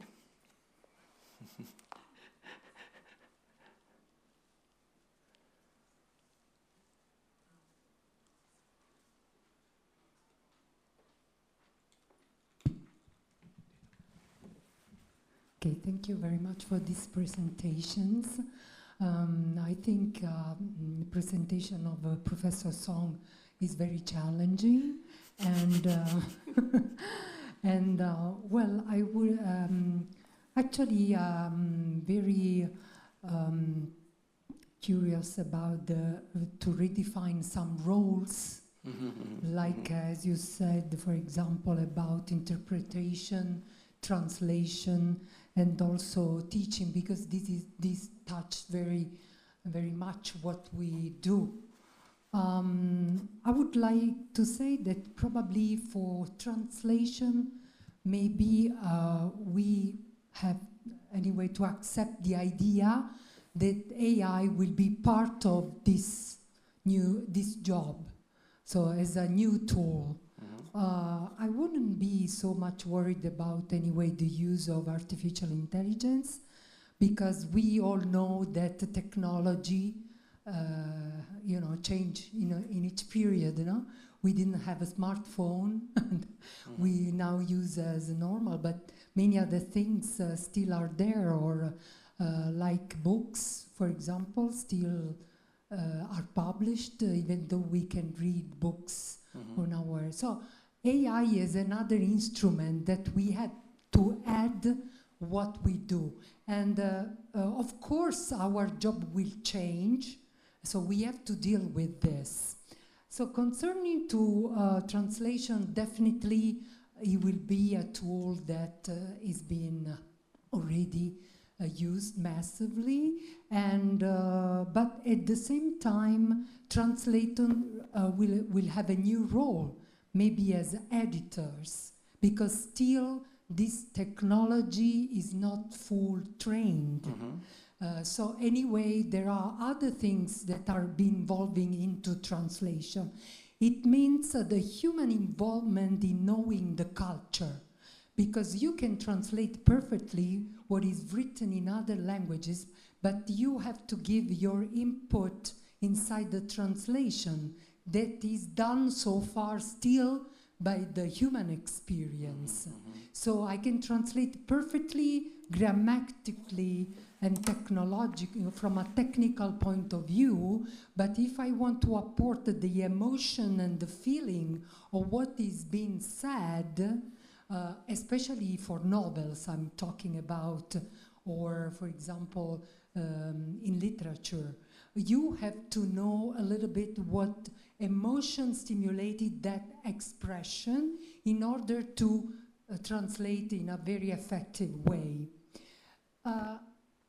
I think is not still applicable in interpretation, because we know that the use of artificial intelligence in interpretation is still not very maybe so for very basic conversation. But if you go to another stage of conversation, you need to know the language in order to deal with the other human being. You cannot just leave everything to the machine. We don't leave everything to the machine still, like computer or other machines. So I think from this point of view, maybe we have still more time. And about the role of teacher, okay, of course we can use robots or AI intelligence to teach. We have been using already those, as you said, with the post-COVID, everything online, or using, epidemian, way of teaching a new instrument. I think this enrich the way education can be conveyed. But still is important, the role of teacher, a matter of communication, and especially for this emotional side of human beings. There's still AI and robotics cannot, still is not at the stage. And I don't think if we'll reach that stage. So the human touch and the human kind of experience, we cannot really erase that. So the role of the teacher is anyway to guide those instruments the way they have been using. So also, like for example, there are also in Italy and in other countries, in England I heard that there is a college that use only artificial intelligence and metaverse already. But I'm wondering about the psychological effect of students that have no more interrelations with their colleagues, with you know, because this is also part of growing as a human beings and in matter of relationships with other people. So you go to school, you meet people, you socialize, you exchange information, and you grow as a human being as well. So I don't really believe that full college or full school that use artificial intelligence can be very useful to the society. We have to combine both. So our role will definitely change, but won't disappear. That's what I think. I want to ask you, what do you think? Please remember, I'm not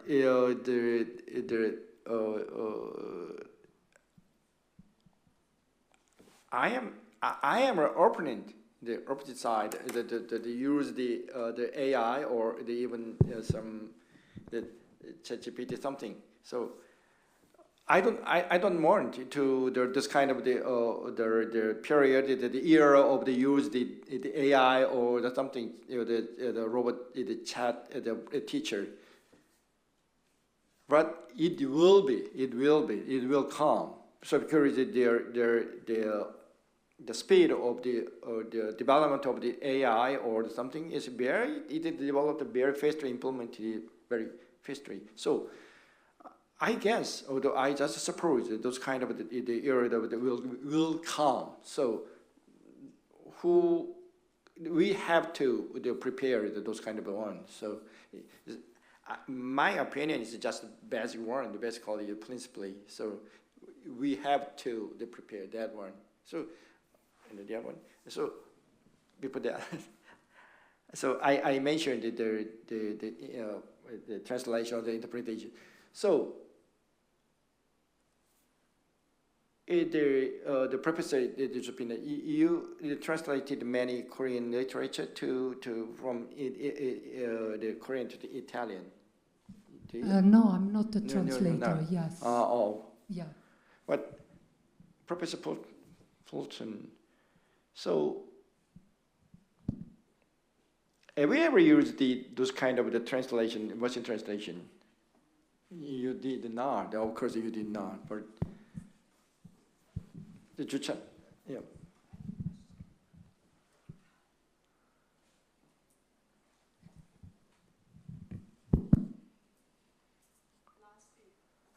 The other one, no? Yeah, the other side.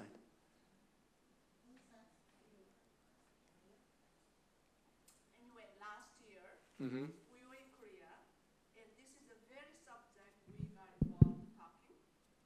And I have a question. The AI and the ChatGPT was developed mostly by English-speaking countries or the companies. Now, let's face Korean language is 주변 언어, isn't it? It's not major language.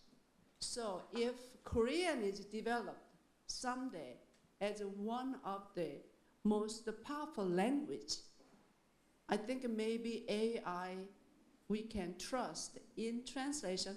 As of now, we believe maybe in business language, maybe law or those things, very simple language, AI can do very good job. For example, we were very pressed with time. 1 month we were asked to translate a concise history of Korean American immigration in U.S. 1 month. It was during Thanksgiving and Christmas. They want us translate 186 pages. And then one of the consuls said, oh, use AI. AI is very, very good. We did. We were surprised. That was the first time. But we have to edit. But it was possible because there was enough information in online. We can find all that. But translating Kim Yu-jung, forget it.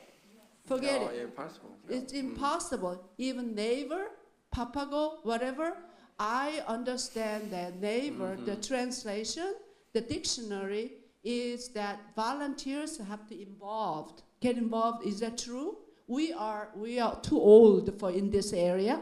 However, you know, all that Papago, Naver dictionary it's forget it. It's a joke. 엉터리. Yes, yes. I think the new generation of you all really have to get involved and develop and make those dictionaries, make it possible. Please do that for you. And for us, we just gave up and we're just working our own butt off. Thank you. So, I have a question for Ryu Kyosu. 영어 해도 돼요? 영어 해도 되죠? Yeah. Okay. As a specialist in modern Korean fiction and a translator with Ju Chan in modern Korean fiction, we of course are very interested in the metaphorical use of colors in stories. So my question would be, have you done any research into the metaphorical use of colors in stories? And let me give you probably the first example that comes to mind. You must remember when you read Hwangsun Sonagi in Junhyakyo, you remember that Yoon Choshi's granddaughter is introduced right at the beginning of the story, and we see the line from the boy's point of view, her 얼굴이 만영했다. So then the boy sees that she's playing in the stream, and after she leaves, he goes down and looks into the stream, tries to figure out what she was looking for, but he sees the reflection of his sun-burned face in the water. His reaction, shilta, so he splashes and gets rid of it. But in this way, we see quite a bit of metaphorical use of colors, and I'm simply wondering if you've done any research on metaphorical use of colors in fiction, in creative writing. Actually, so this topic was in my PhD theory. PhD, no, master degree when I wrote this topic. That's why. So at the time, so I just did an upgrade, and then so I do like to introduce this topic. That's why. And I just look up a dictionary. I just reference a dictionary, and then so I also refer another and theory. Right.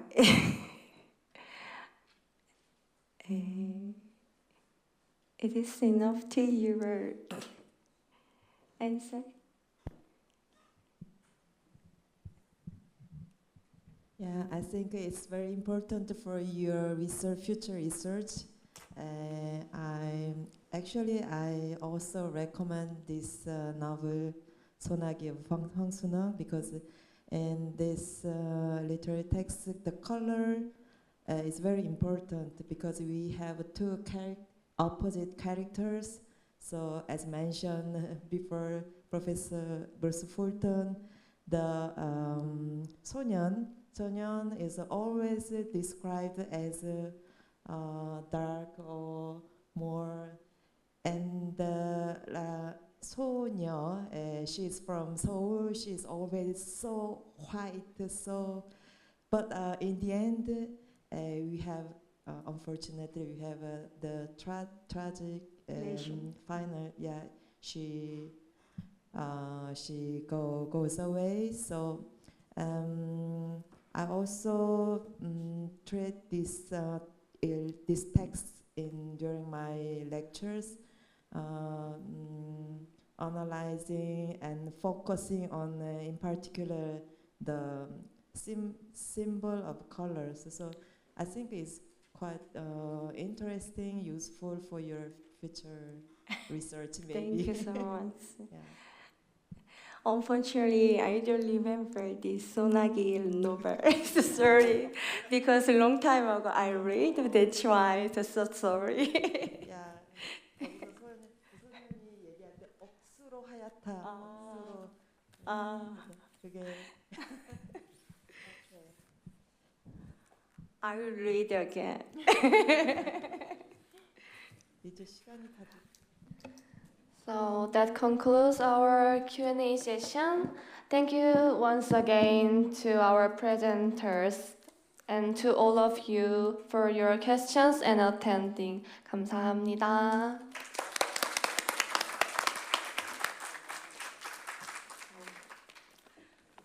And now we have 10 minutes break, and then at 4 o'clock we will see for the last session. Thank you.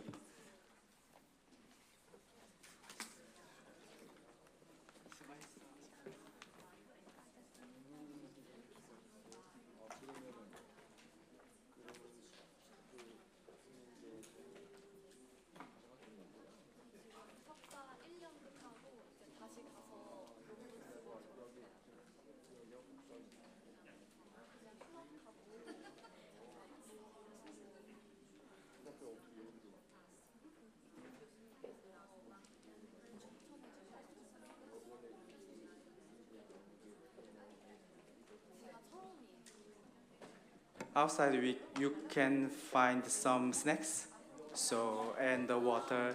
If you want to take coffee, you can use our university bar or the vending machine.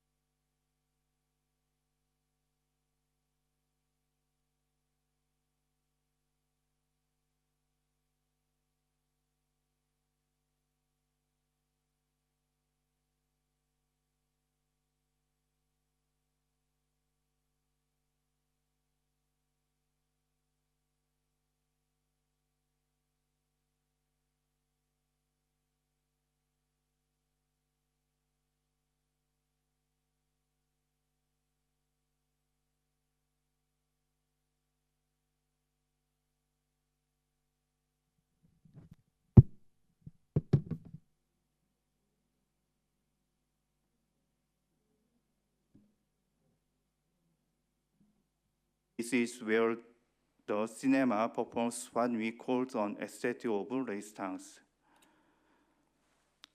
But the cinema also has its limitations. John Tails does not really appear as a living, speaking subject in this cinema.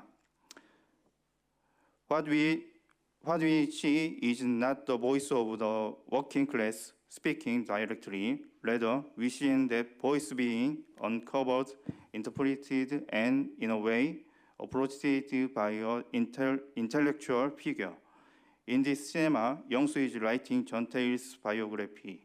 He is trying to represent the world of labor through his own words and his own cage. But what we end up with portrayal that feels filtered at times even patriarchalistic. As a result, John Tails takes on a kind of moral nobility. He is remembered not just as someone who resisted, but as someone who was almost saint, like elevated, distance, and ultimately less politically active than ethnically inspiring. What you are seeing on the screen right now is Young-soo, the intellectual who organizing and writing John Tails' story. In many ways, this scene, especially the entire structure of the cinema, even through the cinema is about John Tails' life, the one doing the speaking, shaping, and documenting the memory is always Young-soo. Now, to be clearly, it's true that John Tails refers to him as his educated friend or college friend. That's because the legal language in the law book was just too difficult for him to understand on his own. He needs someone who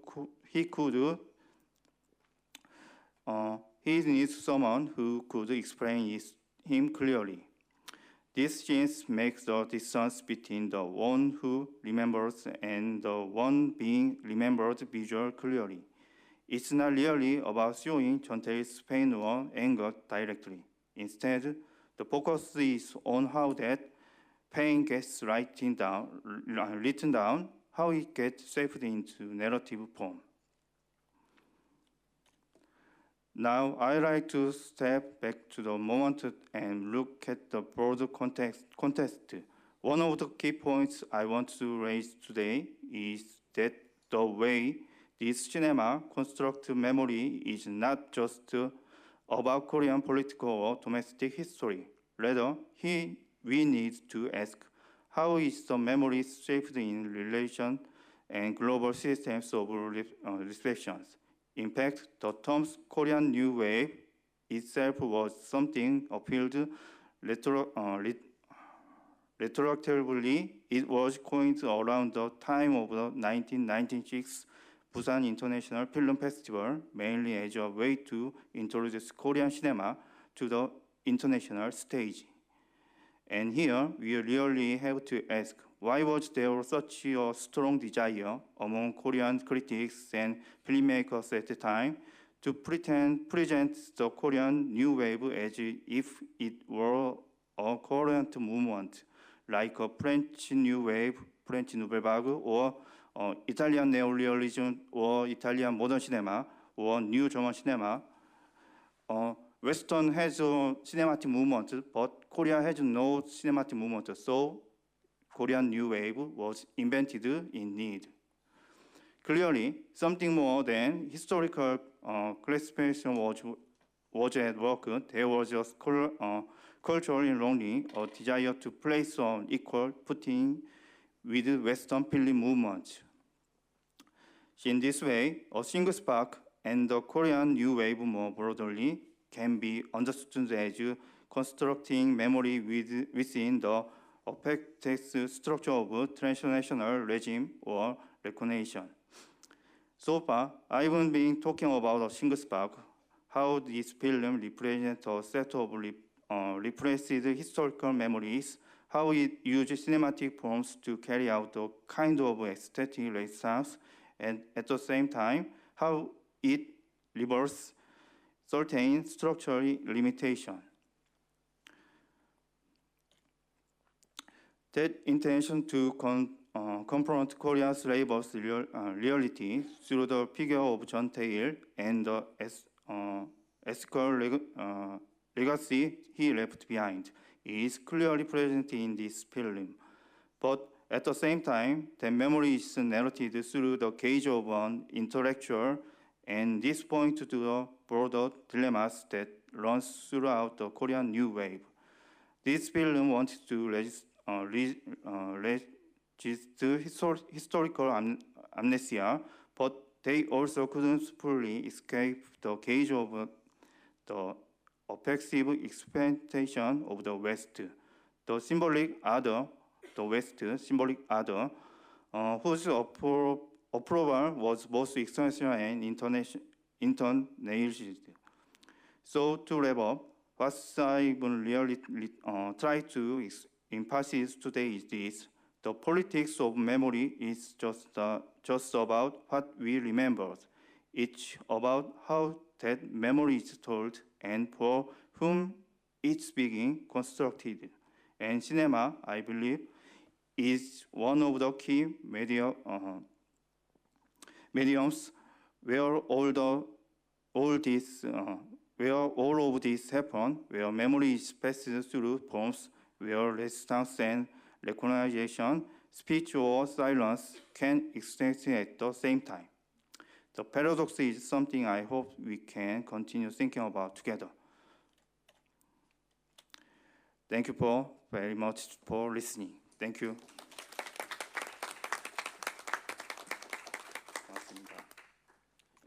Thank you to Professor Baek Tae-hyun. Our next speaker is Paola Scavo. La presento in italiano, visto che il suo intervento sarà appunto in italiano. Paola Scavo è fondatrice e curatrice del progetto Young Act Soul, che dal 2019 si occupa su varie piattaforme, principalmente di storia e letteratura coreana, con particolare attenzione al Novecento. Appassionata di biografie e sempre alla ricerca di luoghi letterari. Oltre al blog, ha all'attivo un book club e una newsletter per offrire una bussola con cui muoversi nella storia e nella cultura coreana. E il suo intervento si intitola La rappresentazione e la riscoperta della storia del Novecento coreano nel cinema e nelle serie TV. Quindi darei la parola a Paola Scavo adesso. Grazie.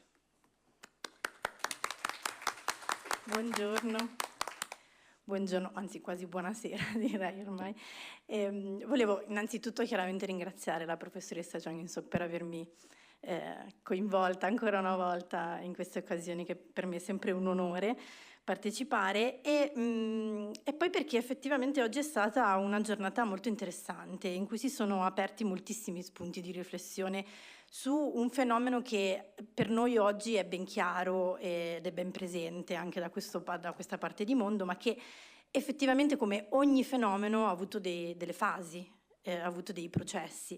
Basta pensare effettivamente strettamente al termine Hallyu, che compare per la prima volta in realtà nel 1999 su una rivista di musica cinese, tra l'altro, che si chiamava Light Music, adesso non esiste più, ed era un termine che è nato proprio per indicare uno stile ben preciso, ovvero lo stile coreano. Era chiaramente riferito alla musica, poi si è allargato a tutto il resto. Quando mi sono ritrovata a dover scegliere la tematica per il mio discorso oggi, in realtà ho pensato di parlare a un qualche cosa che sto osservando da un po' di tempo e guardarlo e raccontarlo in prospettiva a quelli che sono i campi in cui io normalmente mi muovo, che sono appunto, oltre alla letteratura, anche la storia coreana, nel dettaglio la storia coreana del Novecento, e ancora più nel dettaglio la storia del Novecento, che va, diciamo, dal dopoguerra fino agli anni 90 circa. Quindi sono particolarmente attratta da tutto il processo di democratizzazione, e quindi i decenni di dittature militari, le rivolte, i movimenti studenteschi, eccetera. Una tendenza che ho notato nell'ultimo periodo, perché chiaramente essendo queste le tematiche a me molto care mi risaltano proprio subito, è un aumento dei prodotti audiovisivi ambientati in quei decenni, cosa che fino a qualche anno fa non erano poi così tanti. Diciamo che questo sia nel cinema che nelle serie TV, e soprattutto questo aumento l'ho notato nelle serie TV, quindi nei K-drama, anche se io sono convinta che bisognerebbe, ormai siamo pronti per iniziare a fare, secondo me, una distinzione tra quello che è il K-drama canonico e quella che è la serie TV coreana, perché chiaramente le produzioni decisamente più ricche e chiaramente anche i tempi che cambiano hanno fatto sì che anche i K-drama iniziassero ad esplorare delle tematiche che prima non avevano mai trattato, e anche alcuni periodi storici che prima non venivano trattati, ed è il caso appunto di questi decenni. Mentre è molto facile anche prima indicativamente più o meno nel 2016-2017 trovare K-drama storici ambientati in epoca Joseon, ambientati durante il periodo dei Tre Regni, qualcosa anche del periodo coloniale. Per tutto quello che è il periodo successivo era molto più raro. E dico soprattutto nella serialità televisiva perché il cinema ha iniziato molto prima in realtà a fare questa cosa, e in realtà mi ricollego un po' al discorso fatto finora, perché effettivamente il cinema di Park Kwan-soo, di cui si parlava prima, però qua stiamo parlando chiaramente del cinema degli anni 90, quindi era un periodo ben preciso, si usciva da decenni di limitazioni molto forti, chiaramente, e gli anni 90, diciamo il periodo la prima metà fino al 95 sono stati un po' anni di transizione, no? Poi dal 95 in poi sono gli anni in cui che sono un po' considerati, diciamo, la rinascita del cinema coreano, perché chiaramente la libertà di espressione ha fatto sì che tutta una serie di registi iniziasse a trattare determinati argomenti, ma non solo. In realtà è aumentato anche proprio l'interesse in patria rispetto al cinema stesso coreano, perché qua bisognerebbe aprire una parentesi che ci porterebbe troppo lontani, però bisognerebbe parlare di quello che è stato il ruolo degli Stati Uniti nei decenni precedenti, che chiaramente ha portato ad una limitazione molto forte, anche per questioni propagandistiche, eccetera, eccetera, di quello che era il cinema strettamente coreano, dando invece molto spazio a quello che era il cinema americano. Negli anni 90 c'è stata un'inversione di marcia, quindi cambiano le regolamentazioni sul cinema, le produzioni sono molto più libere, i registi sono molto più liberi, e quindi il cinema prende tutta un'altra direzione. Ma questo in realtà era un cinema con un sottotesto molto politico. Questo era un cinema che diciamo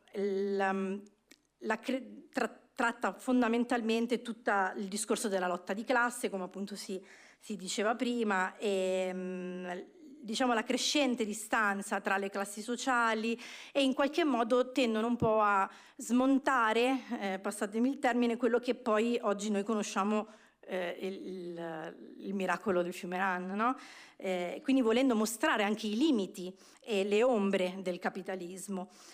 Ma in realtà c'è un'altra parte, in realtà forse avevo messo anche qualche altro titolo sempre riferito a questo periodo. In realtà May 18 è più recente, qua siamo nel periodo di Gwangju, quindi del massacro di Gwangju, quindi sono film che in qualche modo trattano alcuni più direttamente come Petal e May 18, alcuni in modo più trasversale come Peppermint Candy, che è un film straordinario di Chandong, però che comunque mette in risalto quella che era una forte critica sociale.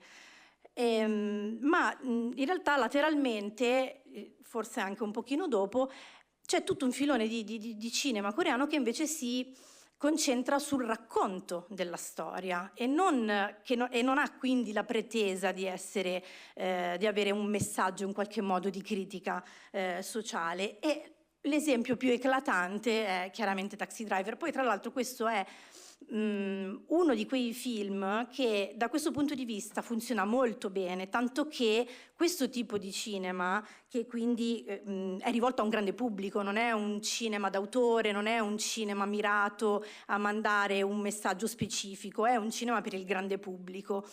Ed è proprio il cinema che è arrivato fino a noi, il cinema che ora viene distribuito sulle nostre piattaforme, e quindi su, diciamo, l'onda del fenomeno di Hallyu. Anche questa parte di cinema è arrivato fino a noi, che è vero che non ha un messaggio prettamente politico, però è vero anche che può far nascere un dibattito, e lo ha fatto, e Taxi Driver ha riacceso comunque diciamo le coscienze da questo punto di vista, però gioca soprattutto sulla memoria storica, e quindi generalmente si parte da fatti reali con personaggi reali e si racconta un determinato periodo storico. Chiaramente io non credo che Taxi Driver abbia bisogno di presentazioni, perché credo sia forse uno oltre a Parasite, uno dei film più famosi arrivati fino a noi. Il secondo film che vi voglio invece nominare è un film a cui io tengo particolarmente, che ho avuto modo, aspettandolo per un po', di vedere al Florence Korean Film Fest, di cui oggi abbiamo anche una rappresentante, ed è un film eccezionale. Fa la stessa operazione di Taxi Driver, quindi raccontare la memoria storica, senza la pretesa appunto di avere un messaggio da portare, semplicemente raccontare i fatti. E questo lo fa in un modo che a me è piaciuto particolarmente, perché racconta una manciata di settimane. Ok, quindi si sofferma su un periodo storico ben preciso, che è il periodo subito dopo l'assassinio di Park Chung-hee il 26 ottobre del 1979, e si concentra sul colpo di Stato messo in piedi da Chun Do-han insieme ad una serie di suoi stretti alleati, ed è in realtà il titolo che è stato scelto per il mercato occidentale è un titolo che effettivamente spiega bene di cosa sta parlando il film, ma nello stesso tempo forse non trasmette quello che è realmente il sentimento del film, perché il titolo coreano è Seoulpom, no? Quindi la primavera di Seoul, che è proprio il termine con cui viene descritto il lasso di tempo che va dalla morte appunto dell'assassinio, quindi la caduta di Park Chung-hee, fino al maggio in realtà 1980, e con l'ascesa al potere di Chun Do-han. E anche in termini proprio cronologici, secondo me esprime molto bene il concetto, perché se è vero che tutto il periodo della dittatura di Park Chung-hee è considerata, il termine che spesso viene dato è The Winter Republic, no? Termine venuto fuori da un poema letto durante una manifestazione, da cui poi è nata anche tutta una corrente letteraria. E quindi se è vero che quel periodo era la Winter Republic, nel momento in cui Park Chung-hee viene assassinato, in qualche modo si riaccende nel popolo chiaramente questo sentimento di presunta riconquista della democrazia, che in realtà poi non avviene fino alla fine degli anni '80, ma che comunque in qualche modo appunto riaccende questo desiderio di primavera, no? Quindi la primavera che viene dopo l'inverno, e quindi in qualche modo il titolo coreano secondo me è un titolo che esprime molto bene il concetto. Uno straordinario Kwang Jong-min nei panni di Chun Do-han, incredibile, che si è plasmato completamente nelle movenze, negli atteggiamenti, è stato veramente incredibile. E un altro film quindi secondo me particolarmente riuscito, che fa la stessa cosa di appunto i Taxi Driver, quindi raccontare un periodo storico. Ed ha avuto come ho portato questi due esempi perché sono due film che hanno avuto un grandissimo successo anche di botteghino in patria, perché Sorepom è il sesto film coreano che ha guadagnato di più al botteghino di tutti i tempi. Quindi insomma stiamo parlando di un film che in qualche modo ha riacceso qualche cosa, e guardando i dati anagrafici ha riacceso l'interesse soprattutto nelle persone al di sotto dei 30 anni, quindi che quel periodo non l'hanno neanche vissuto, non sanno, però che in qualche modo insomma li ha coinvolti. Ci sono chiaramente altre pellicole che ne hanno parlato. L'ultima, la foto che vi ho messo alla fine, allora il film finisce con appunto questa immagine, che è una foto scattata il 14 dicembre, quindi dopo il colpo di Stato andato a buon fine, ed è tutta il comitato, tutto il nuovo governo messo davanti al Comitato della Sicurezza Nazionale. Il film finisce proprio con la riproduzione di questa immagine. Questa in realtà è la foto vera da cui sono partiti per poi ricreare. Quindi in realtà è anche molto curato a livello proprio sia storico che proprio di riproduzione anche nei dettagli storici. Per quanto invece riguarda l'operazione, a parte prima vi dicevo anche che ci sono state altri film che chiaramente non vi ho messo le slide, però ce ne sarebbero tanti: The Man Standing Next, Presidentless Banks, cioè tutta una serie di film sempre dagli anni 90, anzi dagli anni 2000 in poi, che hanno trattato vari eventi storici. Però questo appunto in modo particolare perché è l'unico che parla proprio di quel momento storico preciso. Si è parlato molto del prima, del dopo, ma è la prima volta che ci si sofferma su questo episodio storico, e quindi mi ha colpito particolarmente. L'operazione che fanno invece i K-drama è un'operazione diversa, e qui chiaramente bisogna anche tener conto di quello che è il media di cui stiamo parlando, no? E quindi di qual è anche il target di riferimento.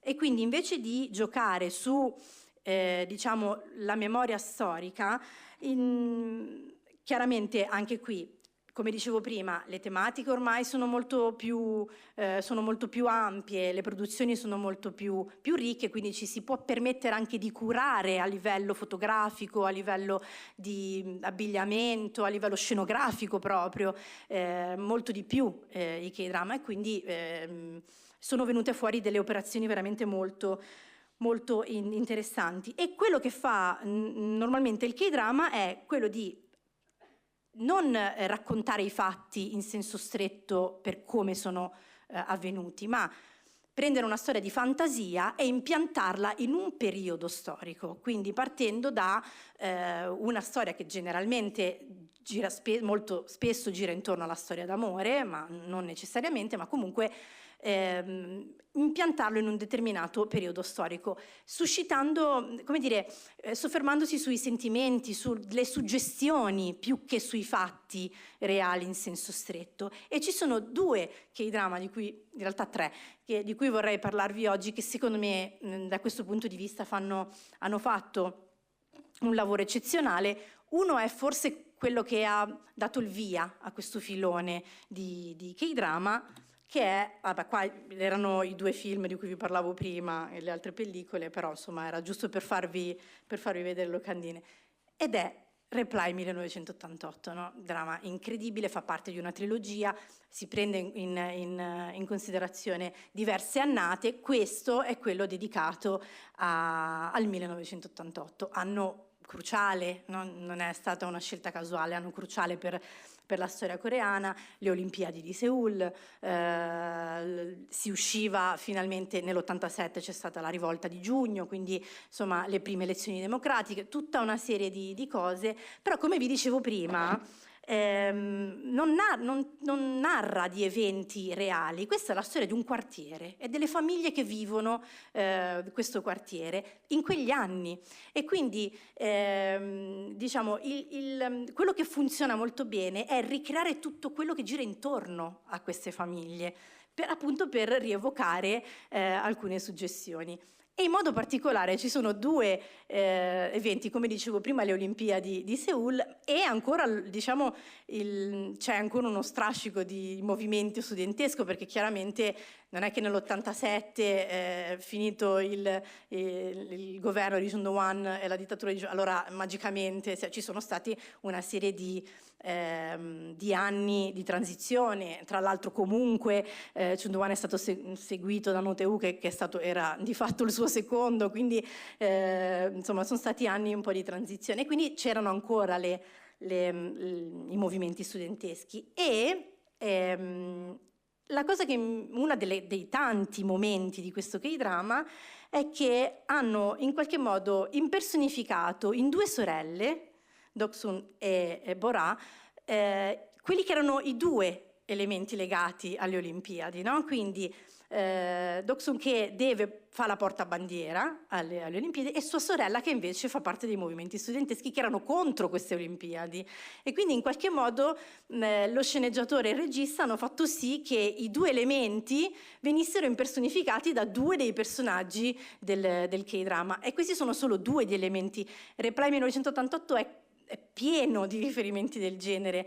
Un'altra cosa, mi ero segnata, un'altra cosa molto interessante: a un certo punto, verso la fine, una delle famiglie deve lasciare il quartiere e chiama una ditta di traslochi per appunto spostarsi, e all'autista gli chiede di portarli a Pangyo. Pangyo in quegli anni era un quartiere assolutamente, cioè era una zona rurale dove non esisteva nulla, e che solo dopo poi le riforme del 2001 è stata ribonificata tutta la zona, e adesso è una delle zone più ricche a sud di Gangnam. Quindi insomma non è casuale il fatto che abbiano voluto mettere proprio questo dettaglio del quartiere, che è stato proprio in qualche modo il simbolo del cambiamento che avrebbe avuto Seul da quell'anno in poi. Un altro dettaglio sempre di Reply è, per esempio, uno dei personaggi che deve affrontare un'operazione, si ritira in un tempio per meditare, per insomma prepararsi ad affrontare l'operazione. In quello stesso tempio incontra Chun Doo-hwan. E anche quello è una cosa realmente accaduta, che però su cui loro hanno giocato molto, no? Perché nel momento in cui sale al potere No Tae-woo, in realtà Chun Doo-hwan rimane ancora, no, continua ad avere un po' di potere all'interno del governo. Quando l'Assemblea nazionale inizia a fare le indagini su alcuni episodi, parliamo del massacro di Gwangju, parliamo di tutta una serie di cose portate avanti da Chun Doo-hwan, lui decide di ritirarsi e sta per un tot di tempo, mi pare addirittura forse un paio d'anni, all'interno di questo tempio. Ecco perché nel K-drama viene inserita questa scena. Chiaramente Chun Doo-hwan si vede sempre di schiena, non viene mai fatto capire che effettivamente è lui, ma in realtà si capisce. Quindi insomma, questo per farvi capire il modo in cui i K-drama giocano con la storia, e lo fanno alcune volte, come in questo caso, in modo veramente molto intelligente. E questo è l'altro dramma, che è l'ultimo, no? Io ho fatto i due estremi. Il primo, insomma, quello che ha portato, diciamo, che ha iniziato questo filone, e poi l'ultimo dramma, anche questo molto molto bello, che come spesso accade in questo tipo di K-drama, si racconta in anni, in generazioni, cioè porta avanti il racconto di un periodo, come vi dicevo prima, quindi non di un evento storico, ma di un periodo in cui la storia entra ed esce dalla narrazione. E questo ne è l'esempio lampante. Qui è la storia di, appunto, generazioni, perché Ayu in questo dramma interpreta sia la madre che la figlia, e quindi partiamo dagli anni 60, quindi dal colpo di Stato addirittura del 61, e viene nominato il colpo di Stato del 61 in cui Park Chung-hee prende il potere a maggio tra l'altro il 16 maggio, quindi oggi ricade ricade anche quindi il colpo di Stato del 16 maggio del 61 in cui Park Chung-hee sale al potere, e poi va avanti in realtà appunto tutto il periodo di grande sviluppo. Poi vabbè, loro partono si divide diciamo tra l'isola di Jeju e Seoul, che poi perché la figlia poi si trasferisce per studiare a Seoul, e lì appunto si vede tutto il periodo invece degli anni 80, no? Quindi con appunto i movimenti, la vita universitaria di quegli anni. E un'altra cosa interessante è che la figlia in quegli anni lì a un certo punto lavora in un cinema. E quel cinema è un cinema molto particolare, molto importante, perché è il cinema di Gwangju, che è attivo, cioè funziona ancora, si occupa soprattutto di proiezioni di cinema indipendenti, però è un cinema molto bello, che è stato importante perché in varie fasi della storia coreana è stato anche, diciamo, scenario di comizi, scenario di momenti di resistenza. Ecco perché è stato scelto il cinema di Gwangju in un dramma del genere. E questo ecco perché vi dico i K-drama quando giocano con la storia, no? Questi sono tutti dettagli che per me sono esaltanti, perché io essendo direi quasi ossessionata da questo periodo storico, comunque però mi piace il modo in cui cioè la direzione che stanno prendendo questi drama. Non è l'unico. Questo è un altro esempio eclatante e meraviglioso, no? Qua invece siamo proprio durante la rivolta di Gwangju, e Youth of May è diciamo, il simbolo di quella che è la cura fotografica, di montaggio, la cura nel proprio ricreare la scenografia, le automobili, l'abbigliamento. È veramente incredibilmente efficace da questo punto di vista, e anche qua è tutta suggestione, però, perché c'è la storia d'amore in mezzo tra loro due, che chiaramente lavorando in ambito ospedaliero si ritrovano ad aver contatto diretto con le vittime e con i feriti e con le vittime del massacro di Gwangju, e quindi no, chiaramente non vi svelo il finale, perché vi consiglio di guardarlo se lo guarderete, ma diciamo che è forse uno di quelli che a livello emotivo è più difficile da digerire, ma forse anche quello che in qualche modo rappresenta meglio quel periodo storico. È incredibile. Poi queste sono altre scene, questo per farvi vedere, no? la cura nei dettagli, nell'abbigliamento, gli arredamenti, è tutto curato in modo molto, molto preciso, e come vi dicevo prima, questo è anche possibile al fatto che adesso le produzioni sono chiaramente molto più ricche, quindi è più facile lavorare su questi dettagli, che però in dramma come questi fanno la differenza, cioè è proprio questo che fa sì che il dramma funzioni bene. E poi, qua andiamo verso il finale, questi sono due esempi, altri due K-drama. Questi sono ambientati esattamente più o meno nello stesso periodo, si passano giusto un paio di anni, perché Chief Detective è 1958, appunto ambientato nel 1958, Ankom Samsik invece è ambientato nel 60, durante le elezioni di marzo di Isingman, quando Isingman poi, insomma, le varie elezioni che hanno portato poi alla rivoluzione di aprile del 1960. Stesso periodo storico, due toni completamente diversi, perché Samshiki Samchon è molto più concentrato sugli intrighi politici, è molto più noir, è molto più oscuro, i personaggi sono tanti e le trame che si intrecciano sono tante, tra l'altro insomma con un cast decisamente notevole, mentre Chief Detective 1958 è lo stesso punto di vista, quindi il centro è sempre la corruzione e tutte queste tematiche qui, ma vista dal punto di vista di un piccolo distretto di polizia di Seul, tra l'altro capitanato da Lee Jae-hoon, che è il protagonista, che tanto c'è da dire che questo in realtà è il prequel di un K-drama degli anni 70, un poliziesco degli anni 70 di grandissimo successo. Questo è il prequel, quindi diciamo come si è arrivato a quel periodo. E Lee Jae-hoon è un poliziotto di un piccolo paesino rurale che si ritrova, siccome è particolarmente bravo a diciamo arrestare i ladri di mucche,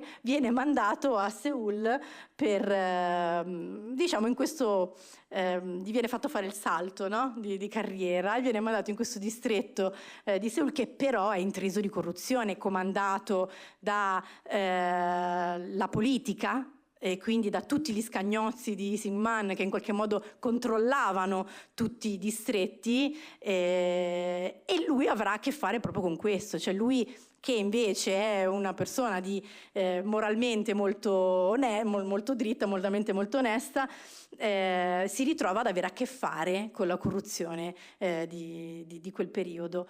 E anche questo appunto però rispetto appunto a Uncle Sam Chick ha un tono molto più scanzonato, molto più divertente, gioca un po' di più sul contorno sociale. E poi un'altra cosa che io ho notato, e qui mi ricollego soprattutto a Reply 1988, no? Che questo tipo di K-drama si possono considerare un po' delle storie corali, no? Però se ci pensiamo bene, secondo me questa cosa non è casuale, perché se noi pensiamo bene alla storia di quei decenni, è una storia collettiva, è una storia sociale, quindi che questo tipo di narrazione sia una narrazione corale è anche molto coerente con quelli che erano le dinamiche di quegli anni, no? Dove la collettività era quella che faceva la resistenza, dove si racconta la vita di un'intera società che in qualche modo cercava di arrancare lungo tutto il percorso dei cambiamenti sociali. E quindi questo era un po' il discorso che volevo farvi oggi, farvi vedere come da un punto di vista soprattutto dei K-drama, visto che oggi si parla appunto di cultura pop, di soft power, il modo in cui sulla scia del Hallyu anche determinati argomenti che sono magari un pochino più diciamo un pochino più strutturati, un pochino più complessi da raccontare, in realtà affrontandoli nel modo giusto possono essere raccontati. E questo era per farvi vedere, no? Appunto Chief Detective è il prequel del Susabanjan, che è l'altro, il primo. E niente, io direi che ho concluso qui, vi ringrazio per avermi ascoltata.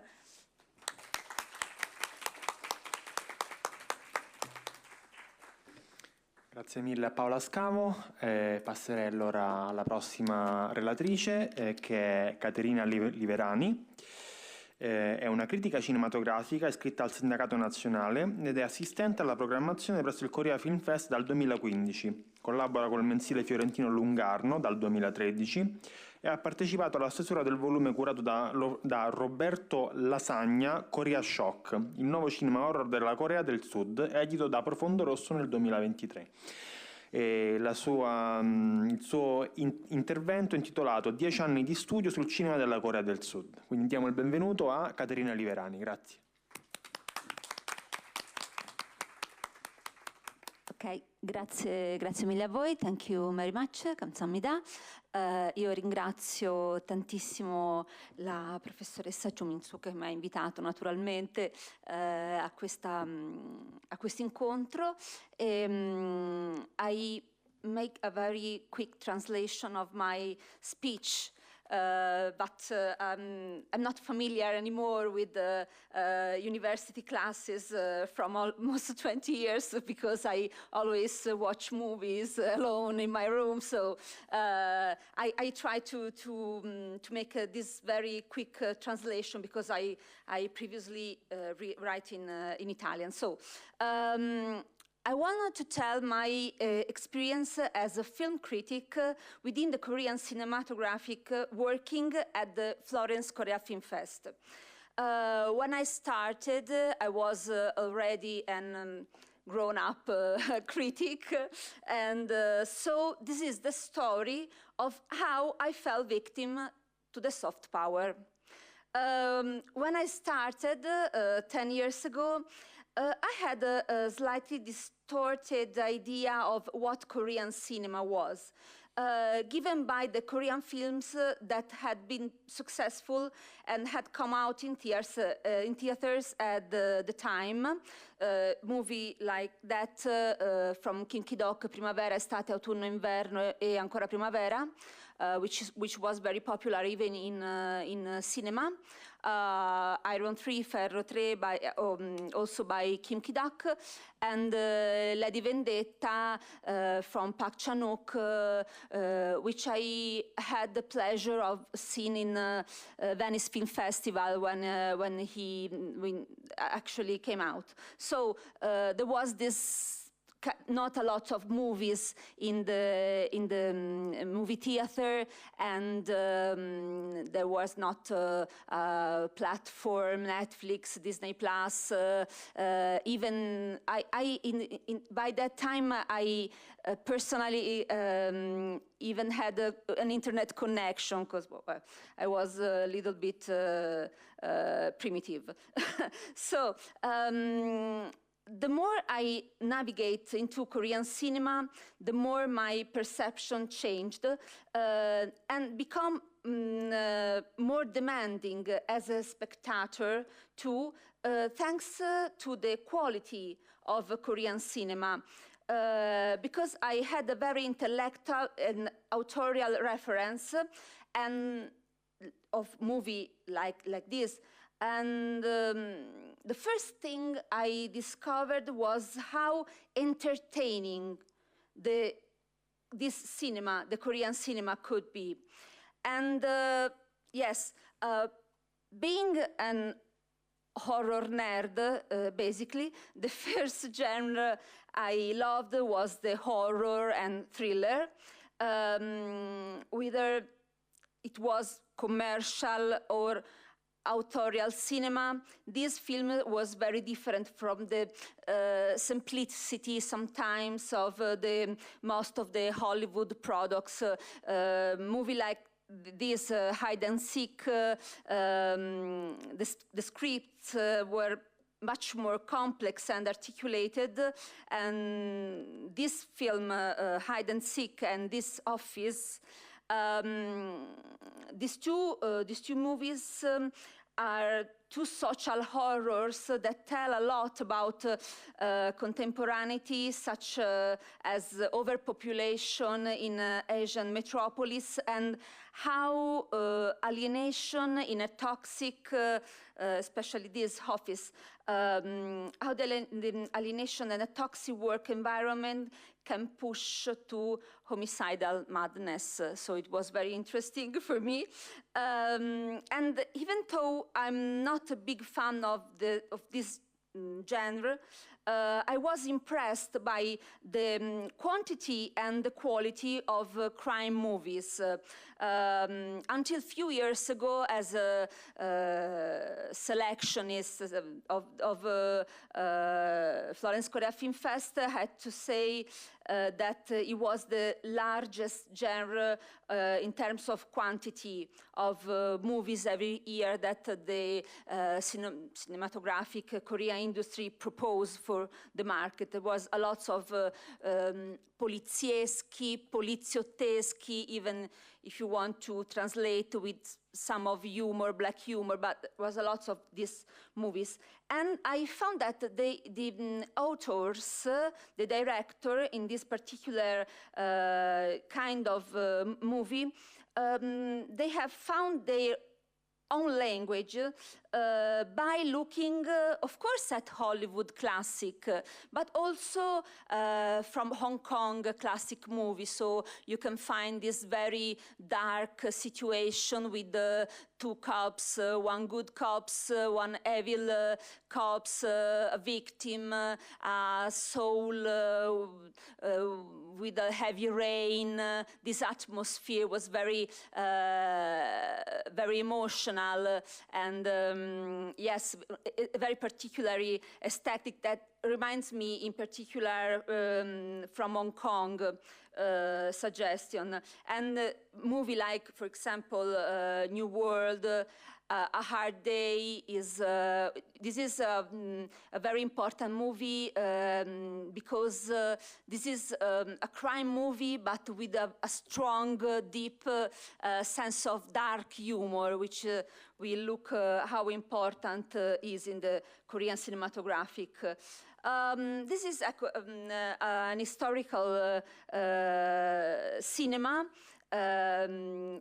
which is another type of film that is very appreciated, especially by the audience that has the strong prejudice and misconviction that Korean cinema can be very violent or intellectual or difficult or not approachable. Movie like Sado, for example, or Masquerade, or The Face Reader, there are, they never put on stage only an era or a biography or a period, but an original script with a great accuracy, like Paola said before, a very accuracy in details, in object, is very fascinating.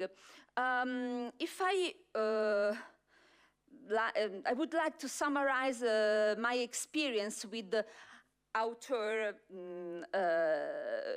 cinema by mentioning just one name that has been talked a lot this day because he's a juror of Cannes Film Festival right now in the main competition alongside Juliette Binoche, Halle Berry, and other important personality, which is Hong Sang-soo, Maestro Hong Sang-soo.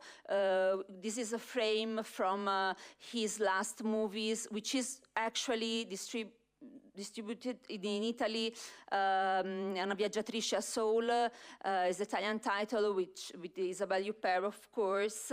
Hong Sang-soo is an extraordinary author who always creates great conflicts. For example, in our juries, because someone love him, someone hate him, and someone just can understand this particular kind of movie because he's a director who made intimate cinema, improvisation, and yes, he translates this aspect which we can find in maybe Eric Romer in Europe, in his personal, unmistakable style.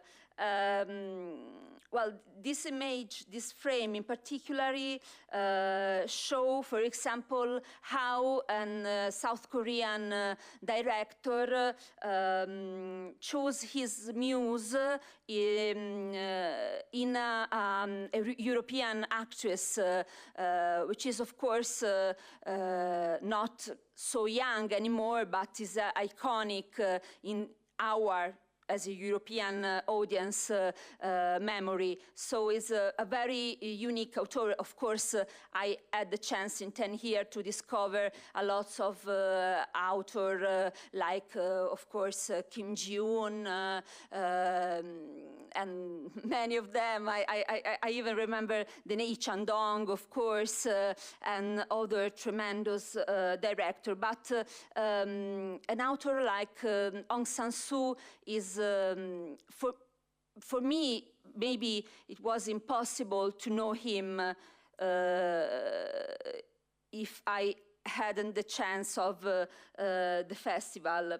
I want to talk now about the melodrama, which is this extraordinary genre that combine comedy and tragedy, and that is always in this day moving towards seriality.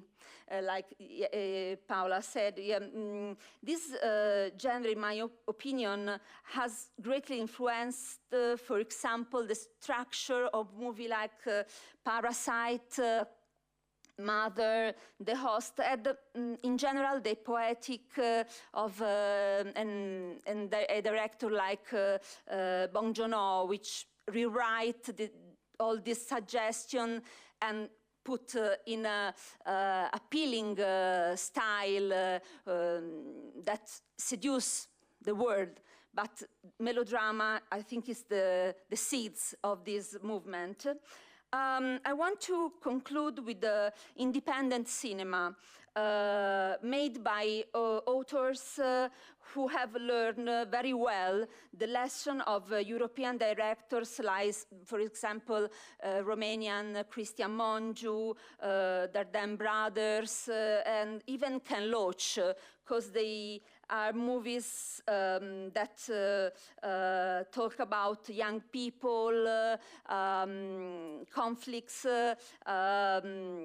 women, working class, like Still Flowers, which is about a girl which is basically an homeless next to he, which won the festival, the Florence Korean Film Festival 2 or 3 years ago, and the House of Hummingbird, which is distributed in Mubi and in other independent platform. I would like to say that this kind of independent movie, and I say it with deep pleasure, are a kind of movie in which female directors are often most active, even yes, with this topic. Coming to soft power, I can say that I've seen in action not really a soft power, but a K-charm soft power, I don't know, K-charm present, which is exercised maybe involuntarily by our guests that every year comes to our festival, and the power that they had on the audience in the meetings and in the masterclass. It was not only the amazement in seeing movie star that everyone experiences once in a lifetime, but a sort of reverential hypnosis given by a great authority that these people had, combined with elegance and a genuine candor in seeing their work recognized in Italy and in Europe. I'm referring in particular to 40, 50 years actors like Hee Byung-hun, Lee Jung-jae, Park Hae-il, artists who have surfed the K-wave without knowing where it would take them. This awareness that success and recognition were not guaranteed when they started as young actors or model or in theater, where this humble and gratitude cancels out a bit of distance between the guest and audience, making the experience of this meeting, of seeing in person actors like them, more beautiful and meaningful in my experience. Thank you very much.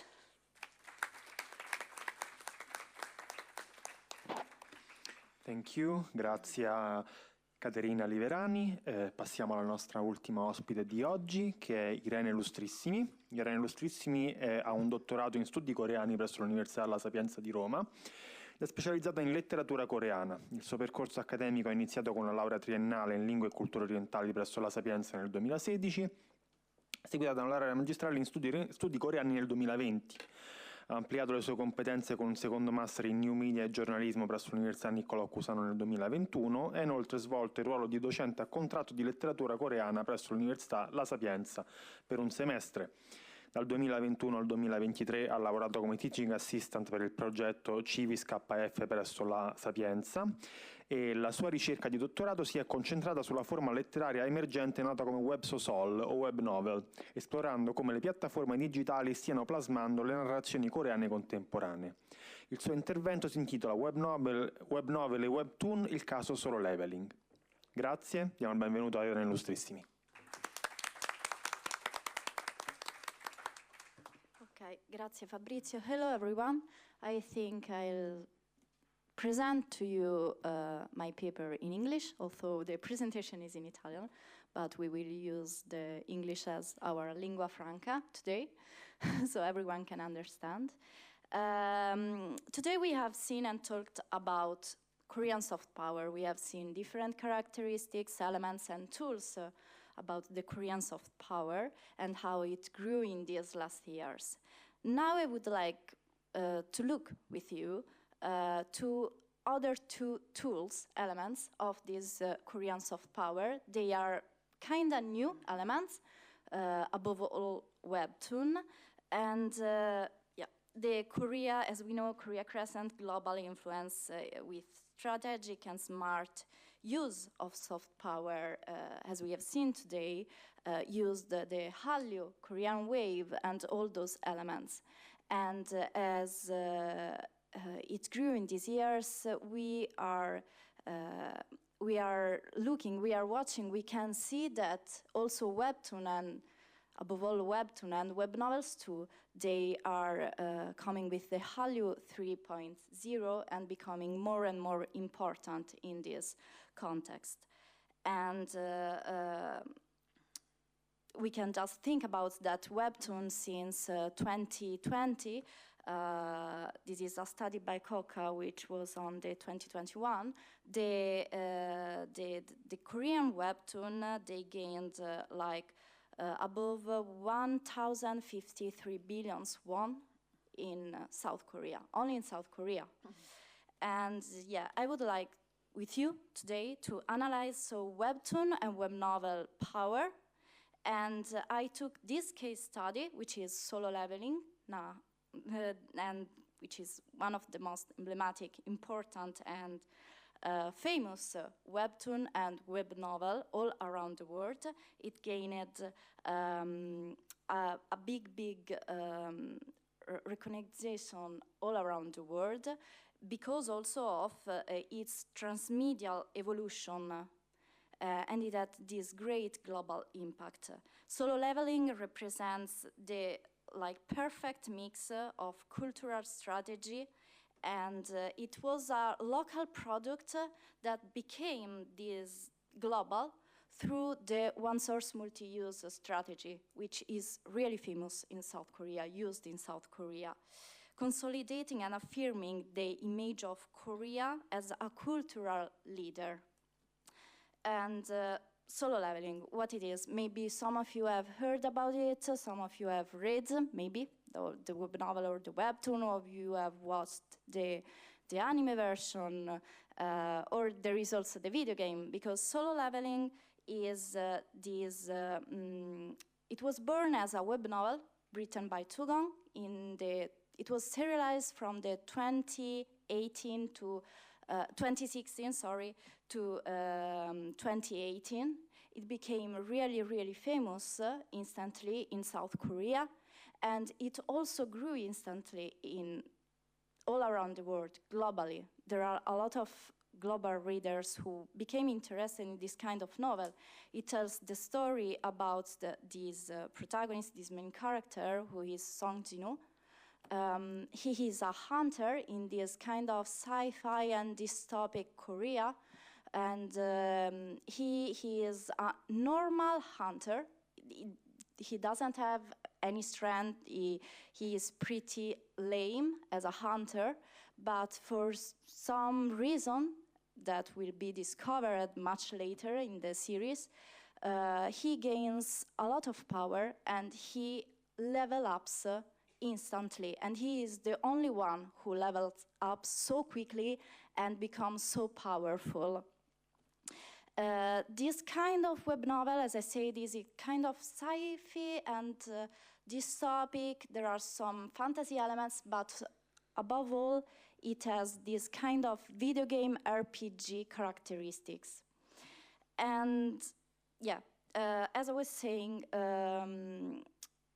there is kind of, I put here a timeline, because as I said before, there was first the web novel. And as often happens in South Korea, then web novels, web social, are adapted into webtoon. The webtoon became instantly famous, not only in Korea, but also all around the world. If you think about it, in France, the webtoon, just in the first week, the first volume was, the copies sold were around 900,000 copies, only in France. And so you know how big it was. After the web novel and the webtoon, which was adapted by the artist Dubu from Radis Studios, there was also the video game adaptation, which was Solo Leveling Arise. It was announced in 2023, like at the end of the year. And as soon as it was announced, there were like 5 million pre-registration all around the world to download the video game. And at the end, there is the animation. It was announced, big as always, it became quickly and had a powerful impact. They made the first season in 2024. The second season is releasing right now, and it was confirmed that there will be also a season 3 and probably also a season 4 of Solo Leveling. What is interesting about the animation is that it is not produced by a Korean company, but by a Japanese company. It is produced by A1 production company in Japan, and there is also another interesting fact about it, which is the anime is released on the global platform Crunchyroll, which is famous to watch different animes. And but for the Japanese public, Solo Leveling was localized. It changed. So they don't have Son Tunu, but they have Shun Mizushino. And like other characters, Yujino, which became Kenta, or Taeni, which became Shizuku, it was adapted to the Japanese public. All the characters, they were changed their names as Japanese. They are Japanese, and it is not in Seoul, but it is in Tokyo. But it is only for the Japanese public. For the global public, for the public audience, it is still Sonjinu, and it is in Seoul, which is pretty interesting because we can see that there is this kind of localization to give to the Japanese people this kind of familiarity and acceptable like kind of feelings, but it also can represent the complex relations between South Korea and Japan. That's because in the web novel, originally in the web novel, as Sonjinu grows and becomes more powerful, the hunter, the Korean hunters are called not to other countries. So they had to fight in America and also in Japan against this kind of monsters. And we can see that the Korean hunters are much more powerful. And there is this kind of image in Japan where there is this kind of battle between Korean and Japanese hunters, and the Japanese hunters are not depicted so well. And it will be interesting when it will be serialized, that kind of arc narrative from these kind of Japanese animation studios, because it will be interesting to see how they will adapt this kind of arc. Because if they want to change this kind of Japanese image in this product, they will have to change all the narrative around that particular arc.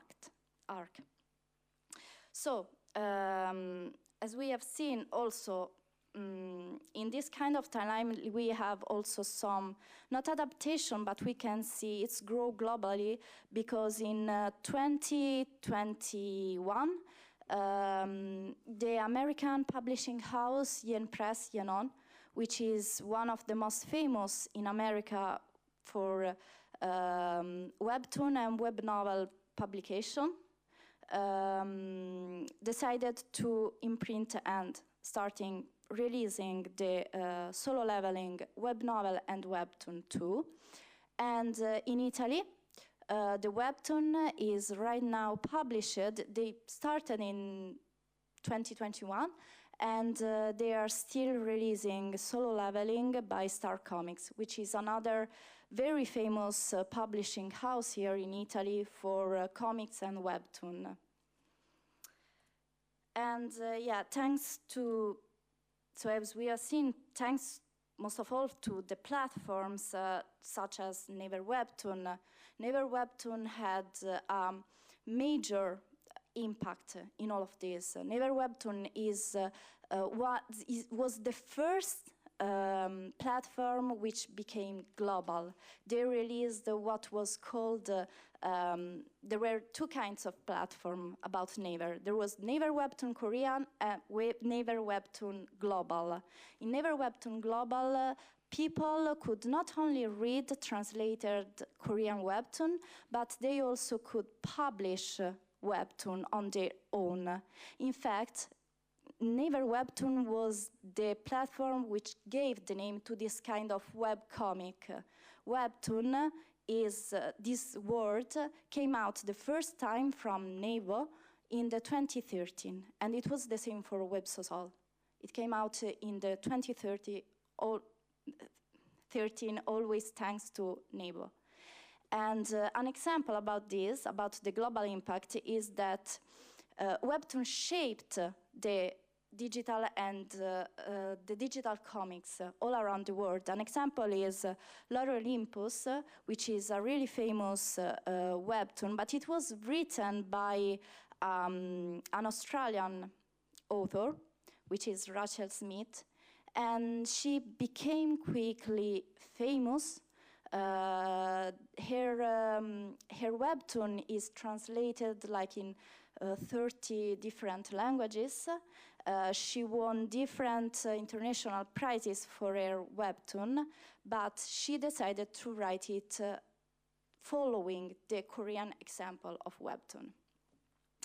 And yeah, so Naver Webtoon and all, right now also Kakao and so on, they had a major role in all of this.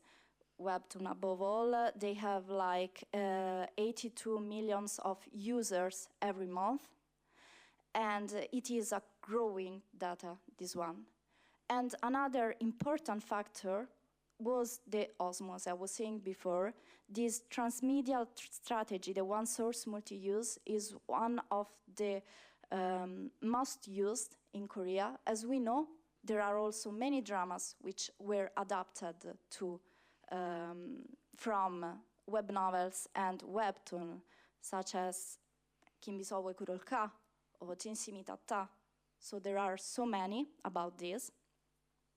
And as I took solo leveling because I wanted to look with you to solo leveling because it is it distinguishes itself from all the others work, not only for its commercial success, but for its ability to integrate, to mix these kind of Korean elements, Korean narration to an international format, such as I was saying before, the video game, the RPG video game, in Solo Leveling, but in a lot of web novels, web social and webtoon of this kind, there is this word, mana, which is like this interior force, which maybe the Western public isn't used, but if they are part of the video game community, they know what mana is. And also, by being so, Solo Leveling overcame quickly what was the linguistic, the formats, and the cultural obstacles. And okay, that's why, as we have seen, transmediality, Osmo, is not only for Korea a commercial strategy, but it is important because it is a manifestation and tools for the soft power, for Korean soft power. And every adaptation, as we have seen, is set to amplify what is the cultural impact in different countries, with different cultures, with different people, and also with this kind of variety of audiences. It can attract like watcher if they watch anime or watch drama, but also readers with the web social and webtoon, and also video gamers. So it can comprehend a variety of public, of different people, and by doing this, they promote the image of Korea all around the world. And so we see that there is this kind of use of a cultural product used then in cultural diplomacy, and yeah, of course there is also one important thing is the community online in the soft power, and this is in this case too what is community and fandom, because through their comments online, as we know, web social they can be commented, and webtoon they can be commented every episode every week, and so by these comments, but also by fan art, by fan fiction, there are a lot of people, by looking at other platforms like web novels and novel updates, which are English web novel platforms, there are a lot of fan fiction or works that are inspired by web novels they have read, by Solo Leveling, by Omniscient Reader.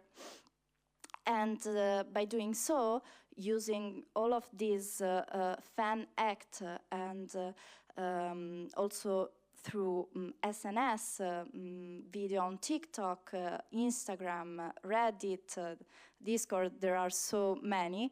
The community become an ambassador of what is the image of Korea all around the world. And it is strengthened because by doing so, it becomes a shared experience between the fans.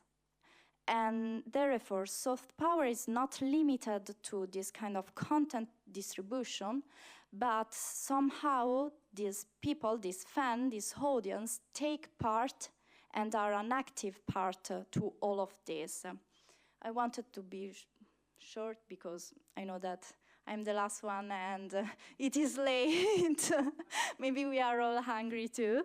And in conclusion, I just wanted to look at it with you and share with you this kind of reflection on how much important webtoon became and web novel are starting to become and looking at this with this case of solo leveling, while the industry of webtoon and now web novel, they are contributing to this kind of global growth to the image of Korea.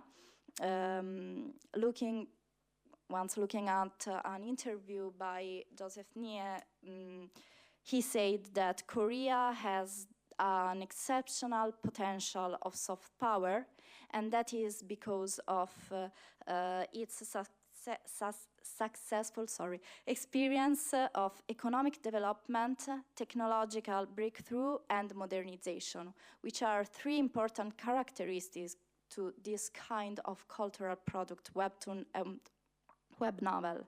So this kind of sentence made me immediately think about this webtoon and web social. And yeah, that's all I think.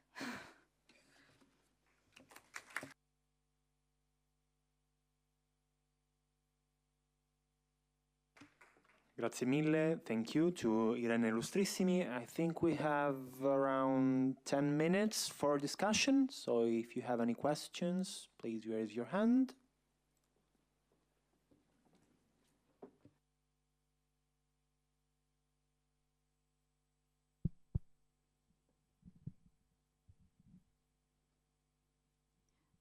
Thank you so much for your very, very interesting presentation.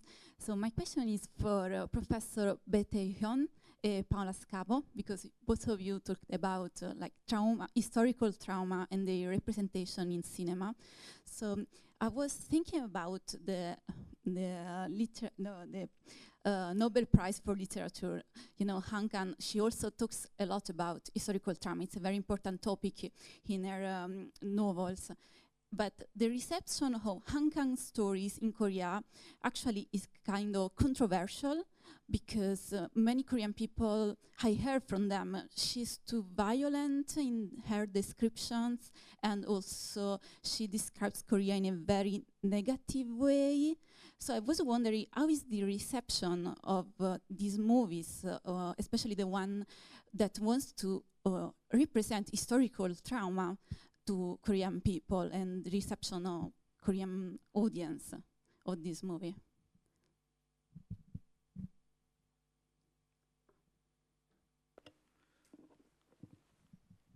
김국희 선생님 혹시 해주실 수 있나요?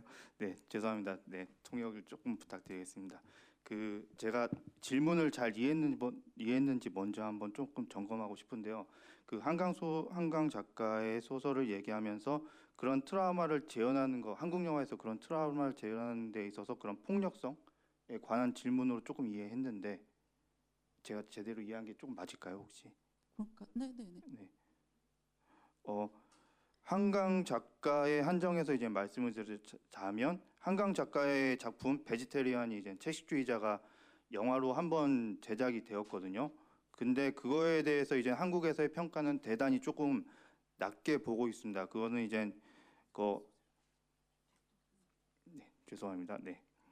한강 작가에 대한 영화가 한 번 되었는데, 베지테리안이 영화화 되었는데 그거에 대한 평가가 되게 낮는데, 이것은 영화 매체에 대한 속성과 조금 연결이 되어 있거든요. 영화라는 것은 보여지는 시각적인 그런 매체다 보니까 한강 작가의 베지테리안에 나오는 여성 주인공을 좀 시각적으로 소환해서 착취하는, 되게 이제 거기서 이제 폭력적으로 당하는 그러한 모습을 되게 이제 시각적으로 재현을 하는 그런 걸로 이제 만들어져 가지고 평가가 되게 낮습니다. 그래서 이제 한국 영화뿐만 아니라 이제 거의 모든 영화 매체에 대해서 얘기할 때 그런 시각성에 대해서 좀 딜레마적인 그런 측면을 좀 가지고 있습니다. 이것을 분명히 어떠한 트라우마나 또는 이제 역사적인 사건을 재현을 해서 많은 관객들과 함께 공유해야 되는 그런 필요성이 있는데, 이 트라우마적인 사건을 직접적으로 재현하느냐, 간접적으로 재현하느냐 하는 그런 딜레마에 항상 놓여져 있고, 그것은 한국 영화뿐만 아니라 되게 많은 영화들의 현재까지도 고민거리이기도 합니다. 네. 감사합니다. 죄송합니다. 제 짧은 영어 때문에. 네. Allora, intanto per quanto riguarda l'autrice Hangang possiamo iniziare il discorso riguardo alla sua rappresentazione con la pellicola della vegetariana. Purtroppo questo film ha avuto una critica molto molto negativa. Secondo me è collegato molto alle caratteristiche naturali del film, nel senso che il film di natura deve far vedere con l'effetto visibili, cioè quindi in questo caso del film della vegetariana il regista ha dimostrato in maniera molto diretta lo sfruttamento violente del corpo femminile in maniera molto visiva. Questo fatto ha guidato ad avere una valutazione o una ricezione non positiva, anzi molto negativa. In realtà questo fatto è un dilemma in generale del film, nel senso che quando si tratta della rappresentazione delle vicende storiche, cioè il regista o il produttore vuole condividere un certo momento storico, da questa necessità devono scegliere come rappresentare, nel senso che si potrebbe adottare una maniera più diretta oppure un po' indiretta, cioè quindi il come è sempre una questione in generale.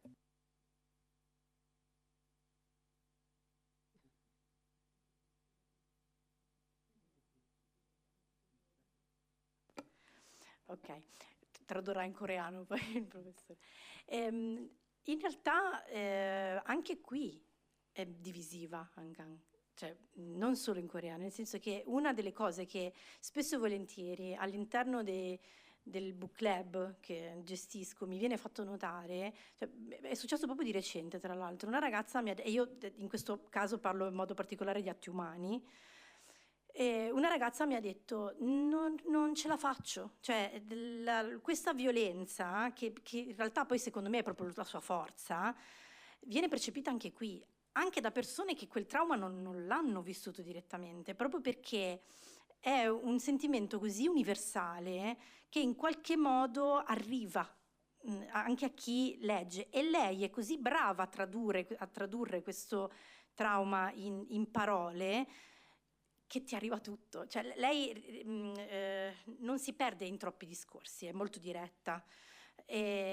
Io capisco benissimo quando tempo fa, ascoltando una delle sue interviste, lei disse: io per preparare, cioè appunto sappiamo tutti la storia, no? Lei è nata a Gwangju, eccetera, eccetera. Per prepararmi a scrivere il libro sono tornata a Gwangju e ha passato un periodo di tempo lì, e ha passato un periodo di tempo, giorni, dentro il cimitero monumentale ad ascoltare le voci di quelle anime. Ecco perché il libro è diviso in capitoli e ogni capitolo è una voce diversa. Però sono traumi e è un linguaggio così universale che io non credo sia solo, chiaramente per i coreani è un qualcosa di più diretto, anche se poi in realtà la storia di quei decenni ha fatto molta fatica a venire fuori, e i giovani spesso non sanno neanche bene che cosa sia successo. Però io credo che la sua sia proprio una questione di linguaggio, cioè la scelta delle parole. Lei ha questa grandissima forza e questo grandissimo talento nel scegliere le parole giuste in modo universale, e quindi io ho notato che anche per noi qua in Occidente spesso e volentieri la sua scrittura è divisiva, proprio perché ha questo impatto così forte che in qualche modo ti arriva. Non so se ho risposto. No? Sì, sì, grazie.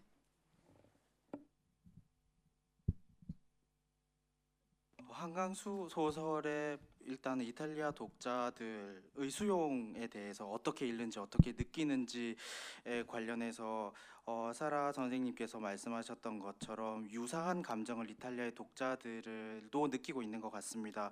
특히 비록 소설을 통해서 읽는 것이기 때문에 어떤 시각적이라고 말하기는 조금 곤란할 수도 있겠지만 어쨌든 소설에서 묘사되고 있는 폭력적인 것들이 시각적으로 다가오는 듯한 느낌을 받는다고도 말할 수 있을 것 같은데요. 예를 들어서 어떤 독자 같은 경우에는 도저히 더 못 읽겠다 이렇게 이야기를 했다고도 합니다. 이것은 또 외국인의 입장에서 생각을 해보자면 실제로 그 트라우마를 겪은 사회 바깥에 있는 사람이 보는데도 그러한 감정을 느낄 수 있다는 것은 우리가 이야기하는 트라우마, 특히 이제 한강 소설의 경우에는 뭐 국가폭력과 관련이 되어 있을 것 같은데요. 이러한 트라우마라고 하는 것에 어떤 보편성이 있기 때문이라고 생각이 됩니다. 그 글로서, 문학 작품으로서 트라우마를 마주하면서 그 독자가 그것을 느끼고 공감한 결과 중에 하나가 도저히 더 못 읽겠다라는 반응일 수도 있는 것이죠. 어떻게 생각하면 이것은 의도된 것일 수도 있을 것 같습니다. 왜냐하면 한강 자신이 여러 인터뷰나 이런 곳에서 밝히고 있다시피 실제로 광주에서 태어난 사람이기도 하고요. 책을 소년이 온다를 준비하기 위해서 광주에서 실제로 머물었었고 5.18 희생자 묘역에 가서 많은 시간을 보내면서 마치 그곳에 있는 영령들과 대화를 하다시피 하는 시간을 가졌다고 고백도 하고 있고 또 실제로 여러 가지 조사들을 하기도 했습니다. 이것은 무엇보다도 그 한강이 다루고 있는 소재 자체뿐만이 아니라 그 소재가 가지고 있는 트라우마라는 속성 그리고 그것이 가지고 있는 어떤 보편성 때문인 것 같다고 생각합니다. 또 과거를 조금 더 생각을 해본다면 한국의 경우에는 특히 이제 5.18이라거나 다른 이런 국가폭력과 그에 따른 트라우마에 대해서 좀 공개적으로 문학 작품이든 뭐 영화든 이런 매체를 통해서 말하는 것 자체가 또 금기시되던 시기도 있었고 특히 젊은 세대 같은 경우에는 이러한 트라우마와 굉장히 이제 멀리 떨어져서 자라왔기 때문에 그러한 언어적 표현의 선택, 즉 한강이 굉장히 전략적으로 말하자면 의도적으로 좀 더 폭력성을 환기시킬 수 있는 단어들을 적절히 배치하면서 본인의 작품을 구성하는 것들이 결국은 그러한 트라우마를 언어권을 떠나서 문화권을 떠나서 모든 독자들이 그것을 느끼게 하고 있다고 생각합니다. I have a question maybe for Paola Scavo and Professor Baek Tae-yeon. About the movie you just talked about, these historical movies that talk about the period of democratization or dictatorship. I heard that in Korea there is, first of all, I think this trend came out because the end of dictatorship, so there was a kind of revision, historical revision in Korea. So this period could be more represented, first of all, compared to colonialization and Choson era, because they were less dangerous as a representation, even though some director, especially in the 80s, used the chosen background anyway to criticize the society of the 80s anyway. But so the problem was about this historical revision, end of censorship, and open of archives. For example, Seoul의 Pom is one example that some archives could be open to public, so you could actually consult and see what was the truth at that time.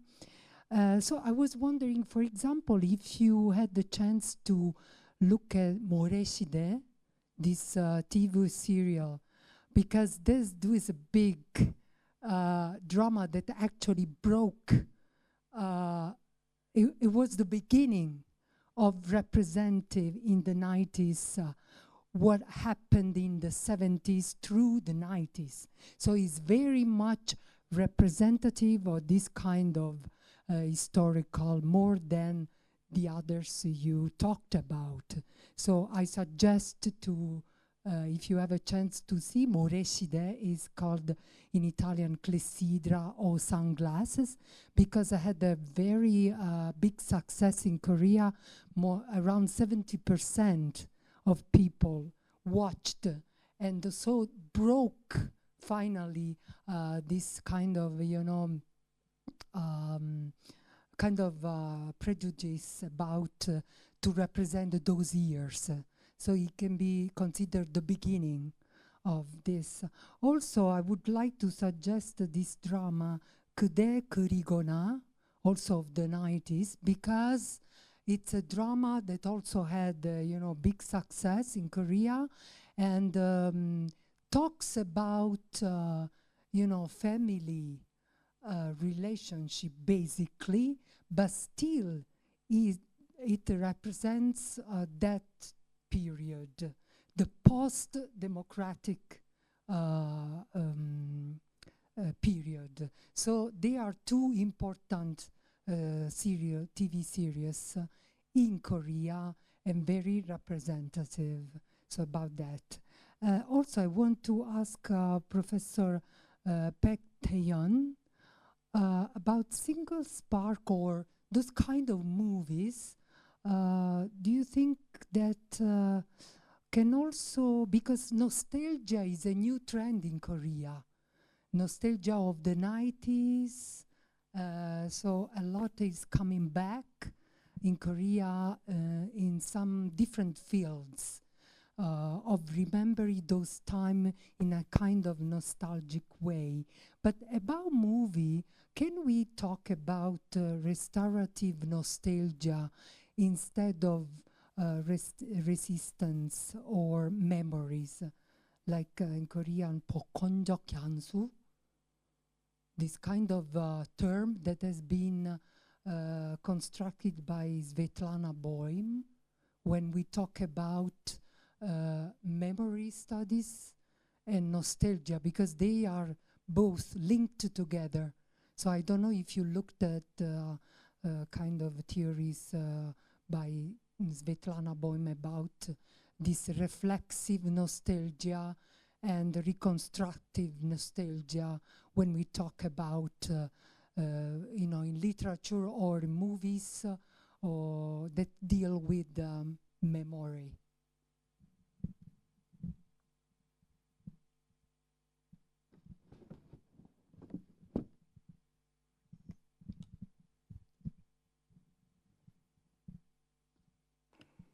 이번에도 통역 부탁드리겠습니다.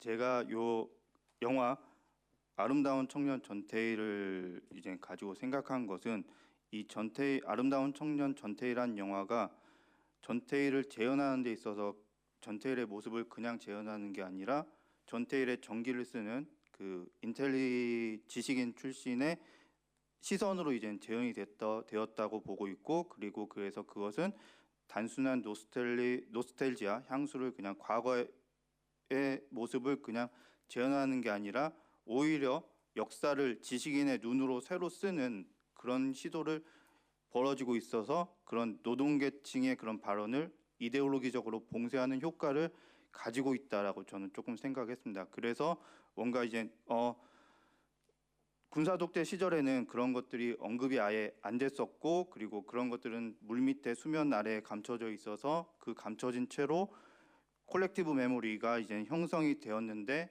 이런 것들이 이제 90년대 초 중반부터 이제 그 코리안 뉴웨이브 영화들이 이런 것들을 이제 끄집어내면서 카운터 메모리로 이런 것들을 제안을 했었거든요. 그래서 그런 것들이 되게 이제 신선하게 받아들이고 새로운 흐름을 나타낸다고 인식이 되었는데, 지금 돌이켜서 이제 그 코리안 뉴웨이브 영화들을 되돌아보니까 오히려 그런 이데올로기적인 봉쇄 효과를 가지면서 새로운 역사 쓰기를 하면서 노동자 계층의 목소리를 막아버린 게 아니냐라는 식으로 저는 조금 이제 바라보고, 그리고 그런 것들이 왜 일어났느냐, 바로 국제영화제라는 무대를 통해서 한국 영화를 국제 관객들에게 이제 소개하기 위해서 우리도 서구의 영화 역사처럼 이러한 시네마틱 무브먼트가 라고 하면서 이제 일부러 이렇게 딱 정말 학자들이 명명해서 지은 그러한 움직임이었거든요. 그래서 그런 만들어진 그런 역사적인 그런 흐름이지 않을까라는 식으로 저는 이 영화를 조금 분석을 해봤습니다. 마치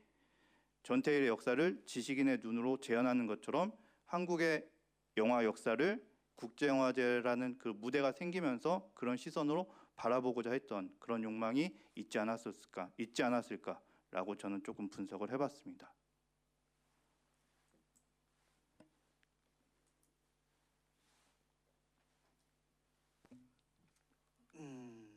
Allora, per quanto riguarda questo film che ho analizzato, quello che ho pensato è che quando il modo in cui la figura di John Tail viene rappresentato tramite questo film, il regista ha usato una prospettiva di un intellettuale che scrive la sua biografia, non proprio dal punto di vista del protagonista.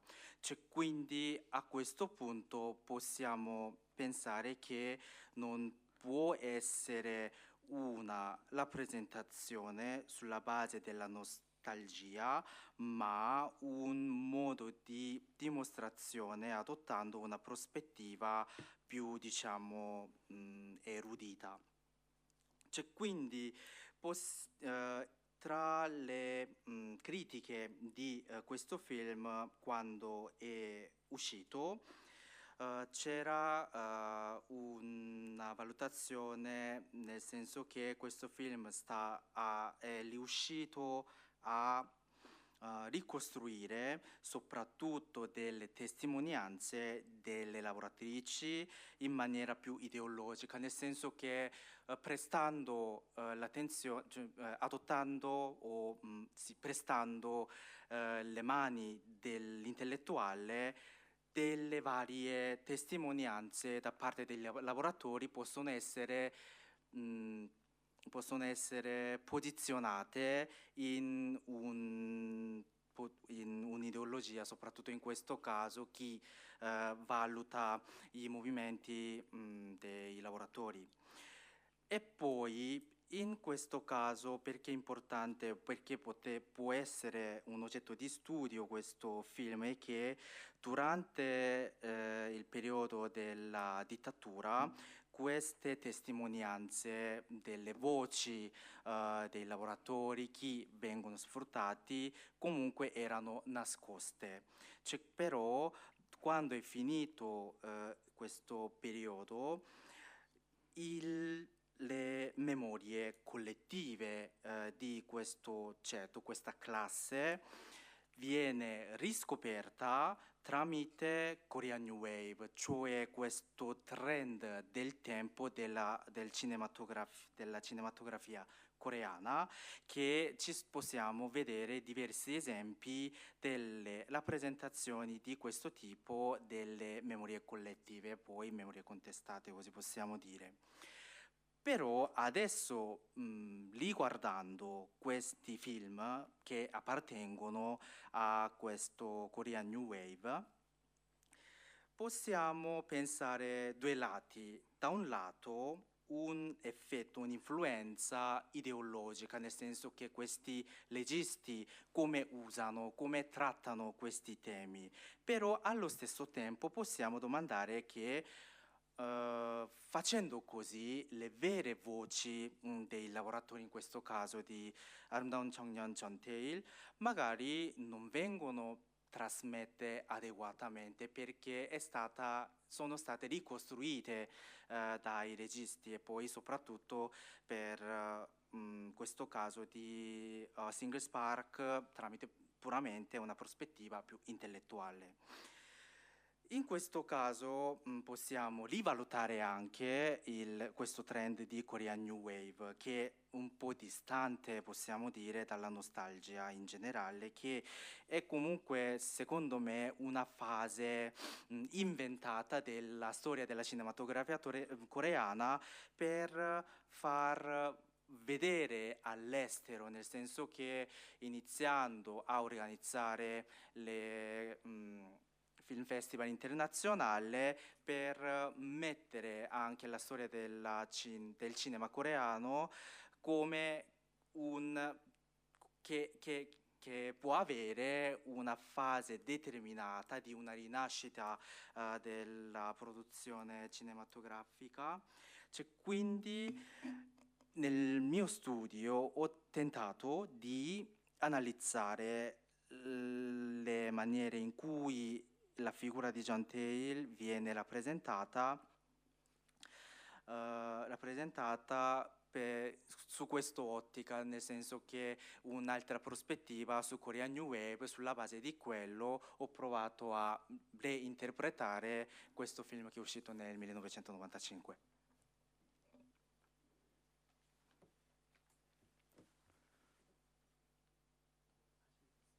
저 질문인데 하나 해도 될까요? 네. 그 카타리나 교수님에게 질문. 네.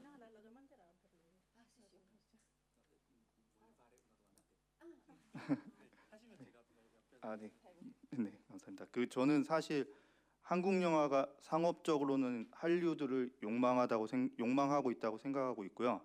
예술적으로는 이제 유러피안 아트 시네마를 좀 욕망하고 있다라고 저는 생각을 조금 하고 있습니다. 그래서 90년대 이제 한국 영화에서 한국형 블록버스터라는 말이 만들어졌거든요. 한류들을 지향하고 욕망하다 보니까 상업적으로 한류드의 스펙타클 따라가자 해서 한국형 블록버스터라는 용어가 생겨났고, 또 90년대부터 이제 유러피안 아트 시네마를 또 이제 욕망을 하다 보니까 국제영화제에 좀 많이 진출을 하게 되거든요. 칸, 베를린, 베니스에서 홍상숙, 김기덕 감독의 영화들이 주목을 받게 되었습니다. 근데 이제 한국에서는 봤을 때 홍상수 감독이 이제 칸 영화제랑 베를린에서 주목을 받았던 이유는 유러피안 아트 시네마의 문법과 이제 너무나도 유사하기 때문에, 아까도 말씀해 주셨듯이 에릭 로메르를 좀 연상시키는 그런 측면이 있어서 주목을 받았고, 김기덕 감독은 동양적인 것들, 동양의 하위 주체들이나 또는 이제 동양의 풍경들, 그러니까 오리엔탈리즘을 되게 이용해서 영화를 만드는 게 아니냐라는 그런 식으로 좀 해석을 하고 그러고 있습니다. 그래서 이 욕망들이 이제 한국 영화의 이제 내부에서 혼자 생겨난 게 아니라, 사실 이 욕망이 이제 오늘날 현재를 이루게 되었는데, 그 현재를 이루게 된 배경에는 국제영화제가 바라보는 그런 한국의 시선과 좀 맞아 떨어져서 상호 보완적으로 그런 것들이 일어났기 때문에 오늘날 현재가 이루어졌다고 좀 보는데요. 그래서 이런 유럽의 시각에서 한국 영화의 어떤 특징들을 좀 주목하게 됐는지 저는 좀 한국 사람으로서 조금 궁금해가지고 이걸 한번 물어보고 싶었습니다. Ok, questa è una domanda per Caterina. E per quanto riguarda il cinema coreano, possiamo dire che per i film commerciali vogliono essere come quei film di Hollywood, quindi per questo anche una parola viene coniata come un blockbuster coreano, quindi questo grandi film con tanta capitale eccetera eccetera. Allo stesso tempo comunque una parte della cinematografia coreana desidera di essere come un cinematografico artistico europeo, European Art Cinema. Soprattutto questo secondo punto lo possiamo vedere soprattutto tramite le candidature ai film festival internazionali come Cannes, Venezia, eccetera, eccetera. Che soprattutto abbiamo due regista che hanno avuto una serie di grandissima attenzione, ovvero Hong Sang-soo e Kim Ki-dok. Per quanto riguarda le prospettive oppure interpretazione coreana, nel senso che in Corea si valuta questo successo di Hong Sang-soo o Kim Ki-dok, che comunque sono un po' diversi. Per quanto riguarda Hong Sang-soo, che, come l'aveva già menzionato Caterina, esemplando dal caso di Eric Numer, sì, io sono ignorante, che comunque Hong Sang-soo segue la grammatica del European Art Cinema.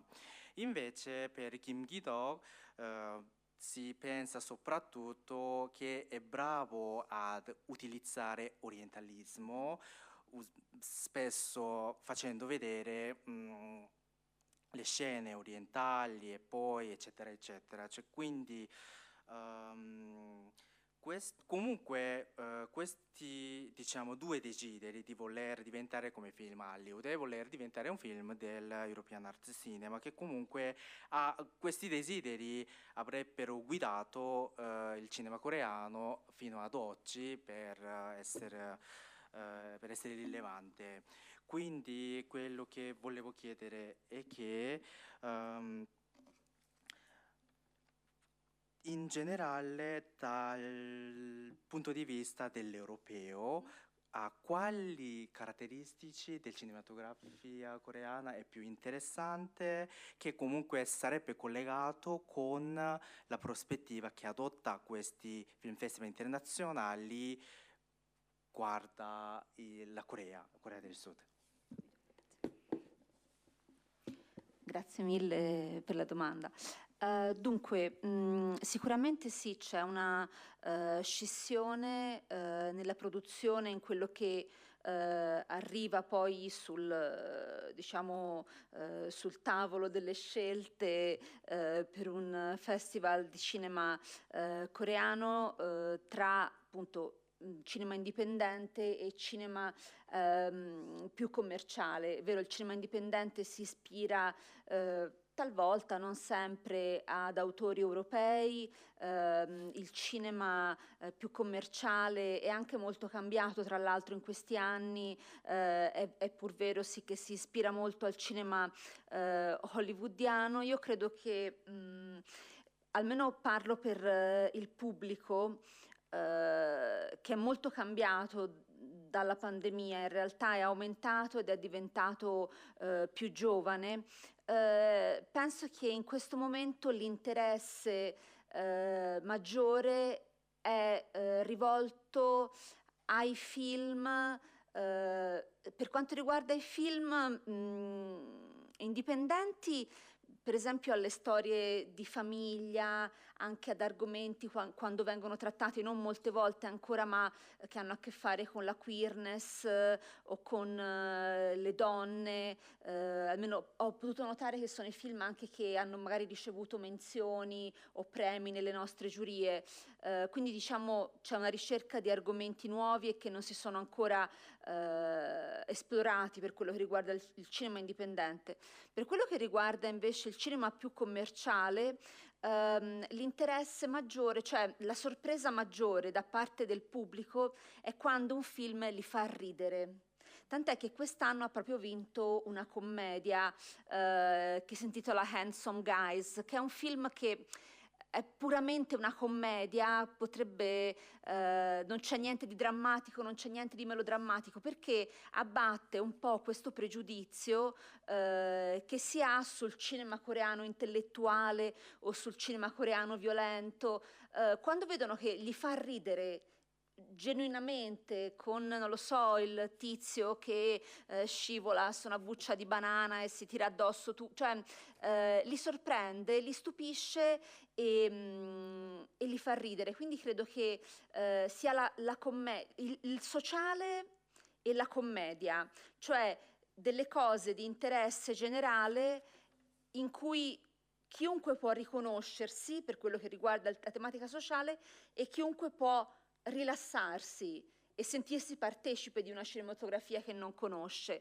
Per quello che riguarda più in generale l'industria cinematografica, credo che adesso ci sia un po' una crisi nel cinema e nell'industria. Ce l'hanno anche proprio raccontato i nostri ospiti quest'anno, ed è anche un po' forse la ragione per la quale dal 2023 con Decision to Live manca un ospite forte nei festival maggiori come Cannes, Venezia, per parlare dei festival europei, ma anche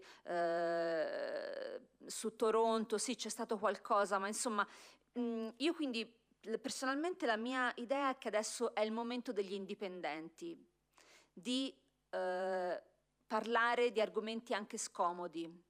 Credo sia proprio il momento dei giovani cineasti adesso per proporre una nuova via. Per quello che riguarda invece il cinema autoriale, ma che funziona anche commercialmente, io credo che siamo nelle mani di Park Chan-wook e del suo nuovo film che è No Other Choice, che tutti aspettavamo di vedere nella line-up di Cannes. Siamo rimasti così un po' appesi e io spero tantissimo, mi piacerebbe molto che potesse essere a settembre a Venezia, dove Park Chan-wook tra l'altro non ritorna proprio dalla di Vendetta. Sarebbe bellissimo anche perché proprio il direttore del Festival del Cinema di Venezia, Alberto Barbera, direttore in carica, fu colui che proprio portò Kim Ki-dok nel 99-2000 con l'Isola, e sarebbe veramente bello se una rinascita dell'industria della distribuzione del cinema coreano partisse dall'Italia.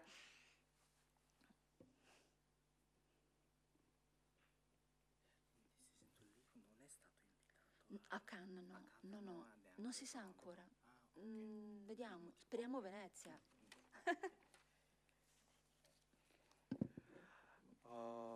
말씀하신 부분들에 대해서 간략하게 답변을 해드리자면 우선 어떤 단절을 확실히 느낄 수 있다고 생각합니다.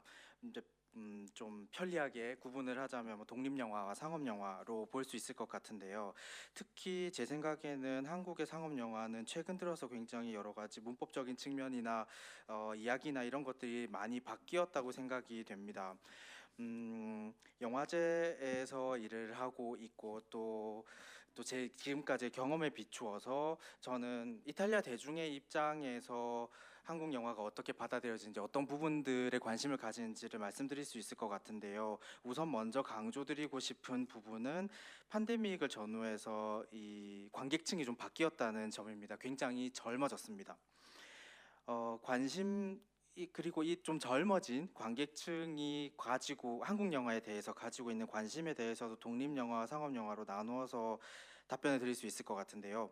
독립영화 같은 경우에는 특히 관심을 많이 받는 주제는 가족을 다루는 영화들, 그리고 퀴어성, 그리고 여성에 대한 이야기들을 다루고 있는 독립영화들이 대중으로부터도 좋은 평가를 받고 있고요. 특히 이제 피렌체 한국영화제 입장에서 보자면 이제 저희 시상도 했었고 또 심사위원단에서 굉장히 긍정적인 언급들이 많이 나오기도 하였습니다.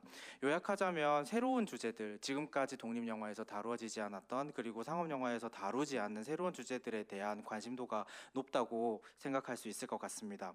상업영화와 관련해서 좀 이탈리아의 대중적인 관객층들이 한국 영화를 보면서 놀라는 부분은 웃길 때라고 합니다. 그러니까 한국 영화를 보면서 그 영화가 전달하고 있는 유머가 본인들을 이제 웃게 할 때 굉장히 즐거워하고 또 그런 영화들에 대한 선호도가 굉장히 높다고 합니다. 높습니다. 올해 피렌체 한국영화제의 예를 들자면 핸섬 가이즈라는 코미디 영화가 이제 상을 받게 되었는데요. 특별히 그냥 굉장히 전통적인 한국 코미디 영화라고 볼 수 있는데, 이러한 부분들이 이탈리아의 관객층에게 미치고 있는 이탈리아 관객들이 한국 영화에서 왜 이런 부분들을 특히 재미있어하고 놀라워하는지를 생각해 보면 그간 한국 영화가 이탈리아의 관객층에게는 좀 어렵고 좀 지적이고 학술적이다라는 이런 식의 이미지를 있었기 때문이라고 생각합니다. 그리고 이탈리아의 관객들이 한국 영화에 기대하는 것은 어떤 사회 문제를 다루고 있는 것, 그러면서도 좀 보기 편하고 재미있고 너무 어렵지 않고 이런 것들을 선호한다고 생각합니다. 최근 들어서는 또 한국 영화 산업의 여러 측면에서의 위기들을 특히 피렌체 한국영화제를 찾는 저희 손님들께서 많이 이야기를 하고 계신데요. 그 중에서 특별히 이제 개인적으로 안타깝게 생각하는 것은 박찬욱 감독의 영화 헤어질 결심입니다. 이제 칸느에 초청이 되지 않아서 개인적으로 굉장히 놀라웠고요. 또 토론토에도 초청이 되지 않아서 굉장히 놀라웠는데 그와 반면에서는 또 독립 영화들, 특히 불편한 주제를 다루고 있는 영화들은 여전히 주목의 대상이 되고 있다고 생각합니다. 어쨌든 좀 이런 작가주의 그리고 그러면서도 상업적인 영화, 한국 영화를 이야기할 때 최근 이제 곧 나올 박찬욱 감독의 신작 어쩔 수가 없다를 이제 말씀을 드리고 싶은데요. 개인적으로는 9월에 베니스 영화제에 초청이 될지 안 될지에 대해서 굉장히 이제 기대 중이기도 하고 또 지금 현재 베니스 국제영화제의 조직위원장이 사실은 이제 이전에 섬이라는 영화로 김기덕을 처음 초청을 했던 감독이기도 해서 이러한 것들이 한국에서 느끼고 있는 또 세계적으로 또 있다고 할 수 있는 영화 산업의 위기 그리고 한국 영화 산업의 위기라고 한국에서 영화 관계자들이 말하고 있는 이러한 시기가 오히려 이제 이탈리아에서 좀 르네상스의 기점이 또 새로 주목을 받게 되는 기점이 이탈리아에서 생기기를 바라는 마음이라는 점을 말씀드리고 싶습니다.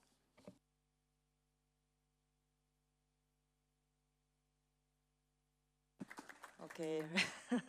국지 선생님 너무 수고 많았습니다. We have to conclude. Absolutely. So thank you all for this last session. And this is the closing. First of, in the end, I want to thank you all for attending in this international conference. It was a very interesting, useful day of study. So I really hope to see you again here in Siena. And in the end, I want to give the special thanks to my colleagues and our students who work a lot for the realization of this conference. Anyway, 모두 감사합니다.